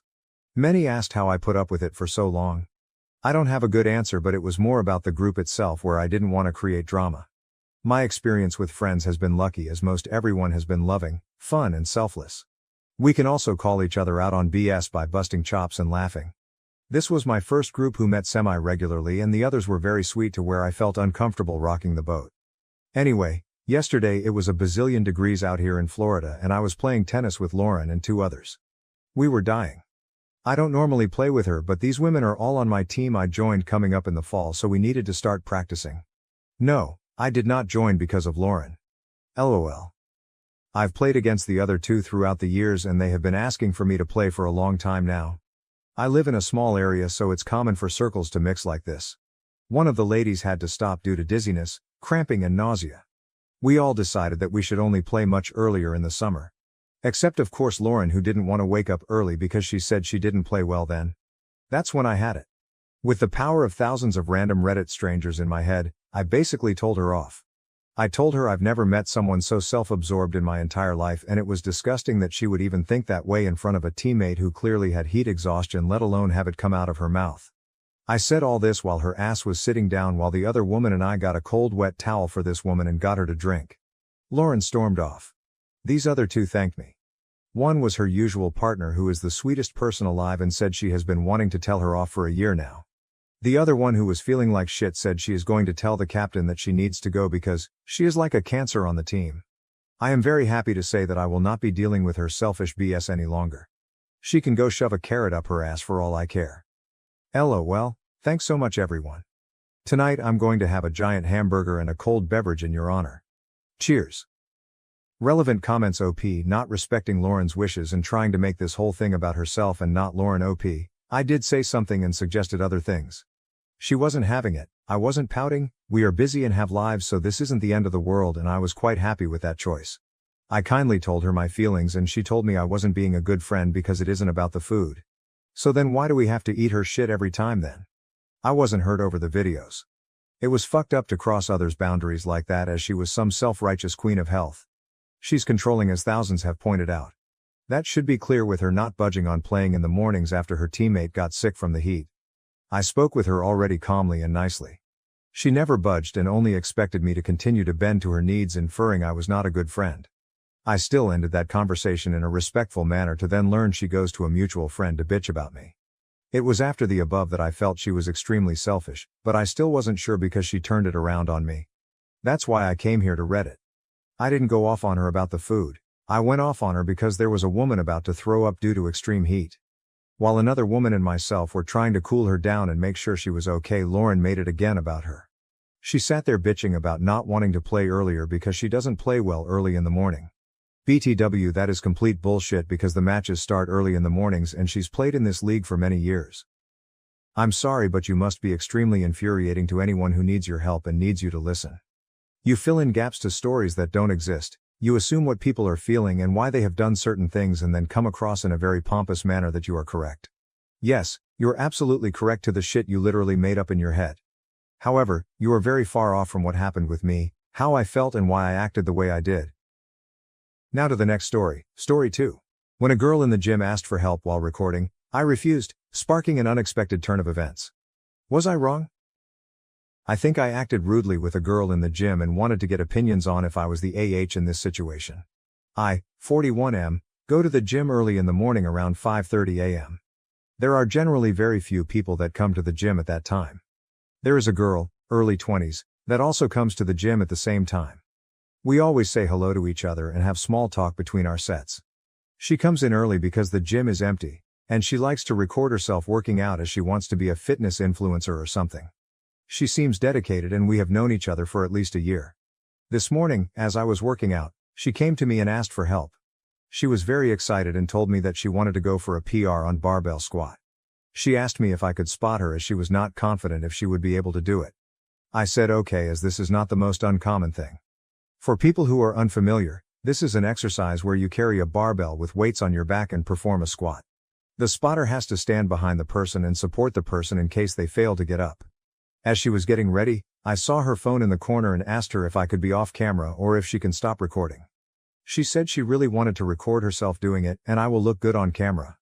I told her that I really do not want to be on camera, as my wife or co-workers may watch the video if she posts it online and may not look good for me. Another reason that I did not tell her was that she was wearing a very revealing outfit, small sports bra and tight shorts, and I really did not feel comfortable being recorded standing behind her.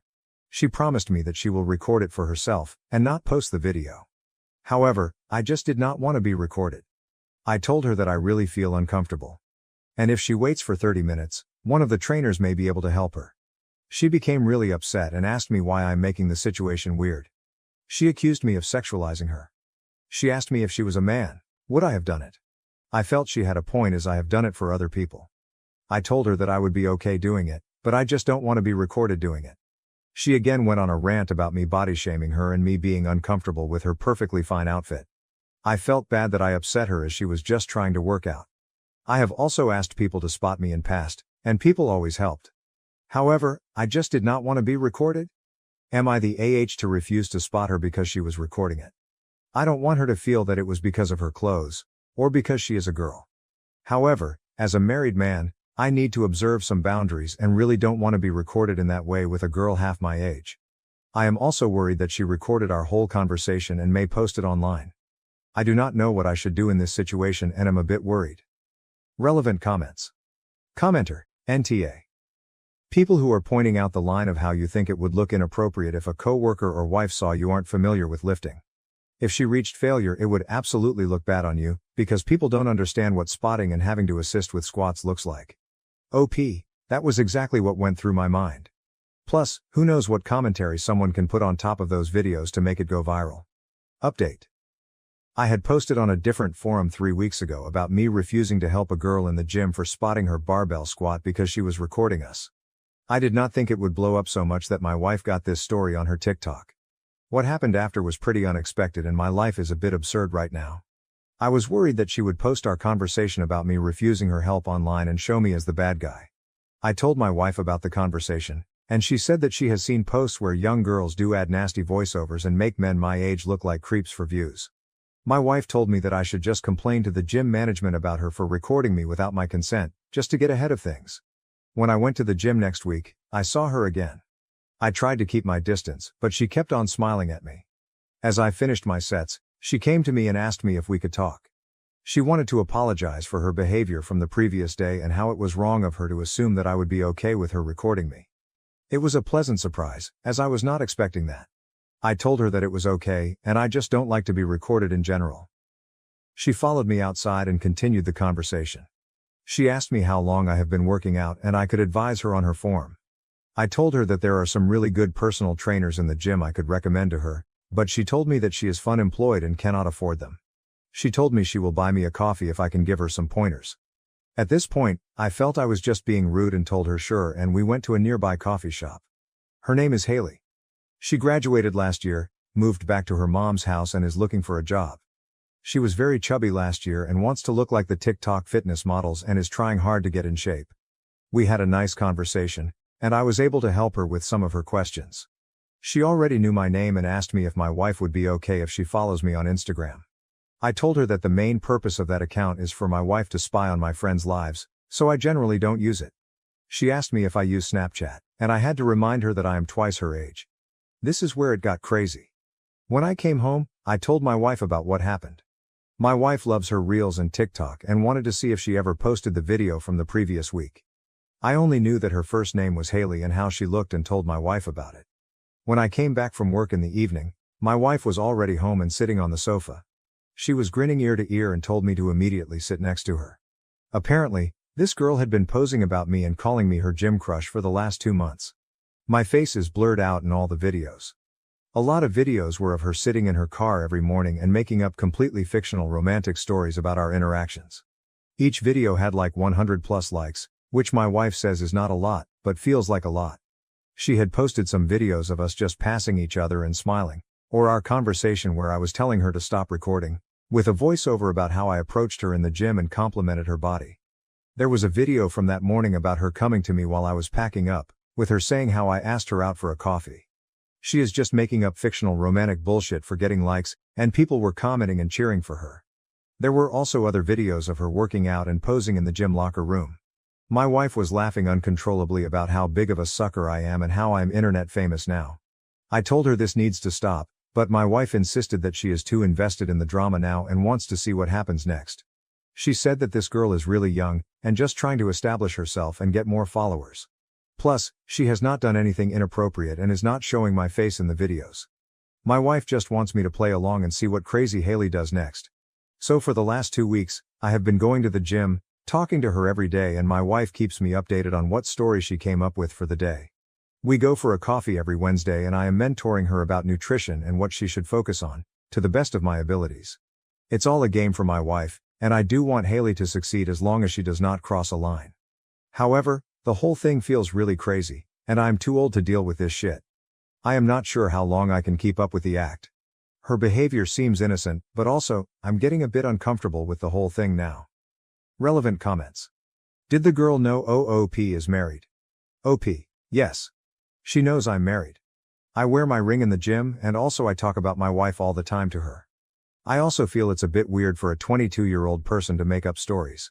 My wife feels she is just using me as an NPC in her fiction to gain more viewers and create drama. We discussed it and she told me about how some girls just make up stories about bad first dates on TikTok as it gets them a lot of views. My wife feels it's weird, but I need to see the humor in this situation. At least it's entertaining and she wants to know where her story goes next. What was all about in the coffee discussion? OP.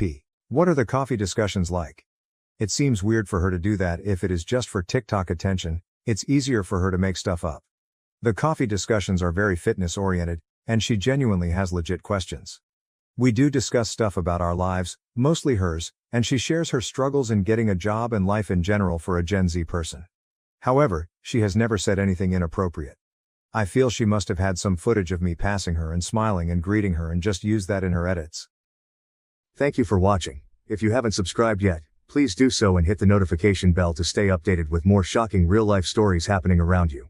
I was abandoned by my family due to my golden sister's success. Now she's begging for help as the family business falls apart. Hello Reddit, I, 32F, never imagined that I would be sharing my entire being online, but here I am. My life was completely upended in a way I never anticipated. I was expelled from the house by my parents. And why? Because I managed to pay for my MBA without their invaluable assistance, and my sister, 36F, the golden child, couldn't tolerate it. Although it's a lengthy tale, I need to vent and perhaps you guys might provide some guidance or simply a virtual shoulder to weep on. Allow me to illustrate the dynamics of my family for you.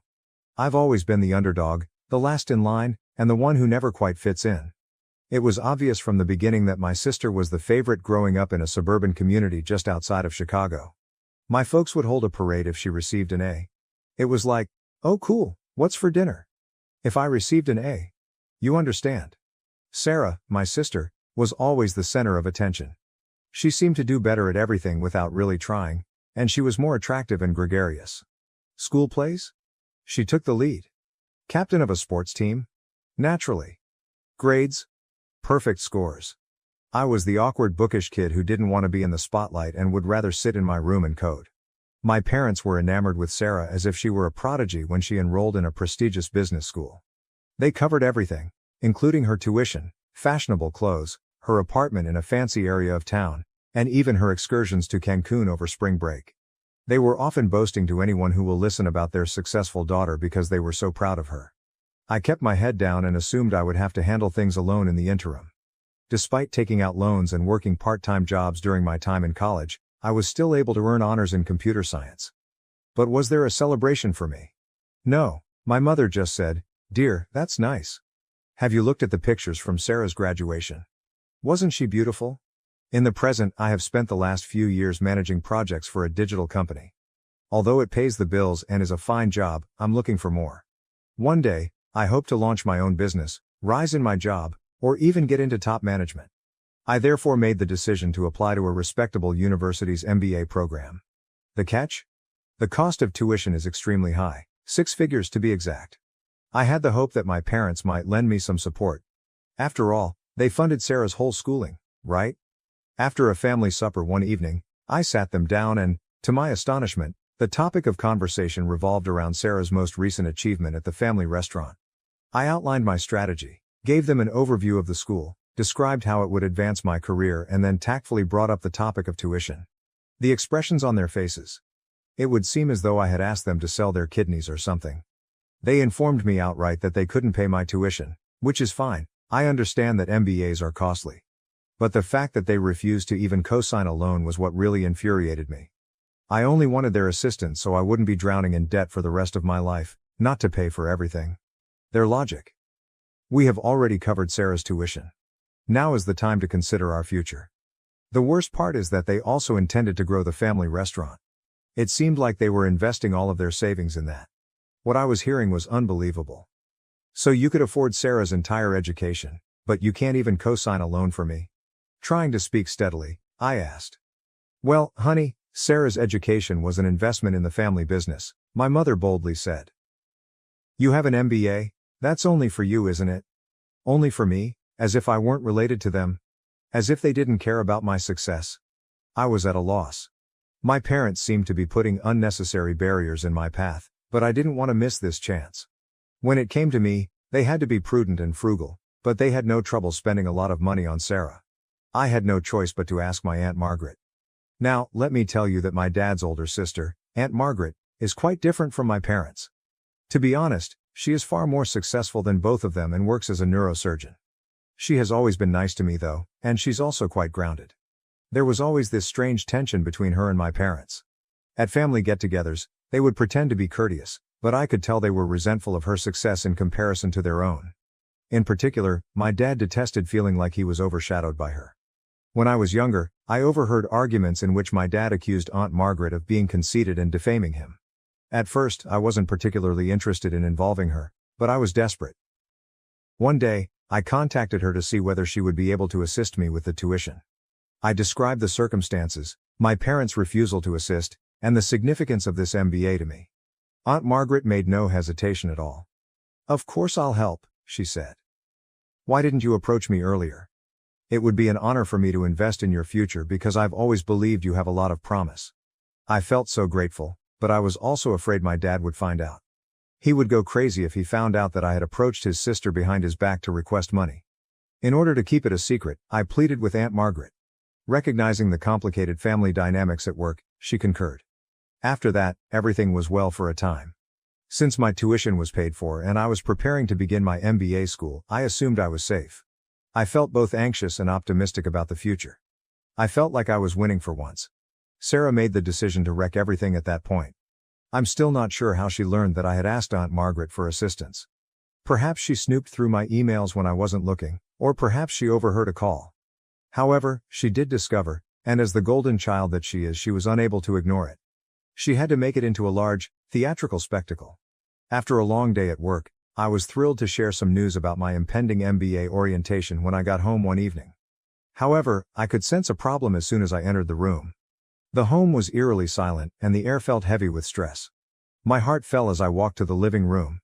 Everything I owned, including my books, clothes, and even my bedding, was put up in boxes. I felt as though the house was erasing me.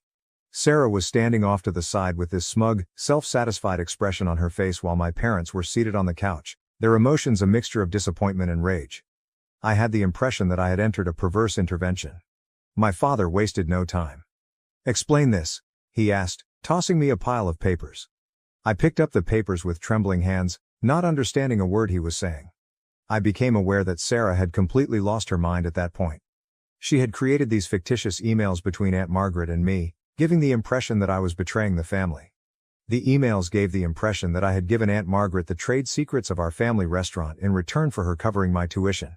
Recipes, supplier details, and even the restaurant's finances were discussed. I didn't really have access to any of these things, but Sarah did. My eyes were unbelievable. After looking through my laptop, Sarah discovered several emails that I had sent with Aunt Margaret, which she subsequently altered using Photoshop or some other program. She painted me as a traitor of some sort, as though I had betrayed our family. I was taken aback. "This isn't real." I stumbled my way out. "These emails are fraudulent, I would never do this." My parents, however, didn't even pay attention. My mom was crying as they stood there, and my dad was furious and red-faced. He said, "We trusted you, and you stabbed us in the back." They trusted Sarah, regardless of what I said. Since they obviously did. She was always believed by them. It felt as though I had vanished from the world and that all the years I had spent being a good daughter, working hard and never getting into trouble, were in vain. I knew then and there that I would always be second best in their eyes. They would always have doubts about me. My father said, "You must go," in a chilly tone. "We won't have a traitor in this house." I pleaded with them to think again. I made an effort to clarify the MBA and how Aunt Margaret was only assisting me, much like they had assisted Sarah. My parents didn't care, but I didn't want to burden Aunt Margaret, especially since she had already promised to cover my tuition. They claimed I was a traitor and refused to interact with me. Sarah simply stood there the entire time, her arrogant expression never changing. Her eyes said louder than words could. She had prevailed. The sister, whom she always viewed as a rival, was finally gone. That was it. I only had a few boxes of my belongings and the clothing on my back when I fled.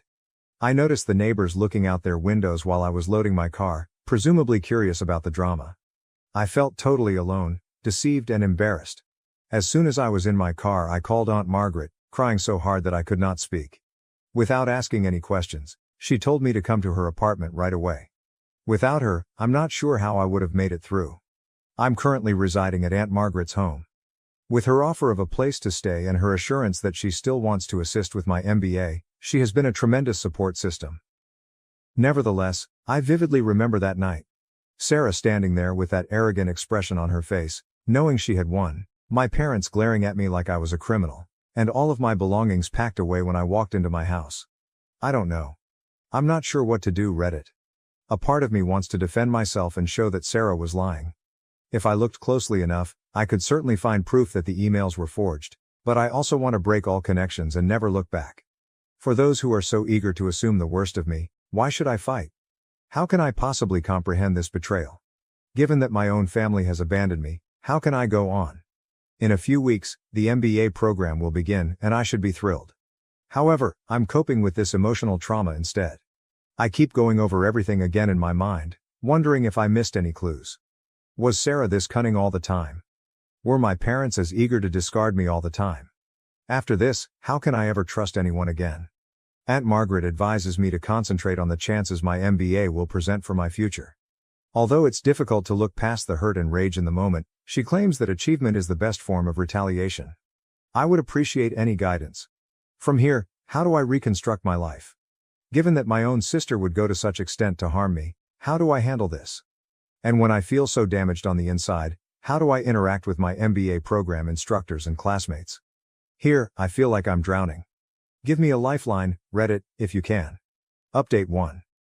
It's been a long time, 3 years to be precise, Reddit. Since I last wrote about my family throwing me out, a lot has happened. I wanted to let you know how things have progressed. I started by finishing my MBA program, which had a profound impact on me. I was in a lot of mental upheaval when I first started, but I was able to focus all of that energy on my academics. I graduated at the top of my class, but it wasn't easy. The girl who constantly felt inferior is no longer there. She has been replaced with a lady who is confident in her abilities and doesn't hesitate to express them. I got a job at a prestigious consulting business after graduating. I love my job, but it's tough. I'm in a setting where my abilities and diligence are truly valued for the first time in my life. No more living in the shadow of others. During all of this, Aunt Margaret has been a rock. She's become the loving family I never had, not just a place to stay. We discuss everything from her most intriguing medical cases to my most recent professional endeavor during our weekly dinners. I've learned so much from her about defending my rights and appreciating my own worth. 3 years of radio silence about Sarah and my parents. No emails, texts, or phone calls. It was painful at first. However, as time went on, I came to see that their absence was enabling me to develop in ways that I could not have while living with them. I've created a proud life for myself, free from the need for approval and continual comparisons. However, life can be unpredictable. Last Saturday, just when I thought I had everything worked out, Sarah arrived at my door. I nearly failed to identify her. The air of superiority and the fancy attire vanished. She was wearing a basic sweater and jeans that had seen better days, and she had big circles under her eyes and her hair pulled up in a hurry. She looked discouraged. "Hey," she said in a little voice. "Can we talk?" Curiosity overcame my want to slam the door in her face. I opened the door for her. Sarah sat uncomfortably fidgeting on the couch. "I need your help," she blurted out at last. "The eatery is having problems. Serious problems. The family firm," she said, "was close to going bankrupt. Our parents' much anticipated large expansion had turned out to be a complete failure. They were drowning in debt because they had overextended themselves and took out large loans." When Sarah said, "Dad's talking about filing for bankruptcy," her voice broke. "Mom is in disarray, and I'm at a loss for what to do. Despite my best efforts, I am unable to resolve this." As I listened, I experienced a range of feelings. I had a sick sense of satisfaction. Wasn't this retribution for the way they handled me? However, I also experienced a twinge of, not quite pity, but a near feeling. "Why are you telling me this?" I inquired. "What do you expect me to do?" Sarah's eyes were filled with desperation as she gazed at me. "You're doing fantastically in your new work and with your MBA. I hope you may be able to assist, offer some guidance, or—" I understood what she was asking, but she didn't finish the phrase. She desired money. The black sheep is being rescued by the golden child. The irony was nearly unbearable. I said, "Let me get this straight," maintaining a calm voice. "After everything that happened, After 3 years of silence, you show up asking for help. Sarah was gracious enough to appear embarrassed. Quietly. I know I messed up, she said. I felt envious. All right. You were always so capable and intelligent. I lost it when I learned that Aunt Margaret was assisting you. I apologize. After 3 years, all she could do was apologize. It was dreadfully insufficient. Sorry doesn't cut it, Sarah, I responded. You have no idea what I've been through because of what you did. I know, she responded, her eyes welling with tears. But we're still related, aren't we? Family members support one another. Just give it some thought, please. Family. The word struck me hard. After everything that had transpired, were we still related? I informed Sarah that I needed some time to reflect. With a disappointed expression, she left her number and left. And now I'm here, attempting to decide what to do. On the one hand, I've put a lot of effort into creating this new life for myself. The familial drama, the incessant comparisons, and the sense of inadequacy have all finally left me. Is it really my intention to become entangled in all of it again? However, a tiny part of me still gives a damn. I feel something when I consider my parents' bankruptcy, not quite pity, but also not disinterest. However, there is a part of me that sees this as a chance to show them what they lost when they rejected me. To definitively demonstrate that I am not the failure they have always believed me to be. However, is it worthwhile? After the way they treated me, do I owe them anything? And would things truly change even if I did help? Or, regardless of what I do, would I always be the second best daughter? Reddit, I'm conflicted.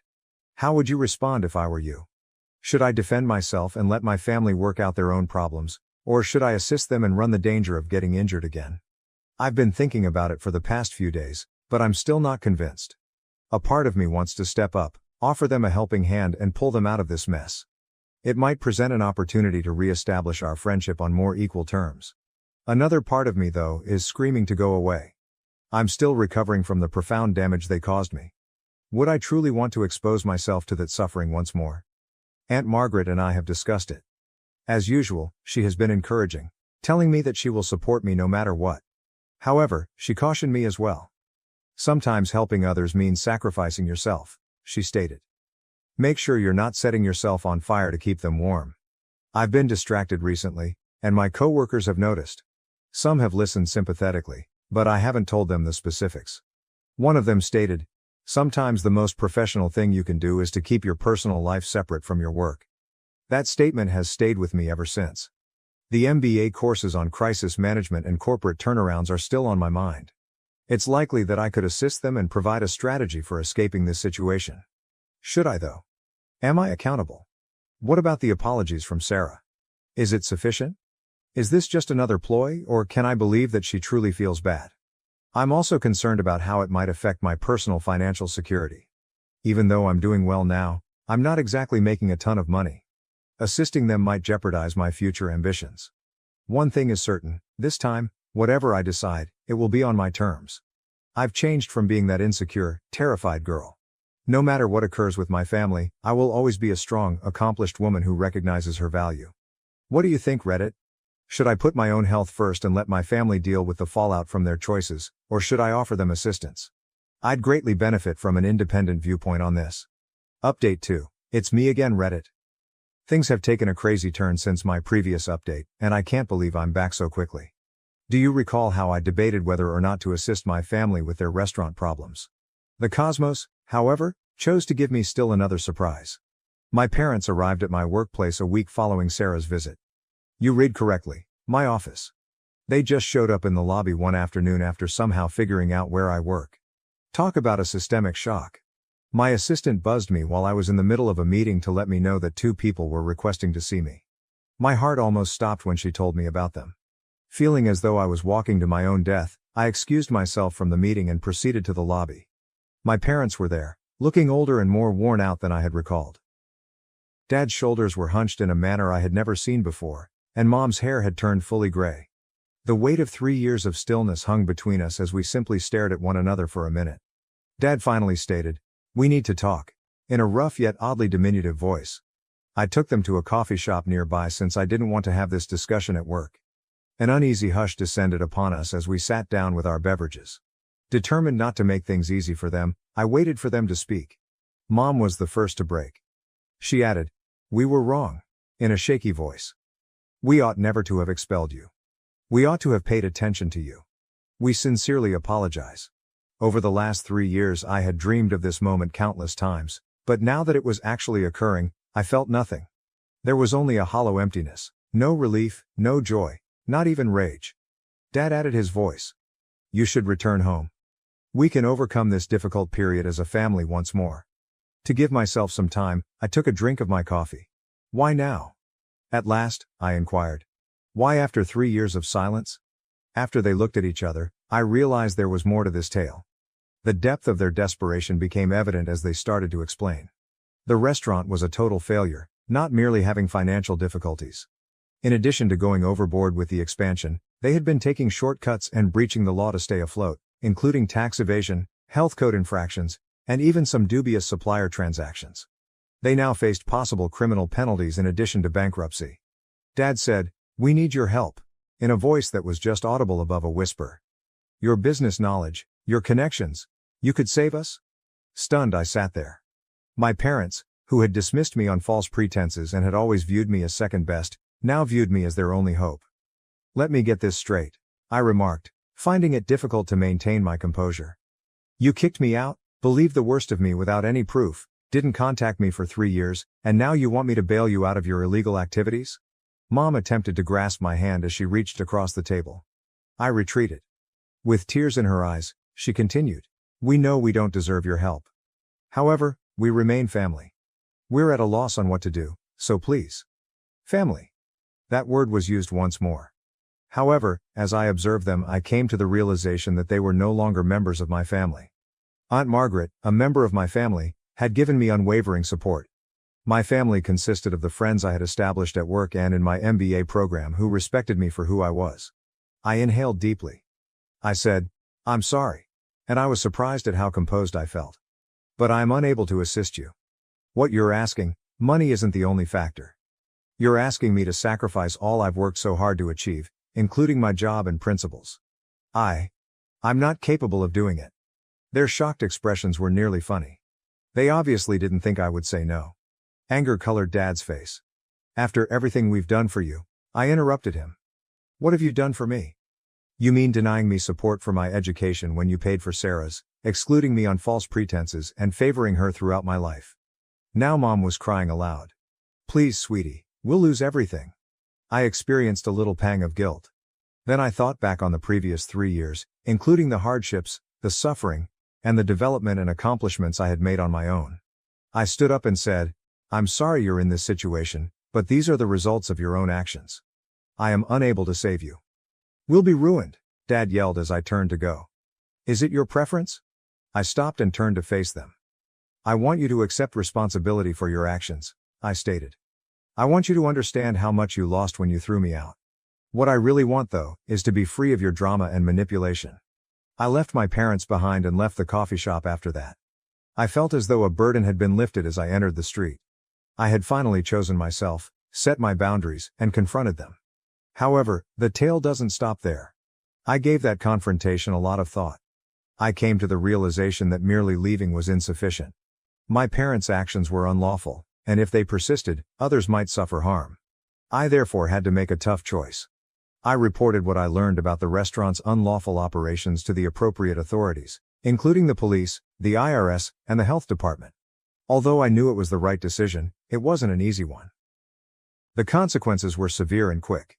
Screaming and sobbing, Sarah called me and accused me of ruining the family. I don't know what grounds my parents believed they had, but they alternated between pleading for assistance and threatening legal action in their voicemails. But I didn't back down. I informed the authorities of what I knew and made it apparent that I was not involved in any unlawful activity.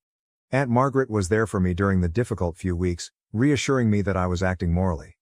Although the inquiry is still underway, the eatery has reportedly been closed while a thorough audit is conducted. Sarah and my parents are facing severe legal repercussions. Although it's not a joyful conclusion, it's a fair one. In my case, I'm doing all right, actually better than all right. With everything, there's a feeling of closure. The harmful family dynamics that hindered me for so long have now been broken. I have a successful career. I've even received an approach regarding a possible promotion. I feel like I've found a true professional home because of how supportive my coworkers have been during this process. I've never been closer to Aunt Margaret. After everything calms down, we're arranging a trip together, so we have something to look forward to after all this worry. I'm not going to act like it's been simple. There are times when I question whether I made the correct decision and feel bad. However, I know I made the correct decision when I think back on all the suffering they inflicted on me, including the years of manipulation and partiality. Here I am then. I felt confused and alone after being evicted from my house 3 years ago. I am now independent, prosperous in my work, surrounded by individuals who truly care about me, and at last free from my family's poisonous influence. Although some may have wished for a joyous family reunion, this is my tale, and I'm glad of the progress I've made. Remember this: if you're struggling with toxic family members or tough choices, you have the right to put your own health first. You are entitled to establish limits. Additionally, there are instances when the family you choose matters more than the one you were born into. I appreciate Reddit's support along this journey. You have no idea how much your guidance and assistance have meant. Cheers to fresh starts and making our own happiness. Thank you for watching. If you haven't subscribed yet, please do so and hit the notification bell to stay updated with more shocking real-life stories happening around you. Karen claims to be the owner's wife in my parents' restaurant and ends up embarrassing herself. I am 18 years old. We offer snacks, cakes, candies, and several fast items in the small restaurant my parents run. Let us just refer to it as Joe's. It was named after my grandparents. Yes, I do pay. Normally, I hang out there with friends to have something whenever I have free time, and this helps them to pay as well. Working at Joe's pays me, especially on the weekends as it gets really busy. I pick orders and assist others with service. We do indeed have staff members. Along with paying me for the hours I work, my dad lets me keep the tip money clients leave after dining. Few of the frequent patrons are aware that my parents, the proprietors, also work there. I am the son of the owner. People commonly confuse them, nevertheless, for employees. One weekend, a woman, probably in her 30s or 40s, entered the restaurant with her bratty child, who appeared to be roughly 13 years old. Given it was the weekend, the place was somewhat packed. She was advised to take a seat on one of the waiting seats. About 20 minutes later, she sat down at a ready table. I went to get her order. I can't precisely recall what she ordered, perhaps a sandwich or something. I handed the order to the kitchen and stood next to the register monitoring whether anyone needed anything. Her bratty child was running around the restaurant, yelling, running over people, treading on their feet, even touching their food. Naturally, the mother seemed unconcerned and preoccupied on her phone. This infuriated me much. Hence I grabbed the child by his hand and angrily instructed him not to run in such a strong manner that he started crying and ran back to his mother. Fuming, the mother stripped across to me. The discussion proceeded as follows. "How dare you touch my child?" the entitled mother says. "Me? He was flitting about upsetting other individuals. Surely you noticed he was handling their food." "Well, he's a child," says the entitled mother. "He is free to do as he likes." "Me? Well, yeah, but under my supervision." "Do you even know who I am?" the entitled mother asked. Thinking, asterisk. Here we go again. Knowing what was about to happen, I chose to participate, asterisk. "Me? No ma'am, I'm not." Entitled mother. "Well, then you ought to know. I am the owner's wife. You're getting fired, so you made a big mistake and I will make sure your face won't be seen here again." I started to find amusement at this stage. I assumed she would say she was a friend or sister of the owner, but she opted for asterisk wife asterisk. Hence now I could have some fun. "Me? Ma'am, I doubt you even know his." She served me. "His name is insert my dad's name here," says entitled mother. She knew my dad's name, which startled me since only a small number of people knew that fact.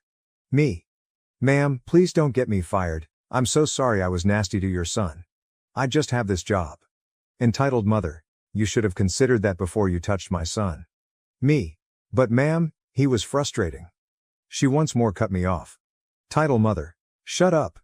She marched across to the cashier and insisted on talking to the manager. Coming out, my dad asked her what was happening. Entitled mother. "Your staff member has been buzzing my son. I want him to be let go right now." I'm sorry for the inconvenience, but I can't just fire him without reason," my dad answered after staring at me then back at her. "Do you even know who you're talking to?" Entitled mother asks. "The owner of Joe's is married to me, hence I find this staff unacceptable." My dad smiled the most of all. Entitled mother. "Why are you laughing?" "I am sincere." "Dad, I apologize for any trouble once more. Are you looking for a refund? The entitled mother entered complete fury mode and exclaimed, "You know what? I'm grumbling about you and your company on my phone to my husband. We'll have you sacked right now." We posted it on a board outside for home delivery orders, hence she picked my dad's phone number. She gave that number a call. My dad's phone rang. Shock rocked Karen, the entitled mother. Taking up the phone, he said, "Hello, this is Joe's owner, how could I assist you?" As if all the blood drained from Karen, her face turned from red to absolutely white. "Yes, I am the owner and manager of Joe's and you are not at all my wife," he said. "And my son is the employee you wish sacked." She stared at me, and my laughter started to flow uncontrolled. Her order came ready just then, but by then she was already ashamed enough. Her child was wailing all through the backdrop. We still giggle about her dragging him out by the arm, not following the instructions, and without even taking the order. Man, I find it hard to understand how long OP let this continue before saying anything. He actually had not really needed to say anything at all. She called the number outside and spoke with the owner personally, hence the only reason the entitled mother discovered he was the son of the owner and she was not the wife. She chose the wife role straight ahead instead of other possibilities like OP considered, such as becoming the sister or friend of the owner. She simply asserted, rather boldly, to be the wife of the proprietor. I wouldn't have been able to resist shouting something like, "Mom, you finally came home," remarked one of the funniest remarks, then tried hugging her while faking tears of joy. Following up, someone remarked, "That would be awesome and hilarious. And I have a younger brother as well. Were you expecting Dad when you left? Is he a half-brother?" Better still, the larger the scene is. People begin by pulling out their phones and filming the entire event. Tell me what you would score this entitlement level 1 out of 10 and down below in the comments. Now to the next story, story 2. Ex-husband begs to come back after miserable life. I laughed and called it karma. Am I the asshole? My ex-husband divorced me 3 years ago. When we got married, we agreed that we weren't going to have kids. I never wanted them, he said he didn't really want them. So yeah. 4 years into our marriage he changed his mind, and he chose to divorce me because I wouldn't go back on our agreement and give him children. I'm not really a big believer in divorce. I was ready to be married for the rest of our lives. We had a good marriage, but I guess he didn't love me that much if he picked kids that didn't even exist over me. Right after our divorce he almost instantly remarried. He got his new wife pregnant right away, and they have 2 kids together. In the 3 years since then I've finished my higher education, and have accepted a high-paying job in healthcare. Life has actually been pretty good for me, and I've gotten to the point where I think I'm ready to start looking to settle down. Yesterday morning my ex-husband showed up on my doorstep crying. I figured something pretty awful must have happened, so I let him in, and got him a drink. He started going on and crying about how awful his life is. He apparently hates his 2 kids, one of them is disabled and maybe autistic, and he has no money due to the kid being so expensive. His wife yells at him all the time, she got fat after having kids and doesn't want to lose weight, she never puts out, he can never go anywhere anymore. He said that he wants a divorce from his new wife and he regrets ever leaving me. He asked if I would take him back, and said he learned his lesson. I couldn't help but laugh at him. It was so pitiful. His audacity also kind of astounded me. I told him that with 2 kids to support and his lack of loyalty he is not a catch, and I definitely won't take him back. And maybe this was karma for divorcing me. He was pissed, called me an asshole, and said he thought I would be more supportive and would at least turn him down nicely. Am I the asshole? Now to the next story, story 3. Am I the asshole for exposing my dad's girlfriend after she tried to kick me out and faked a pregnancy? I'm M20, and I was a former foster kid. I was never adopted before I aged out, but I was placed with Joe when I was 10, and we were long-term matched by the time I was 14. Joe's the only real family I've ever had, and I consider him my dad. Even though the whole adoption thing never happened. When I first moved in with Joe, he was married, but his wife passed away suddenly when I was 12. That was tough on both of us, but we managed to get through it together. Now, Joe's been dating his current girlfriend, Sarah, for about 2 years. She didn't come over much, and when she did it was pretty brief. But 3 weeks ago she moved into our house because she lost her job and couldn't afford rent anymore. I don't know if she was always like this or if moving in has brought out a different side of her, but Sarah's been acting really strange. Whenever Joe isn't around, she completely ignores me, like, won't even look at me when I speak, won't answer questions, nothing. At first I thought it might be some kind of anxiety thing. But now it started getting worse. For example, when Joe's at work and I'm in the lounge watching a movie, She'll come in and start blasting TikTok on her phone or playing music, totally disregarding the fact that I'm there. When I ask her to turn it down, she just flat out ignores me. And it's not just the ignoring that's the problem. She started saying some pretty nasty stuff about me too. She FaceTimed her friend while I was in the room and talked about how lazy I am and how I don't contribute anything to the household. Yesterday, I was sitting on the sofa watching the new Deadpool movie when she came and sat across from me, FaceTiming her friend again. She started talking about how she and Joe are trying for a baby and how excited they are because neither of them have had children before. Those exact words. It felt like a slap in the face. I know Joe wouldn't have said something like that because he considers me his son. So either she's making it up, or I don't even know what. I haven't told Joe about the things she's been saying to her friend because I don't want to mess up his first real relationship since his wife died. But this situation is seriously eating me up inside. I mentioned the situation to a few people and a couple of them suggested that I secretly record her behavior when Joe isn't around so that he can see what's really going on. It seemed like a good idea at first, but when I talked to one of my close friends about it, he said that secretly recording her could just make things worse. He thinks it might make Joe feel like I'm going behind his back and could cause even more tension, especially if Sarah twists it to make me look bad. So, WABTA if I secretly recorded her to show Joe what she's really like, or should I just avoid it altogether? I don't want to seem like I'm trying to sabotage his relationship, but I'm not sure what else to do. Relevant comments. November 8485. You need to talk to Joe. You can record it in case he doesn't believe you, but you need to talk to him ASAP. And you might also have to work on your exit plan in case it backfires, which it can. People in love do strange things at times. NTA. OOP. I don't think Joe would ever kick me out, but you're right, I should have a backup plan just in case. Call 20. So many parents kick out kids when a new relationship forms and the kid doesn't get on with the new spouse. Don't be blindsided by something that is a huge possibility.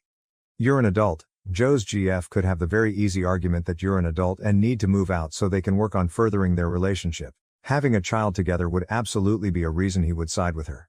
NTA, out of curiosity, you have only explained that you lounge and watch TV. Are you contributing to the household in any way?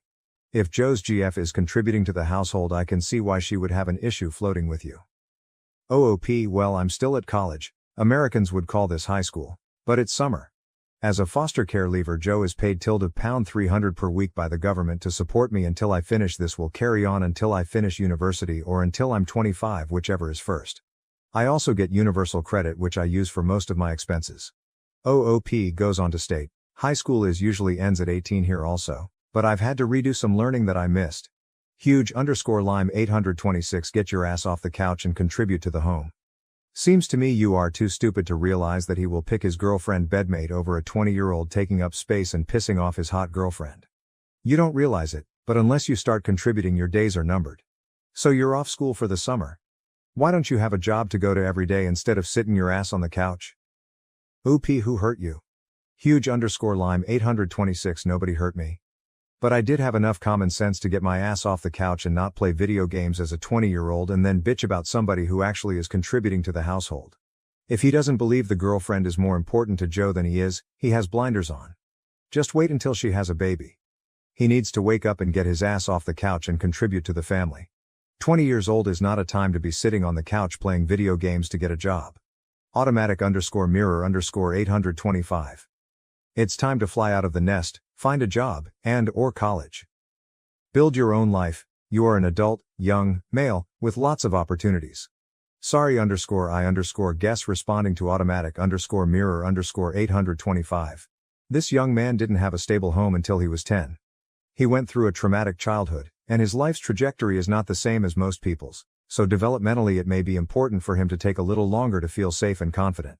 Hell, he's still finishing his secondary education due to those complications. And you have literally no idea what opportunities he does or doesn't have. As long as his father is happy to have him there, who are you to tell him he needs to leave home?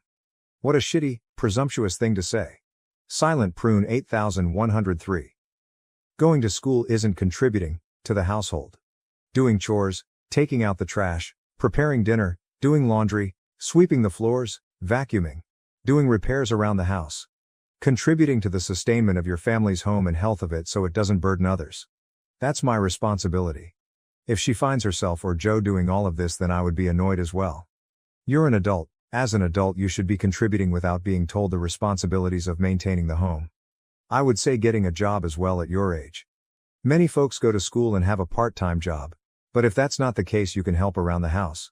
I guarantee if you're doing those things, Joe and possibly her will have a different positive opinion of you. Update. I decided to talk to Joe directly instead of secretly recording Sarah. I thought it would be more mature, sensible, and non-confrontational to handle things face to face. My mindset was that if he didn't take it seriously, then I'd consider recording to show him what was really going on. When Joe got home from work, I asked him to talk privately in my room. He seemed a bit confused at first, but I made it clear that I wasn't trying to sabotage his relationship. I just needed to tell him that some things Sarah was doing were making me uncomfortable. I reminded him about how she ignores me and mentioned how she plays videos while I'm watching TV, but when I told him, she said that he didn't have any children and that they were trying for a baby, he looked really upset. It felt a bit awkward, but Joe called Sarah into the room to talk with us. He asked her if what I said was true and she immediately denied it. You could see from her body language that she was lying. I'm not sure if she just never expected me to say anything about how she's been treating me or what. Joe firmly told her that this is my house, not hers, and that while she's a guest here, she can't be disrespecting me. Things got a little heated, and in the end, she apologized to me, though it was through gritted teeth. I accepted the apology, even though I'm not sure it was genuine. After that, Joe asked if I was still comfortable with her staying with us. I said I was because I didn't want to break them up. I just wanted to tell him what was happening. However, she decided to stay at her friend's house for the night, which made the situation feel even more tense. I can tell Joe is really upset now, and I feel super guilty for making him feel this way. He insists it's not my fault and we ended up having kebabs for tea, but even so, I can't shake the feeling that I've caused a huge fight between them. Joe went to bed early, and now I'm stuck feeling bad about the whole situation. I just hope that whatever happens next, things will settle down. Thank you everyone. Update 2. So, about a month ago, things seemed to be getting better, at least on the surface. Joe and Sarah got back together, and I gave them my blessing because Joe really wanted it to work. Sarah even moved back into the house, and she was actually being decent to me, which was a change. But honestly, I always felt like she was just putting on an act.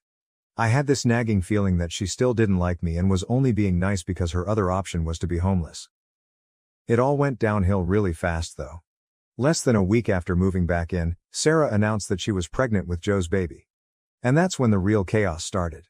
She dropped this ultimatum on Joe. Either I move out, or she'd break up with him and make it impossible for him to be involved with the baby. Joe was torn because he didn't want her or the baby to be homeless, but he also made it clear that I wasn't going anywhere.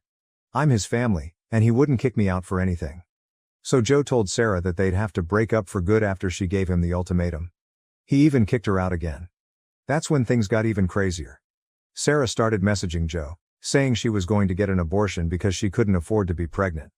Joe, being the good guy he is, offered to send her money and even pay for her rent so she wouldn't be homeless, but she kept playing games. Anyway, I was borrowing Joe's iPad one day, and I saw that Sarah's iMessage was still linked to it. I accidentally stumbled across her messages to a friend where she admitted she wasn't pregnant at all. She was just lying to get money from Joe and had this whole plan to drag him along for months before pretending to get an abortion. She even said she was going to make Joe's life miserable because he kicked her out. I felt sick to my stomach reading those messages. I took a screen recording of the entire chat, including the phone numbers and everything, so she couldn't deny it or say that it was faked. When I showed Joe, he was completely heartbroken. He's stopped sending her money, but now he's unsure about what to do next. He's even thinking of reporting her to the police for fraud. But part of him just wants to cut her out of his life completely and move on. I've never seen Joe this hurt, and I feel so guilty because I know all of this is stressing him out. I'm still in shock over how horrible Sarah turned out to be. Even with everything that's happened before, I never thought she'd do something this low. Now, we're just trying to figure out how to move forward from all of this. Thank you for watching. If you haven't subscribed yet, please do so and hit the notification bell to stay updated with more shocking real-life stories happening around you. I accidentally dated my ex-best friend. When I entered a new relationship, I was honest and told him everything. Now he insults me about my colorful past. Me, 26-year-old female, dipped into my savings and got Mike, my boyfriend, 27, a PS5 for his birthday yesterday. He knew he was getting the PS5 because he told me that the PS5 is the only thing he wants. From the moment the new console was announced, he had been talking about it non-stop. Every conversation seemed to circle back to the PS5, From the games he was excited to play to the new features he couldn't wait to try out. It was clear that this was more than just a gift, it was a dream come true for him. We've been together for 4 years, so the cost didn't matter to me. I saved up for months, carefully setting aside money from my paycheck, because I wanted to see the look of pure joy on his face when he unwrapped it. That is until I found out what he thinks about me. Some background. When I was 18, I was involved with Jake, a guy who I met online. Jake was charming, funny, and we instantly clicked. Our online chats quickly turned into late-night phone calls, and soon after, we decided to meet in person. Those 3 months with Jake were fun and full of excitement, but our relationship fizzled out as quickly as it began. We realized we wanted different things and decided to end things on amicable terms. Shortly after, I moved on with Adam, a guy from work. Adam was different from Jake, more mature, more grounded. We started off as friends, bonding over shared projects and office jokes. One thing led to another, and before I knew it, we were dating. Our relationship was steady and comfortable, and for a while, it seemed perfect. But a couple of months into our relationship, I discovered that Jake and Adam were actually really close friends. They had grown up together, shared countless memories, and were practically inseparable. I didn't know Jake long enough to meet his friend group, so I had no idea. The realization hit me hard. I felt guilty, embarrassed, and a bit betrayed by the universe for putting me in such an awkward situation. After finding out, I took some time off dating to reflect and heal. I needed to clear my head and figure out what I wanted in a relationship. It was a confusing period, but it gave me a chance to grow and learn from my past mistakes. 2 years later, I met my current boyfriend, Mike. Meeting Mike felt like a fresh start. He was kind, understanding, and we had an instant connection.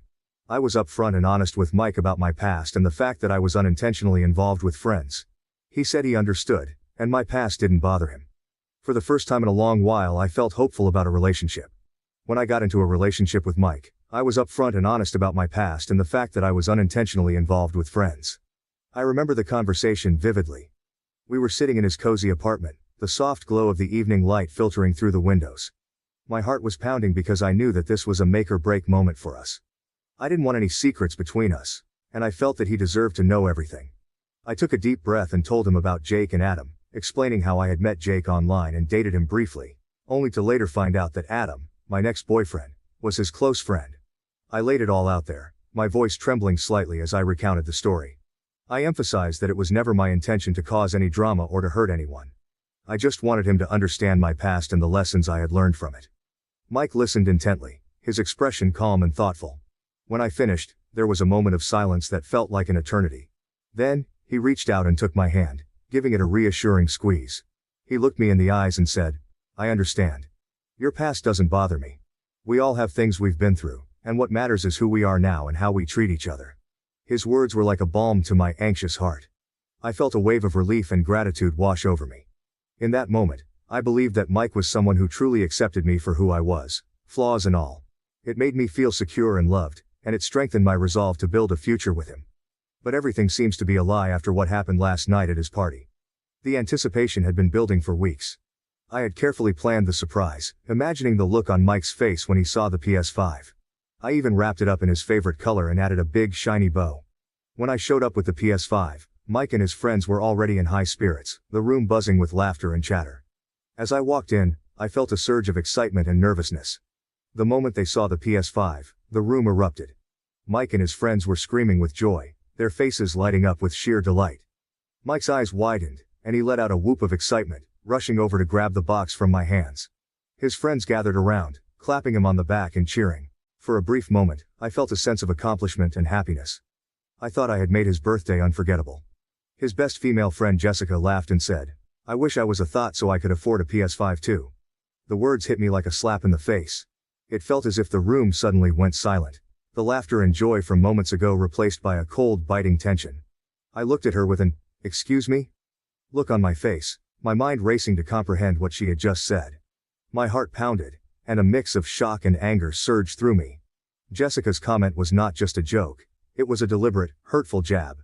She stood there with a smug smile, clearly enjoying the discomfort she had caused.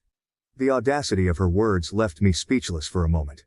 When I finally found my voice, I managed to ask, "What did you just say?" My tone was a mix of disbelief and rising anger. Instead of apologizing, Jessica just shrugged and said, "Never mind," before turning and walking away as if nothing had happened.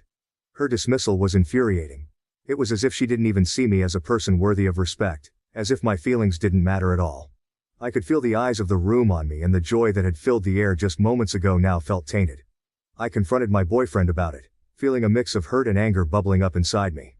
I pulled him aside, away from the noise and laughter of his friends, and asked, "Why would Jessica say something like that?" He looked at me, his expression casual, almost dismissive, and said, "She's just messing with you. You can't take a joke?" His response made my blood boil. It was as if he was completely oblivious to the sting of Jessica's words. Or worse, he didn't care. "A joke?" I repeated, my voice shaking with disbelief. "Why is she even calling me names to begin with?"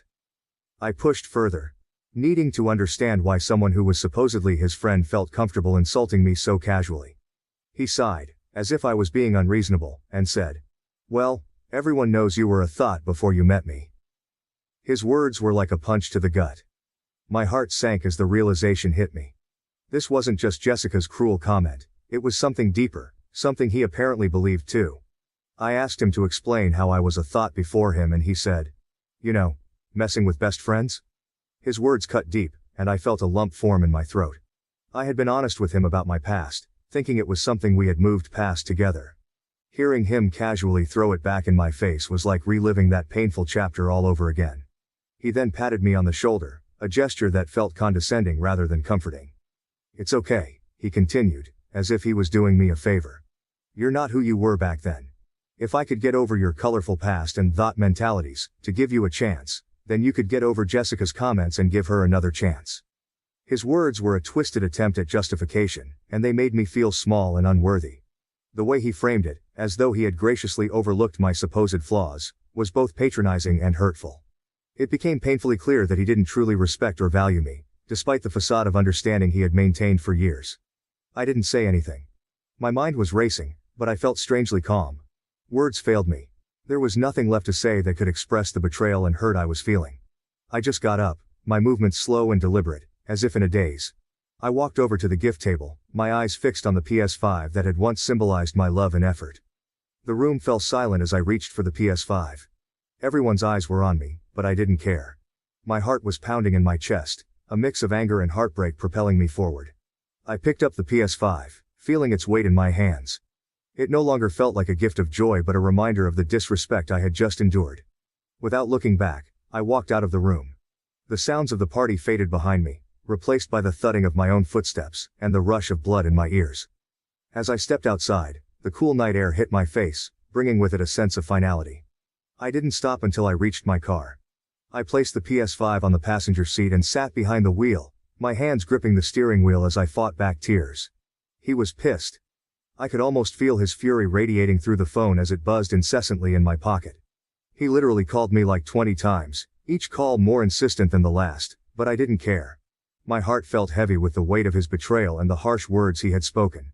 Every time his name flashed on the screen, it was a painful reminder of how little he thought of me. I was so hurt that I couldn't bear to look at the PS5 anymore. The thought of it sitting in my apartment, a symbol of a love that felt shattered, was too much to bear. So I took the bow off and drove straight back to the store I got it from. The drive was a blur of angry tears and a knot of determination in my chest. I walked into the store, clutching the PS5 like it was a burden I needed to shed. The store clerk greeted me with a polite smile, which faltered slightly when they saw my tear-streaked face. I explained that I needed to return the PS5, and they asked no questions. They could probably sense that this wasn't just a simple return. They happily refunded it, and for a moment, I felt a small sense of relief. It wasn't just about getting my money back. It was about reclaiming my dignity and taking a stand against the disrespect I had endured. I thought that was done, but Mike and all his friends, including Jessica, were relentless. My phone kept lighting up with notifications, each message more hurtful than the last. They were berating me for being petty, accusing me of overreacting and ruining Mike's birthday. Every time I looked at my phone, I saw a barrage of texts and missed calls, each one a reminder of their collective disdain. Mike's friends, who I had thought were my friends too, were quick to jump to his defense. Jessica was particularly vocal, her messages dripping with condescension. "You're so immature," she wrote. "All this over a joke? Grow up." The others chimed in, echoing her sentiments, making me feel like I was the villain in this story. They kept saying I brought this on myself by making poor choices. "If you hadn't messed around with Jake and Adam, none of this would have happened," one message read. Another said, You knew what you were getting into with Mike. You should have known better. Each accusation felt like a dagger, twisting the knife of guilt and shame. Their words stung because they weren't just defending Mike. They were attacking my character, making me feel like my past defined me. It was as if all the progress I had made, all the growth and self-reflection, meant nothing. They made it clear that in their eyes, I was still that girl who made mistakes, unworthy of respect or understanding. I responded to Mike, my fingers trembling as I typed out the message. The hurt and anger swirled within me, but I was determined to stand my ground. I told him that he deserves better than me, my words laced with sarcasm and bitterness. Find someone who wasn't a thought, and get the PS5 from them because I returned it, I wrote, hitting send before I could second-guess myself. There was a moment of silence, a pause in the barrage of notifications, as if he was taken aback by my response. I imagined him reading my message, his face contorting with frustration and disbelief. I knew my words would sting, but I wanted him to understand just how deeply he had hurt me. His reply came quickly, a flurry of angry texts accusing me of being petty and vindictive. You're the biggest for returning it, he wrote, his anger palpable even through the screen. You should be happy I ignored your colorful past. Each message was a slap in the face, a reminder of how little he valued my feelings and how he twisted the narrative to make me the villain. But I didn't care. I felt a strange sense of liberation in standing up for myself, in reclaiming a small piece of my dignity. Returning the PS5 wasn't just an act of defiance, it was a declaration that I wouldn't be defined by his or anyone else's judgment. It was my way of saying that I deserved better, even if he didn't believe it. Mike's friends didn't let up. For weeks, they went on and on berating me, their messages flooding my phone day and night. Jessica, especially, seemed to take a perverse pleasure in hounding me. You think you're so much better than us? She would taunt. You're just a coward who couldn't handle a little joke. The constant barrage of negativity was exhausting, but I refused to let them break me. Mike wasn't any better. He continued to call and text, alternating between anger and pleading. I'm sorry, okay?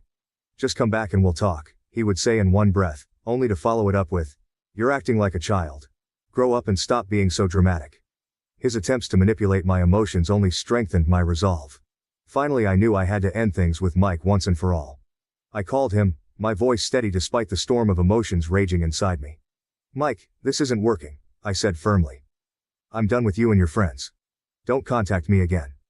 He tried to interrupt, but I continued. If you keep harassing me, I'll call the police. This needs to stop. There was a long pause on the other end of the line. When he finally spoke, his voice was cold and bitter. Fine, do whatever you want, he snapped, before hanging up. The days that followed were a whirlwind of emotions, but slowly, I began to feel a sense of relief. The constant dread I had felt for weeks began to lift, replaced by a growing sense of peace. I realized that by standing up for myself, I had taken the first step towards reclaiming my self-worth. Life started to get better. I surrounded myself with friends who truly cared about me, people who valued and respected me for who I was.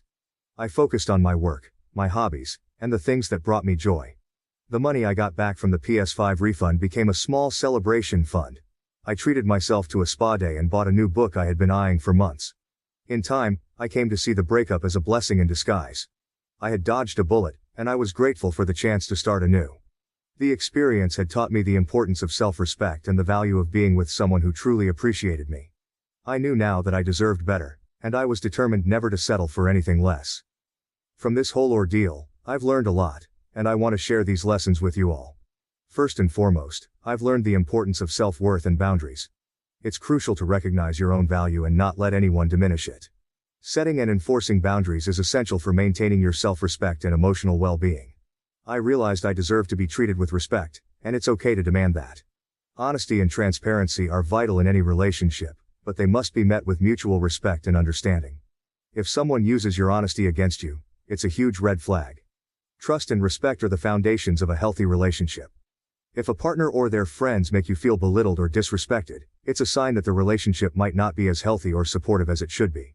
Standing up for yourself is another big lesson. It's important to assert your boundaries and take action when you're being mistreated. Whether it's through direct confrontation or seeking external help, standing up for yourself is necessary for your own mental and emotional health. It might be tough, but it's absolutely worth it. I also learned the value of having a strong support system. Surrounding yourself with friends and loved ones who genuinely care about you provides strength and support during difficult times. They can help remind you of your worth and what you truly deserve. Going through this experience has shown me that growth often comes from adversity. Difficult experiences can teach you a lot about what you truly want and deserve in life and relationships. They can help you make better choices in the future and become a stronger person. Lastly, it's crucial to listen to red flags in a relationship. Disrespect, manipulation, and belittlement are signs that shouldn't be ignored. Taking them seriously is crucial for your well-being. I hope my story helps you understand the importance of these lessons. Remember, you deserve to be treated with respect and love. Don't settle for anything less. Some of the wholesome comments on this story. Comment 1. I'm so confused. But maybe that's because I'm an old lady who got married around the time you were in kindergarten. Hey, if anyone was wrong in the Jake, Chet Adam incident, it was Adam. You might have dated friends, but he dated his best friend's ex. That's on them to figure out. And Adam's mistake only. B. Where I come from, dating 3 dudes in 7 years does not have a colorful past. Did hoe get a new definition since the early 2000s? And I hope you do something special for yourself with a little of that money you got back from returning that gift you got your ex-boyfriend. Comment 2, 55-year-old lady here. What went down in your colorful past wouldn't even be a bleep on anyone's radar when I was the OP's age. Your BF screwed up and accidentally showed you exactly what he really thinks about you. You have dodged a bullet. And please note, he's upset because his screw-up has cost him a PS5. He's not concerned about you or your feelings. Take that refund and go treat yourself. Comment 3. I am so glad there is no photographic evidence of some of the shit we got into when I was in my teens and 20s, back in the 70s and early 80s. Oh, the color, and the parties, and these young kids have no idea what grandma got up to back in the day. Comment 4. I like how you stood up for yourself and did not take any crap. You went in to find out what was happening and got an answer. The way he started screaming and giving you the "you should be grateful" just confirms that you dodged a massive bullet, and makes me worry a bit over what else he has been saying to you. Not only in this story. That isn't someone who loves you, that is someone using you for his own benefit. And secondly, it's a red flag he told his friends about what you told him, and that she felt so comfortable to use it as an insult. This shows me 2 people who don't respect you as a person. Please consider this relationship, to put it politely. These people still have a lot of growing to do, and I think you should allow them to do it on their own. In your opinion, what do you think about this story? Please leave your comment below to let me know. My boyfriend of 4 months retaliated against me because I went out with my close friends until morning by calling me while he was having sex with his friends with benefits. Time has a tendency to curve around our feelings. Even though Brandon and I have only been dating for 4 months, the spectrum of emotions we have shared makes our time together feel both very short and shockingly lengthy. He studies architecture, while I study graphic design at VL University. We are both sophomores. Due to our mutual passion for design, we initially met in a freshman seminar. From the beginning, our talks were smooth and conversational, discussing our studies and aspirations for the future. We would frequently have coffee while surrounded by class models and sketches. In those early days, our relationship felt natural and easy. We spent many nights discussing our projects and ideas, which I always found enriching. Brandon's background was quite different from mine, particularly his strong Catholic faith and conservative views, which initially I found intriguing. He was upfront about his past and his values, including his limited experience with relationships, and his decision to mostly save himself for marriage. However, as we moved past the honeymoon phase of our relationship, I began to feel the weight of our differences more acutely. His traditional views, which I once admired, started to feel restrictive, especially around topics of intimacy and personal freedom. He had been very open about his conservative approach to relationships, but this openness sometimes made me uncomfortable and skeptical about how it would affect our relationship. Our first major challenge came when I committed to a major group project with my friends from the graphic design program. The project, named 50 Specimen Shapes, was an ambitious plan to create 3D models for various abstract shapes, combining artistic flair with scientific precision. As the deadline approached, my team decided to pull an all-nighter to finish our work. I was excited about the project and shared my plans with Brandon, hoping he would understand the commitment it required. Instead, his response was cooler than expected. He seemed uneasy, not just about the late night, but also about me being deeply involved in something outside of our relationship. His discomfort seemed to stem from his religious beliefs, which made him wary of the unpredictable nature of creative projects. His reaction left a coldness between us as I prepared for the night. There was a noticeable tension in his goodbye that evening, and even his hug felt forced. It made me wonder if our relationship, built on such different foundations, could really last. Despite this, I headed into the project night full of anticipation, but also concern, not realizing that the events of the evening would test our relationship even further. The day leading up to the planned all-nighter with my friends was a typical Thursday, marked by the usual rush of classes and the added buzz of creative energy that always seemed to spike as deadlines approached. I had spent most of the afternoon in the studio, putting the finishing touches on my part of the project, my mind racing with adjustments and improvements. The vibrant atmosphere was contagious, everyone throwing ideas back and forth, our workspace a testament to weeks of hard work and chaotic creativity. I checked my phone intermittently, noting the absence of any messages from Brandon.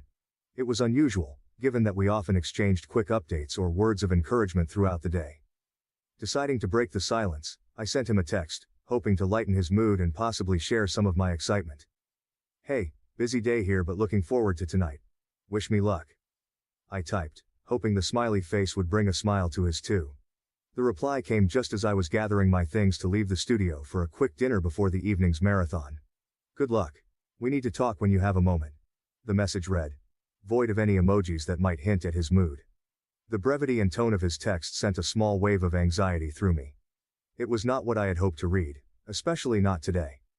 Dinner was a rushed affair at a nearby cafe, where I sat alone with a sandwich and a cup of too strong coffee, mulling over Brandon's message.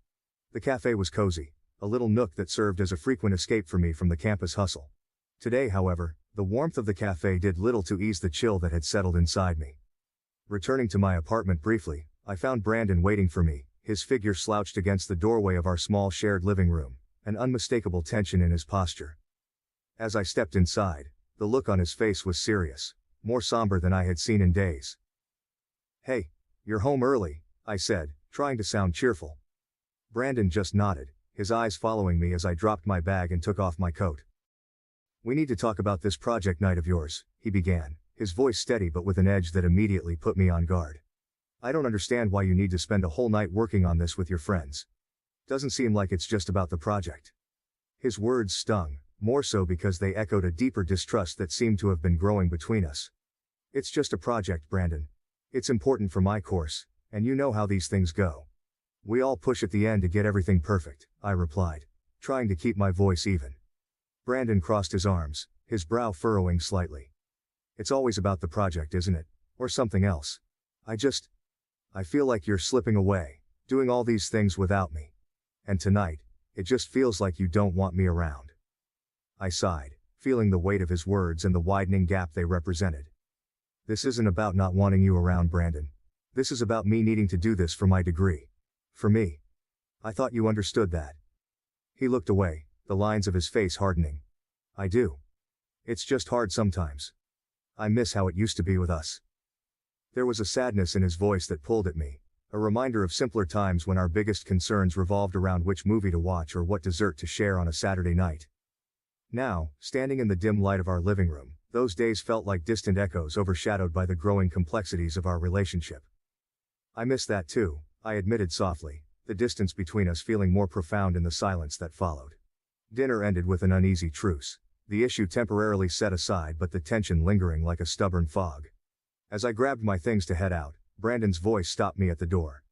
"Be safe, okay?" he said, a trace of the old warmth in his voice that made my heart ache for what we were struggling to hold on to. "I will. I promise," I responded, offering him a small hopeful smile before stepping out into the cool evening air. The night's possibilities stretched out before me like the sprawling campus pathways. The excitement for the project was still there, but now it was tinged with a poignant mixture of concern and longing for the relationship I was still learning to navigate. The night of the project was set to be intense, a blend of creativity and chaos as we worked against the clock. My friends and I had booked a study room in the university's main library, a space often reserved for late-night cram sessions and collaborative projects. As I arrived around 8 p.m., the familiar sense of excitement and nervous energy filled the air, palpable among the scattered laptops, strewn papers, and 3D materials that covered the tables. The first few hours flew by as we dove into our tasks. Anna, a meticulous planner, coordinated our efforts, ensuring everyone stayed on track with their assigned elements. John, ever the perfectionist, was immersed in adjusting the lighting on our 3D models, creating the perfect shadows that made our shapes seem almost lifelike. My role was to integrate the background graphics I had designed, ensuring they complemented rather than overwhelmed the models. At 10 p.m. I sent a quick message to Brandon. "In full swing here. Hope your evening is relaxing." The immediate response I hoped for didn't come, and I pushed the slight worry away, redirecting my focus to the vibrant discussion on color schemes and textures swirling around me. Midnight approached, and we took a brief coffee break. The library's 24-hour cafe was buzzing with other students similarly burning the midnight oil, and the air was thick with the aroma of espresso and the low hum of hushed conversations. I checked my phone again, noting the absence of any message from Brandon. A ripple of concern stirred within me, but I was quickly pulled back into the lively banter of my friends, discussing the latest episode of a popular design reality show. By 2 a.m. the project was shaping up, but the fatigue was setting in. We powered through with energy drinks and the collective adrenaline that comes from nearing the finish line. I sent another message to Brandon, a bit more detailed this time. Still working hard. Miss you. The read receipt popped up almost immediately, but there was no reply. The silence gnawed at me, making the coffee seem a bit more bitter. As 4 a.m. rolled around, we were in the final stretch, adding the last touches to our project. The room was quieter now, the earlier excitement giving way to focused concentration and the occasional yawn. I sent one last update to Brandon, half hoping he'd respond with words of encouragement or at least acknowledge my efforts. Almost done here. Can't wait for you to see the final product. Love you. The lack of response this time felt heavier, more loaded. I stared at the screen for a moment longer than necessary, the glow highlighting the worry lines that had formed between my brows. Finally, around 5:30 a.m., we wrapped up. Our project, a visually stunning presentation of geometric and organic shapes, stood as a testament to our hard work and collaborative spirit. There was a collective sigh of relief mixed with pride as we packed up our things. Despite the successful conclusion, my heart wasn't fully in the celebration. The unanswered messages from Brandon cast a shadow over my mood. I arrived home just as the sun was beginning to rise, painting the sky in hues of orange and pink. The apartment was silent, Brandon's side of the bed untouched, indicating he hadn't slept. On the kitchen counter, I found a note from him. Went out to clear my head. We'll talk when I get back. The terse note was unlike his usual thoughtful messages and did little to ease the knot of anxiety that had tightened in my stomach over the course of the night. The words, so stark and devoid of his usual warmth, felt like a cold draft through the room. It was not like him to leave such a terse message. Sitting at the edge of our bed, I felt the weight of the night's efforts on my shoulders and the heavier burden of an unresolved conflict waiting in the wings. The joy of our project's completion was tinged with a sadness that felt all too familiar lately. A reminder of how distant Brandon and I had become in such a short span of time. As I awaited his return, the excitement of the night faded into the background, overshadowed by the uncertainty of the conversation that awaited us. Brandon returned home late in the noon, the sound of the front door closing a signal that a confrontation was imminent. I could hear the muffled sounds of his movements as he hung up his coat and placed his keys in the dish by the entrance, each noise echoing slightly in the tense silence of our apartment.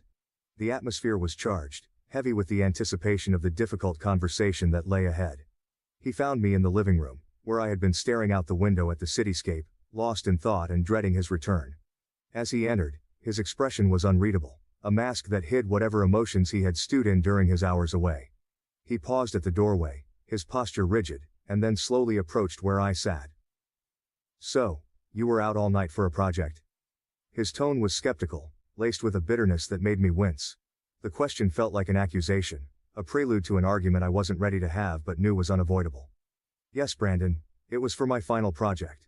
You know how important this is for my grade," I responded, trying to keep my voice steady despite the fatigue and emotional strain. I didn't want to be out so late either, but we had to get everything finished. It's not something I can just put off.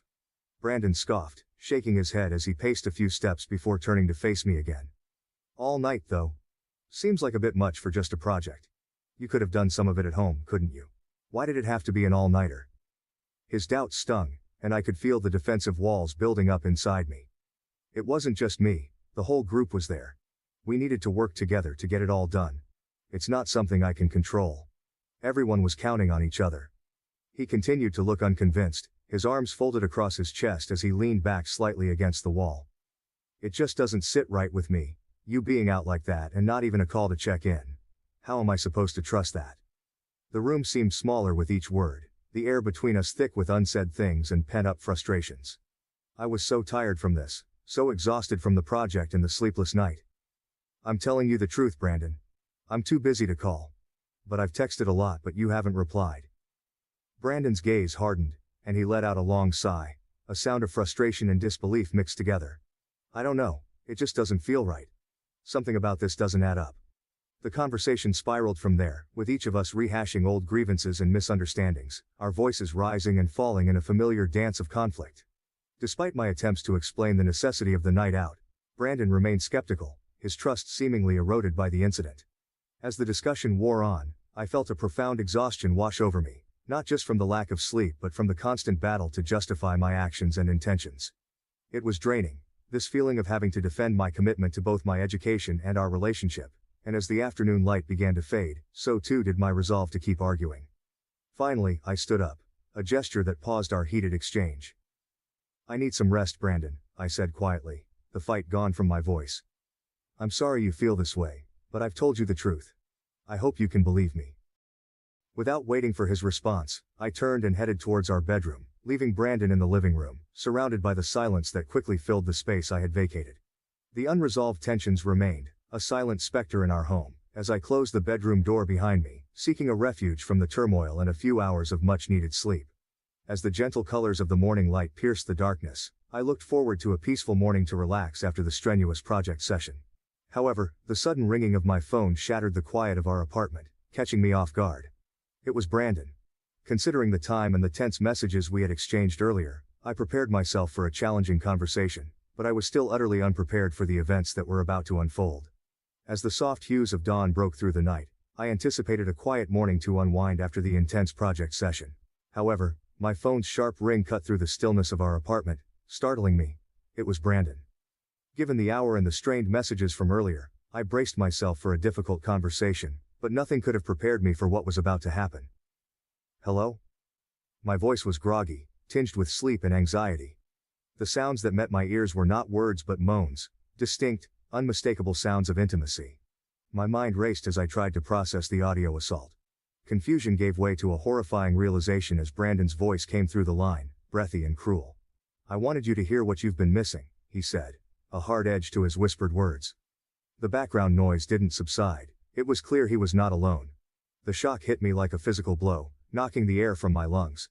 My hand trembled as I held the phone, my heart pounding with a mixture of anger, hurt, and disbelief. How could the man I loved subject me to such a deliberate act of humiliation and spite? There was a pause, a soft shuffle, then Brandon's voice again, colder this time. "Because maybe now you'll understand how it feels to be unwanted," he said, before the line went dead. The phone slipped from my numb fingers, clattering against the hardwood floor. I stood frozen, the echo of his words reverberating in my mind, each syllable a shard of glass in my heart. The pain was sharp and deep, a betrayal that cut to the core of my being. Tears spilled over, hot and unchecked, as I sank to the floor. The room spun around me, a whirl of dark thoughts and unanswered questions. Who was the woman he was with? But more than anything, why would he choose such a devastating way to express his pain? In my shock, I called Anna immediately. She came to my apartment and rushed into the room. She was by my side, her hands gently lifting my chin to meet her worried gaze. "What happened? Oh my God, are you okay?" Her voice was laced with concern, her eyes searching mine for an explanation. I shook my head, the words catching in my throat. Through sobs, I recounted the phone call, each word punctuated by a fresh wave of tears. Anna listened in silence, her arm wrapping around my shoulders in a comforting embrace. "This isn't just about tonight, is it?" she murmured after I had finished, her voice soft but steady. "There's more going on here, more pain than just this moment." She was right. The incident wasn't an isolated one but a climax of ongoing tensions and unspoken grievances that had been building between Brandon and me. It was the breaking point of something that had been fracturing slowly, painfully, over time. Anna stayed with me as dawn turned to day, offering silent support as I processed the initial shock, and began to consider the implications of what had happened. The reality of the situation was harsh. Not only had Brandon violated our trust in the most intimate way, but he had also used his actions as a weapon, a way to hurt me as deeply as he felt hurt. "We need to talk about this, not just you and me, but you and him," Anna finally said, her tone firm. "This can't be brushed under the rug, it's too big, too painful." She was right. As much as I dreaded the confrontation, I knew it was necessary. The foundation of our relationship had been shaken, perhaps irrevocably, and it was clear that things could not continue as they had been. With Anna's encouragement, I found the strength to call Brandon later that day. My voice was steadier than I felt, bolstered by the conviction that I deserved better than the cruelty he had shown. "Brandon, we need to talk," I started, my words clear despite the tremor of emotion that underlaid them. "What you did this morning was beyond hurtful. It was destructive." There was a heavy silence on the other end before Brandon responded. His voice was subdued, lacking the harshness of earlier. "I know," he admitted, and for a moment, I thought I heard a hint of regret from him. I was angry, hurt. I had no idea how else to show, so I did that. Brandon, hurting me like that, making me listen while you were with someone else. That's not a way to solve anything. It's just causing more pain, I continued, my voice firm but shaking with the weight of my emotions. I know, he repeated, his voice low. I wasn't thinking, I just felt so disconnected from you, and I don't know what I thought. I'm sorry, truly. His apology was a start, but the road to healing seemed long and fraught with potential setbacks. The trust between us had been deeply damaged, and I was unsure if it could ever fully be restored. After the phone call with Brandon, I retreated to the safety of our bedroom. The four walls felt like a sanctuary from the chaos and emotional turmoil that had erupted in our living room. Lying on our bed, I couldn't shake off the deep-seated sadness that clung to me, nor the images of Brandon's face, twisted with accusation and mistrust. My mind spun in circles, reflecting on the spiraling decline of our relationship. It was a cycle, tension, and misunderstanding that seemed to repeat itself with increasing intensity. I thought back to the early days with Brandon, when each moment together was filled with laughter and spontaneity.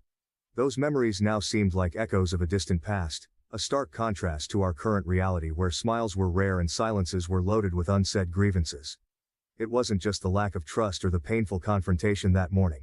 It was the realization that I no longer recognized the man I had fallen in love with. He had become a stranger, one who could willingly inflict pain with such calculated indifference. As I lay there, a mix of exhaustion and despair washing over me, my phone buzzed with incoming messages. Reluctantly, I reached over to check it, finding texts from Anna and a missed call from my sister Leah. I dialed Leah back, needing the familiar comfort of her voice. "Hey Leah," I began, my voice cracking slightly. "Hey, what's wrong?" "I could sense something was off from your text," she responded, her tone immediately shifting to one of concern. I recounted the morning's events, the call from Brandon, and the painful words exchanged. Leah listened silently, only interjecting to ask clarifying questions. When I finished, there was a heavy pause. "That's just cruel, you know? It's not like you to tolerate this kind of behavior, not from anyone," Leah finally said. Her words, firm and straightforward, mirrored my own thoughts. It was a reflection of how far I had strayed from the person I used to be, someone who valued self-respect and mutual understanding above all in a relationship. "Yeah, I know. I don't even know who he was anymore," I admitted, feeling the weight of my own words. "I can't keep going like this. It's draining me, Leah. It's not healthy." "You deserve so much better," Leah replied, her voice soft yet insistent. "You need to think about what you really want moving forward, not just for the sake of the relationship, but for yourself." Her words sparked something within me, a flicker of determination amidst the confusion. It was a call to reclaim the parts of myself that I had neglected in my attempts to salvage our faltering relationship. I needed to reflect on what I truly wanted, not just drift along in the current of Brandon's moods and accusations. Later that day, I met with Anna for coffee.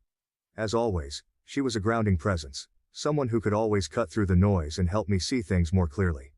As I sipped my coffee, Anna laid it out plainly. "Everyone sees it, you know. You're not yourself anymore.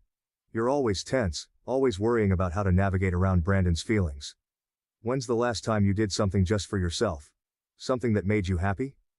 Her question hung in the air, stark and challenging. I didn't have an answer, and that in itself was telling.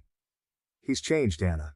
Or maybe I'm just seeing the side of him he's hidden all this time," I said, the realization bitter. "Maybe," Anna agreed, her brow furrowed in thought. "But more importantly, what are you going to do about it?" That was the question, wasn't it? What was I going to do? The thought of continuing in a relationship where I felt so undervalued, so misunderstood, was unbearable. Yet the thought of ending things, of stepping into the unknown after all we had shared, was daunting. Over the next few days, I took time to myself, reflecting on my values, my needs, and my future. I thought about the kind of love I wanted. The kind that was nurturing, respectful, and joyful. It was clear that what Brandon and I had now was far from those ideals. The love had been overshadowed by resentment and pain, a far cry from the partnership I envisioned. I realized that moving forward alone was a better path than staying in a relationship that had lost its way. It wasn't just about finding happiness but about preserving my self-respect and rediscovering the strength I had before the relationship consumed me. With a heavy heart but a clear mind, I decided it was time to end the relationship with Brandon. I needed to express my decision, not out of spite or anger, but from a place of honesty and self-respect. I hoped that he would release me, that he could see the necessity of the choice I was making. The decision to end our relationship was not easy, but it was necessary. It was a step towards healing, towards reclaiming the joy and peace that had once defined my life. As I prepared to have that final conversation with Brandon, I felt a mix of sadness and relief. Sadness for all that we had lost, and relief that I was finally taking a step towards a future where I could be myself again, free from the shadows that our love had become. With Brandon, the conclusion was just as challenging as I had expected. But beneath all the pain, there was a resolve that persisted. I was clear in expressing my demands and the sadness of a relationship that had deviated too much from happiness and respect for one another. As he listened, Brandon's expressions were a mixture of resignation and quiet recognition. Ultimately, he comprehended and acknowledged my choice, even though it was evident he was upset and regretful. In the weeks that followed, the immediate sense of relief I felt was tinged with moments of profound loneliness. Our shared apartment, once alive with shared dreams, now echoed with the quietness of solitude. I spent long evenings reflecting on what had gone wrong, turning over the memories, both sweet and bitter. This introspection, though painful, was a necessary part of my healing process. Gradually, the sharpness of recent wounds gave way to a more profound understanding of myself and my boundaries. I began to reconnect with old friends, and my family. Relationships that had been somewhat neglected became sources of comfort and joy. Their support was instrumental in rebuilding the sense of self that had been eroded in my efforts to save a failing relationship. The knowledge I gained from this period of my life was priceless but difficult to get. I came to understand the value of being honest and open with myself as well as with a partner. I realized the danger of compromising too much and losing oneself in the attempt to keep others happy. I made a self-promise to put emotional fulfillment and respect for the other person before my dread of being alone in a relationship. As I move forward, the scars from this experience remain. But they are a testament to my resilience. They remind me that I have the strength to face difficult truths and make tough decisions, that I deserve to be loved fully and without reservation. The journey of reclaiming the joy and peace I once knew is ongoing, but now I walk it with a clearer vision of who I am, and what I truly value in life and love. I appreciate everyone listening to and reading my story. I have removed it from the platforms where I published it since I believe the details of what he did with me should not reflect poorly on my accounts. The only page I want to share a tale on is this one. Please leave a comment after hearing the story so I know what everyone thinks. I'll probably read it several times over. I want to thank you again for bearing with me as I confessed. My boyfriend of 7 years doesn't want to marry me because I'm an immigrant. The truth is that I earn more money than him, and he can't accept that. Me, a 29-year-old female who moved to the US 7 years ago as a graduate school student from Indonesia. I met my boyfriend, 30 May, a few months after I moved, and we've been together ever since. My boyfriend is a US citizen. After I graduated, we had a serious discussion about where our relationship was headed. We sat down one evening, the atmosphere tense but hopeful. I made it very clear that I wanted to eventually get married and have children. It was important to me that we were on the same page about our future. My boyfriend echoed the sentiments, saying he wanted the same things. I remember asking him directly if he saw that happening with me because I didn't want to be in a relationship with no future. He looked me in the eye, told me he loved me, and reassured me that we were definitely headed in that direction.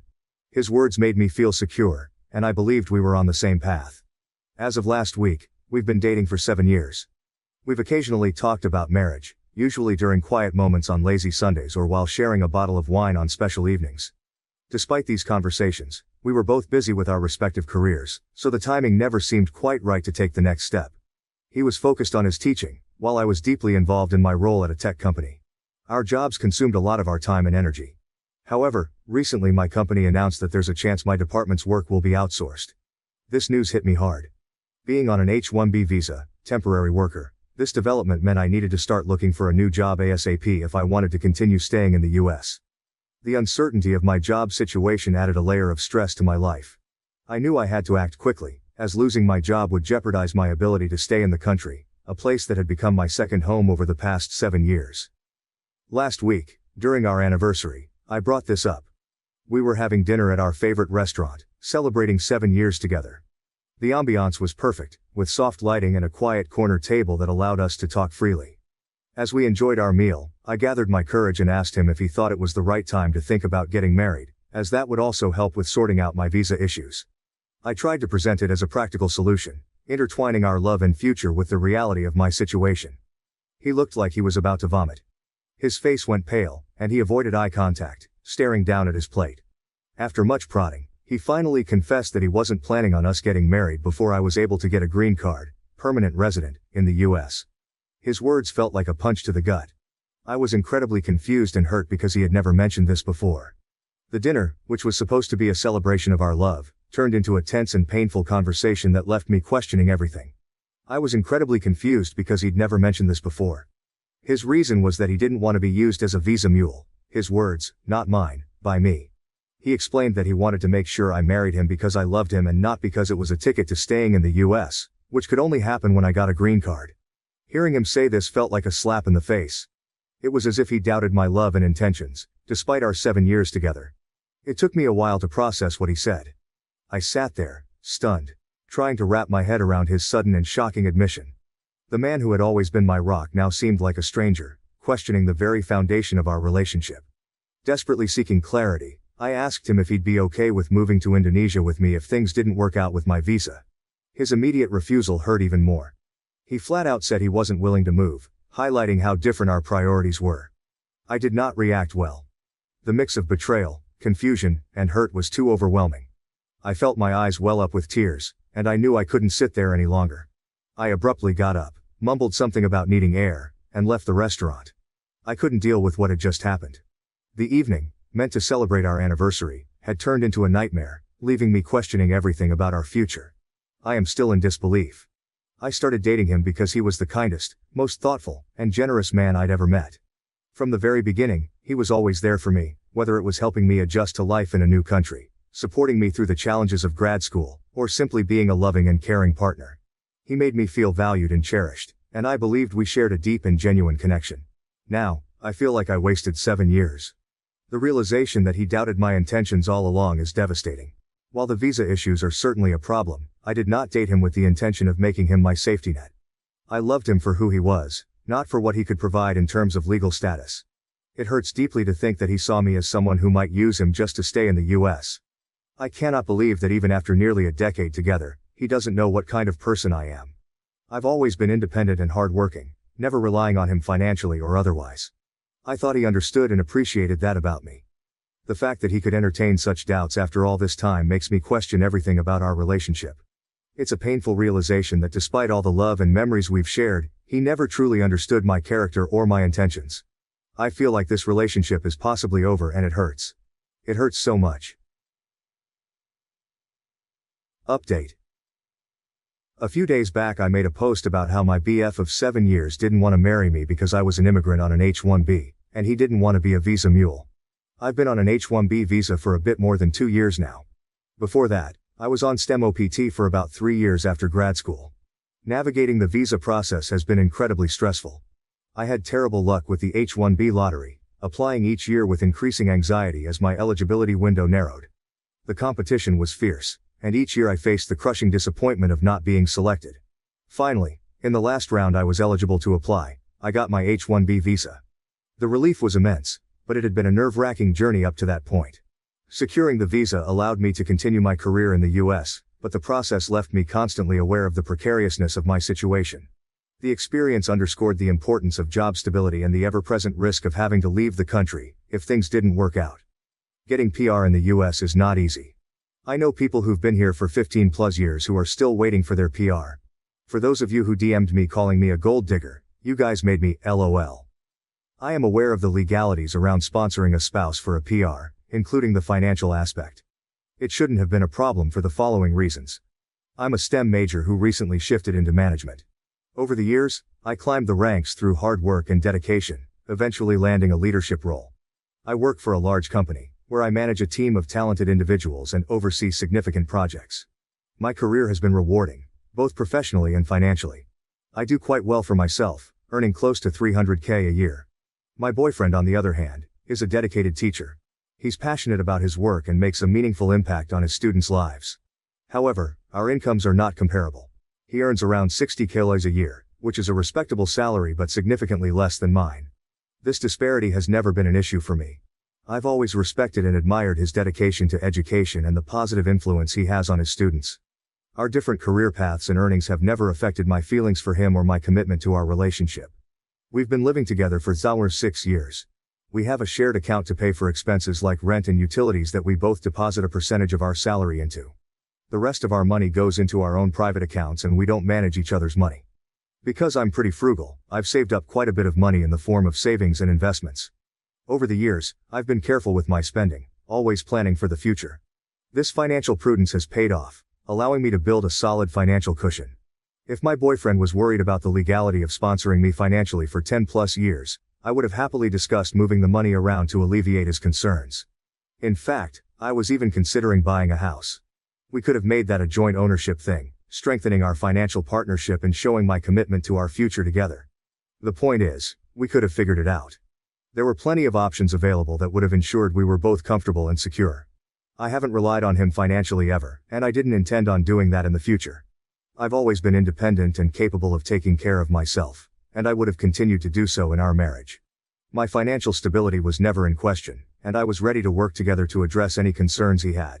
I might not have considered everything, but you have to note that I thought about the marriage for visa thing very recently, only when the threat of possibly having to leave loomed over me. The idea of marrying for a visa had never been a significant part of my plans. My focus had always been on our relationship and building a future together based on love and mutual respect. It was only when my company's announcement about potential outsourcing came up that the reality of my visa situation hit me hard. This sudden threat forced me to consider marriage as a practical solution, but it was never something I had thought about in detail before. My intentions were never to use my boyfriend as a means to secure my stay. The thought only crossed my mind as a desperate measure when faced with the potential upheaval of my life and career. Regarding my situation back home in Indonesia. I come from a very religious and conservative family and had a horrible childhood. My family doesn't support my career choices. I cut contact with my family when I moved to the US, so they are not in the picture at all. I was on great terms with BF's family. They loved me. Now, for the actual update, he is now my ex-boyfriend.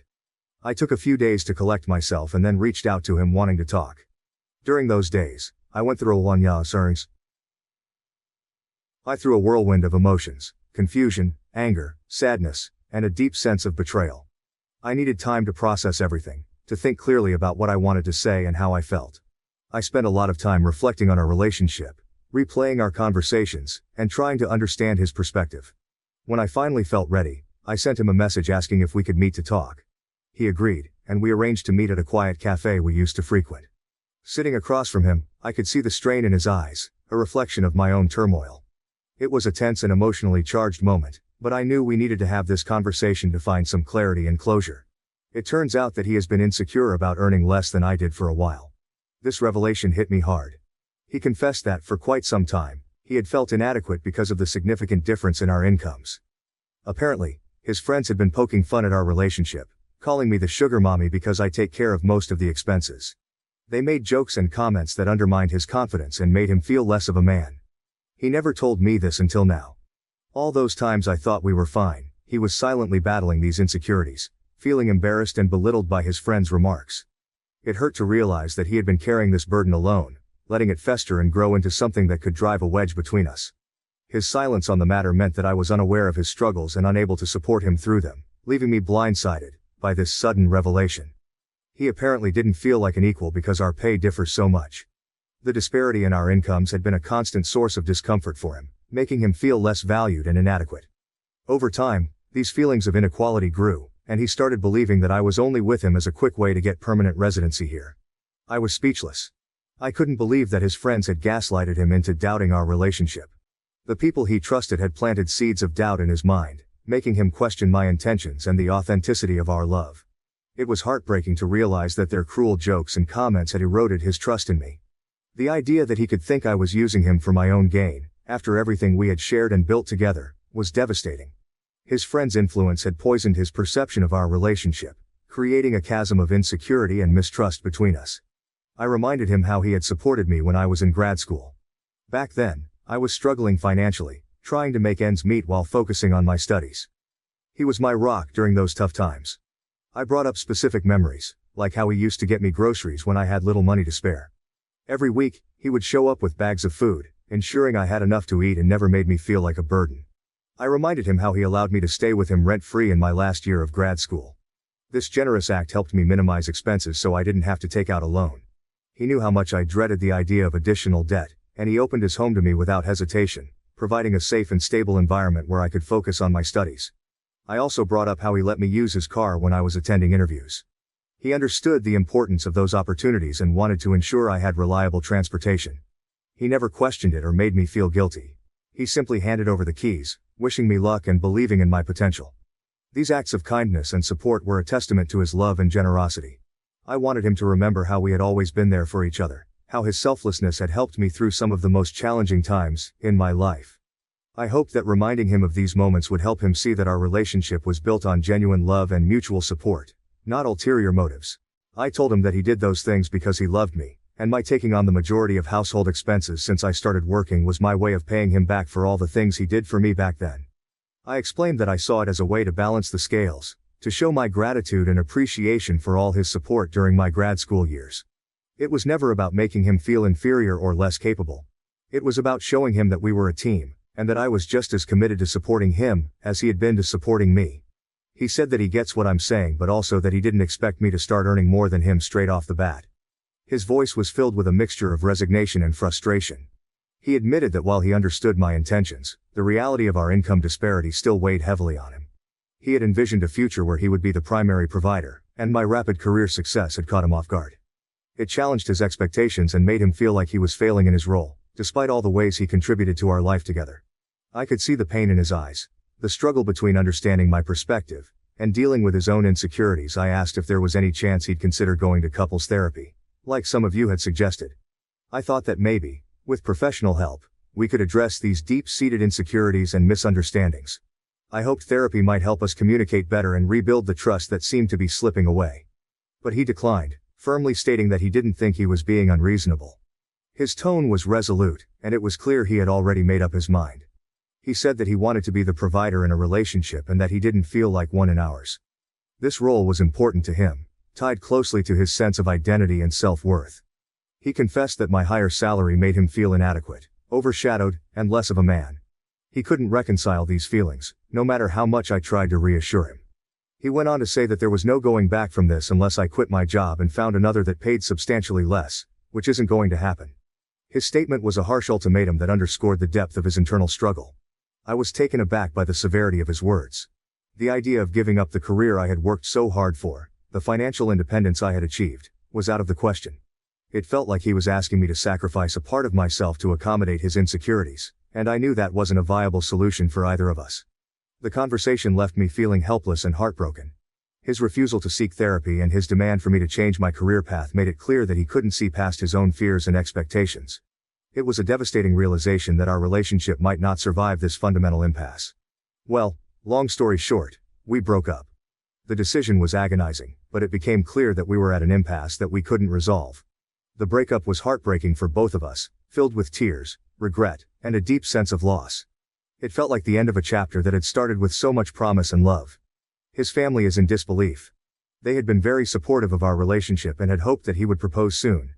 They couldn't understand how things had unraveled so quickly, especially when they had seen us as a strong and loving couple. His parents and siblings, who had welcomed me into their lives and treated me like family, were shocked and saddened by the news. They reached out to me, expressing their disappointment and confusion, which made the situation even more painful. I've moved into an Airbnb for now. It was too hard to stay in the apartment we had shared, surrounded by memories of happier times. The temporary space provided a necessary refuge, a place to start picking up the pieces and figuring out my next steps. It's not easy. My company offered me a similar role in a different department. When the news came, it felt like a beacon of hope amid the chaos of my personal life. However, this role is based out of France, and there's a small decrease in pay. Despite the slight reduction in salary, the opportunity was too exciting to pass up. I've always dreamed about living in Europe, exploring new cultures, and experiencing life from a different perspective. I've accepted this offer. The prospect of starting anew in a vibrant and historic country like France was both thrilling and comforting. It gave me something positive to focus on during this challenging time. I've signed the relocation agreement, and the preparations for my move have begun in earnest. I'll move there in the next 8-12 weeks. This time frame gives me just enough time to wrap up my current responsibilities, say my goodbyes, and mentally prepare for this significant life change. While the transition will undoubtedly be bittersweet, it's a chance for a fresh start and new adventures. It feels like a much-needed reset button, An opportunity to rebuild my life on my own terms in a place I've always wanted to explore. In your opinion, what do you think about this story? Please leave your comment below to let me know.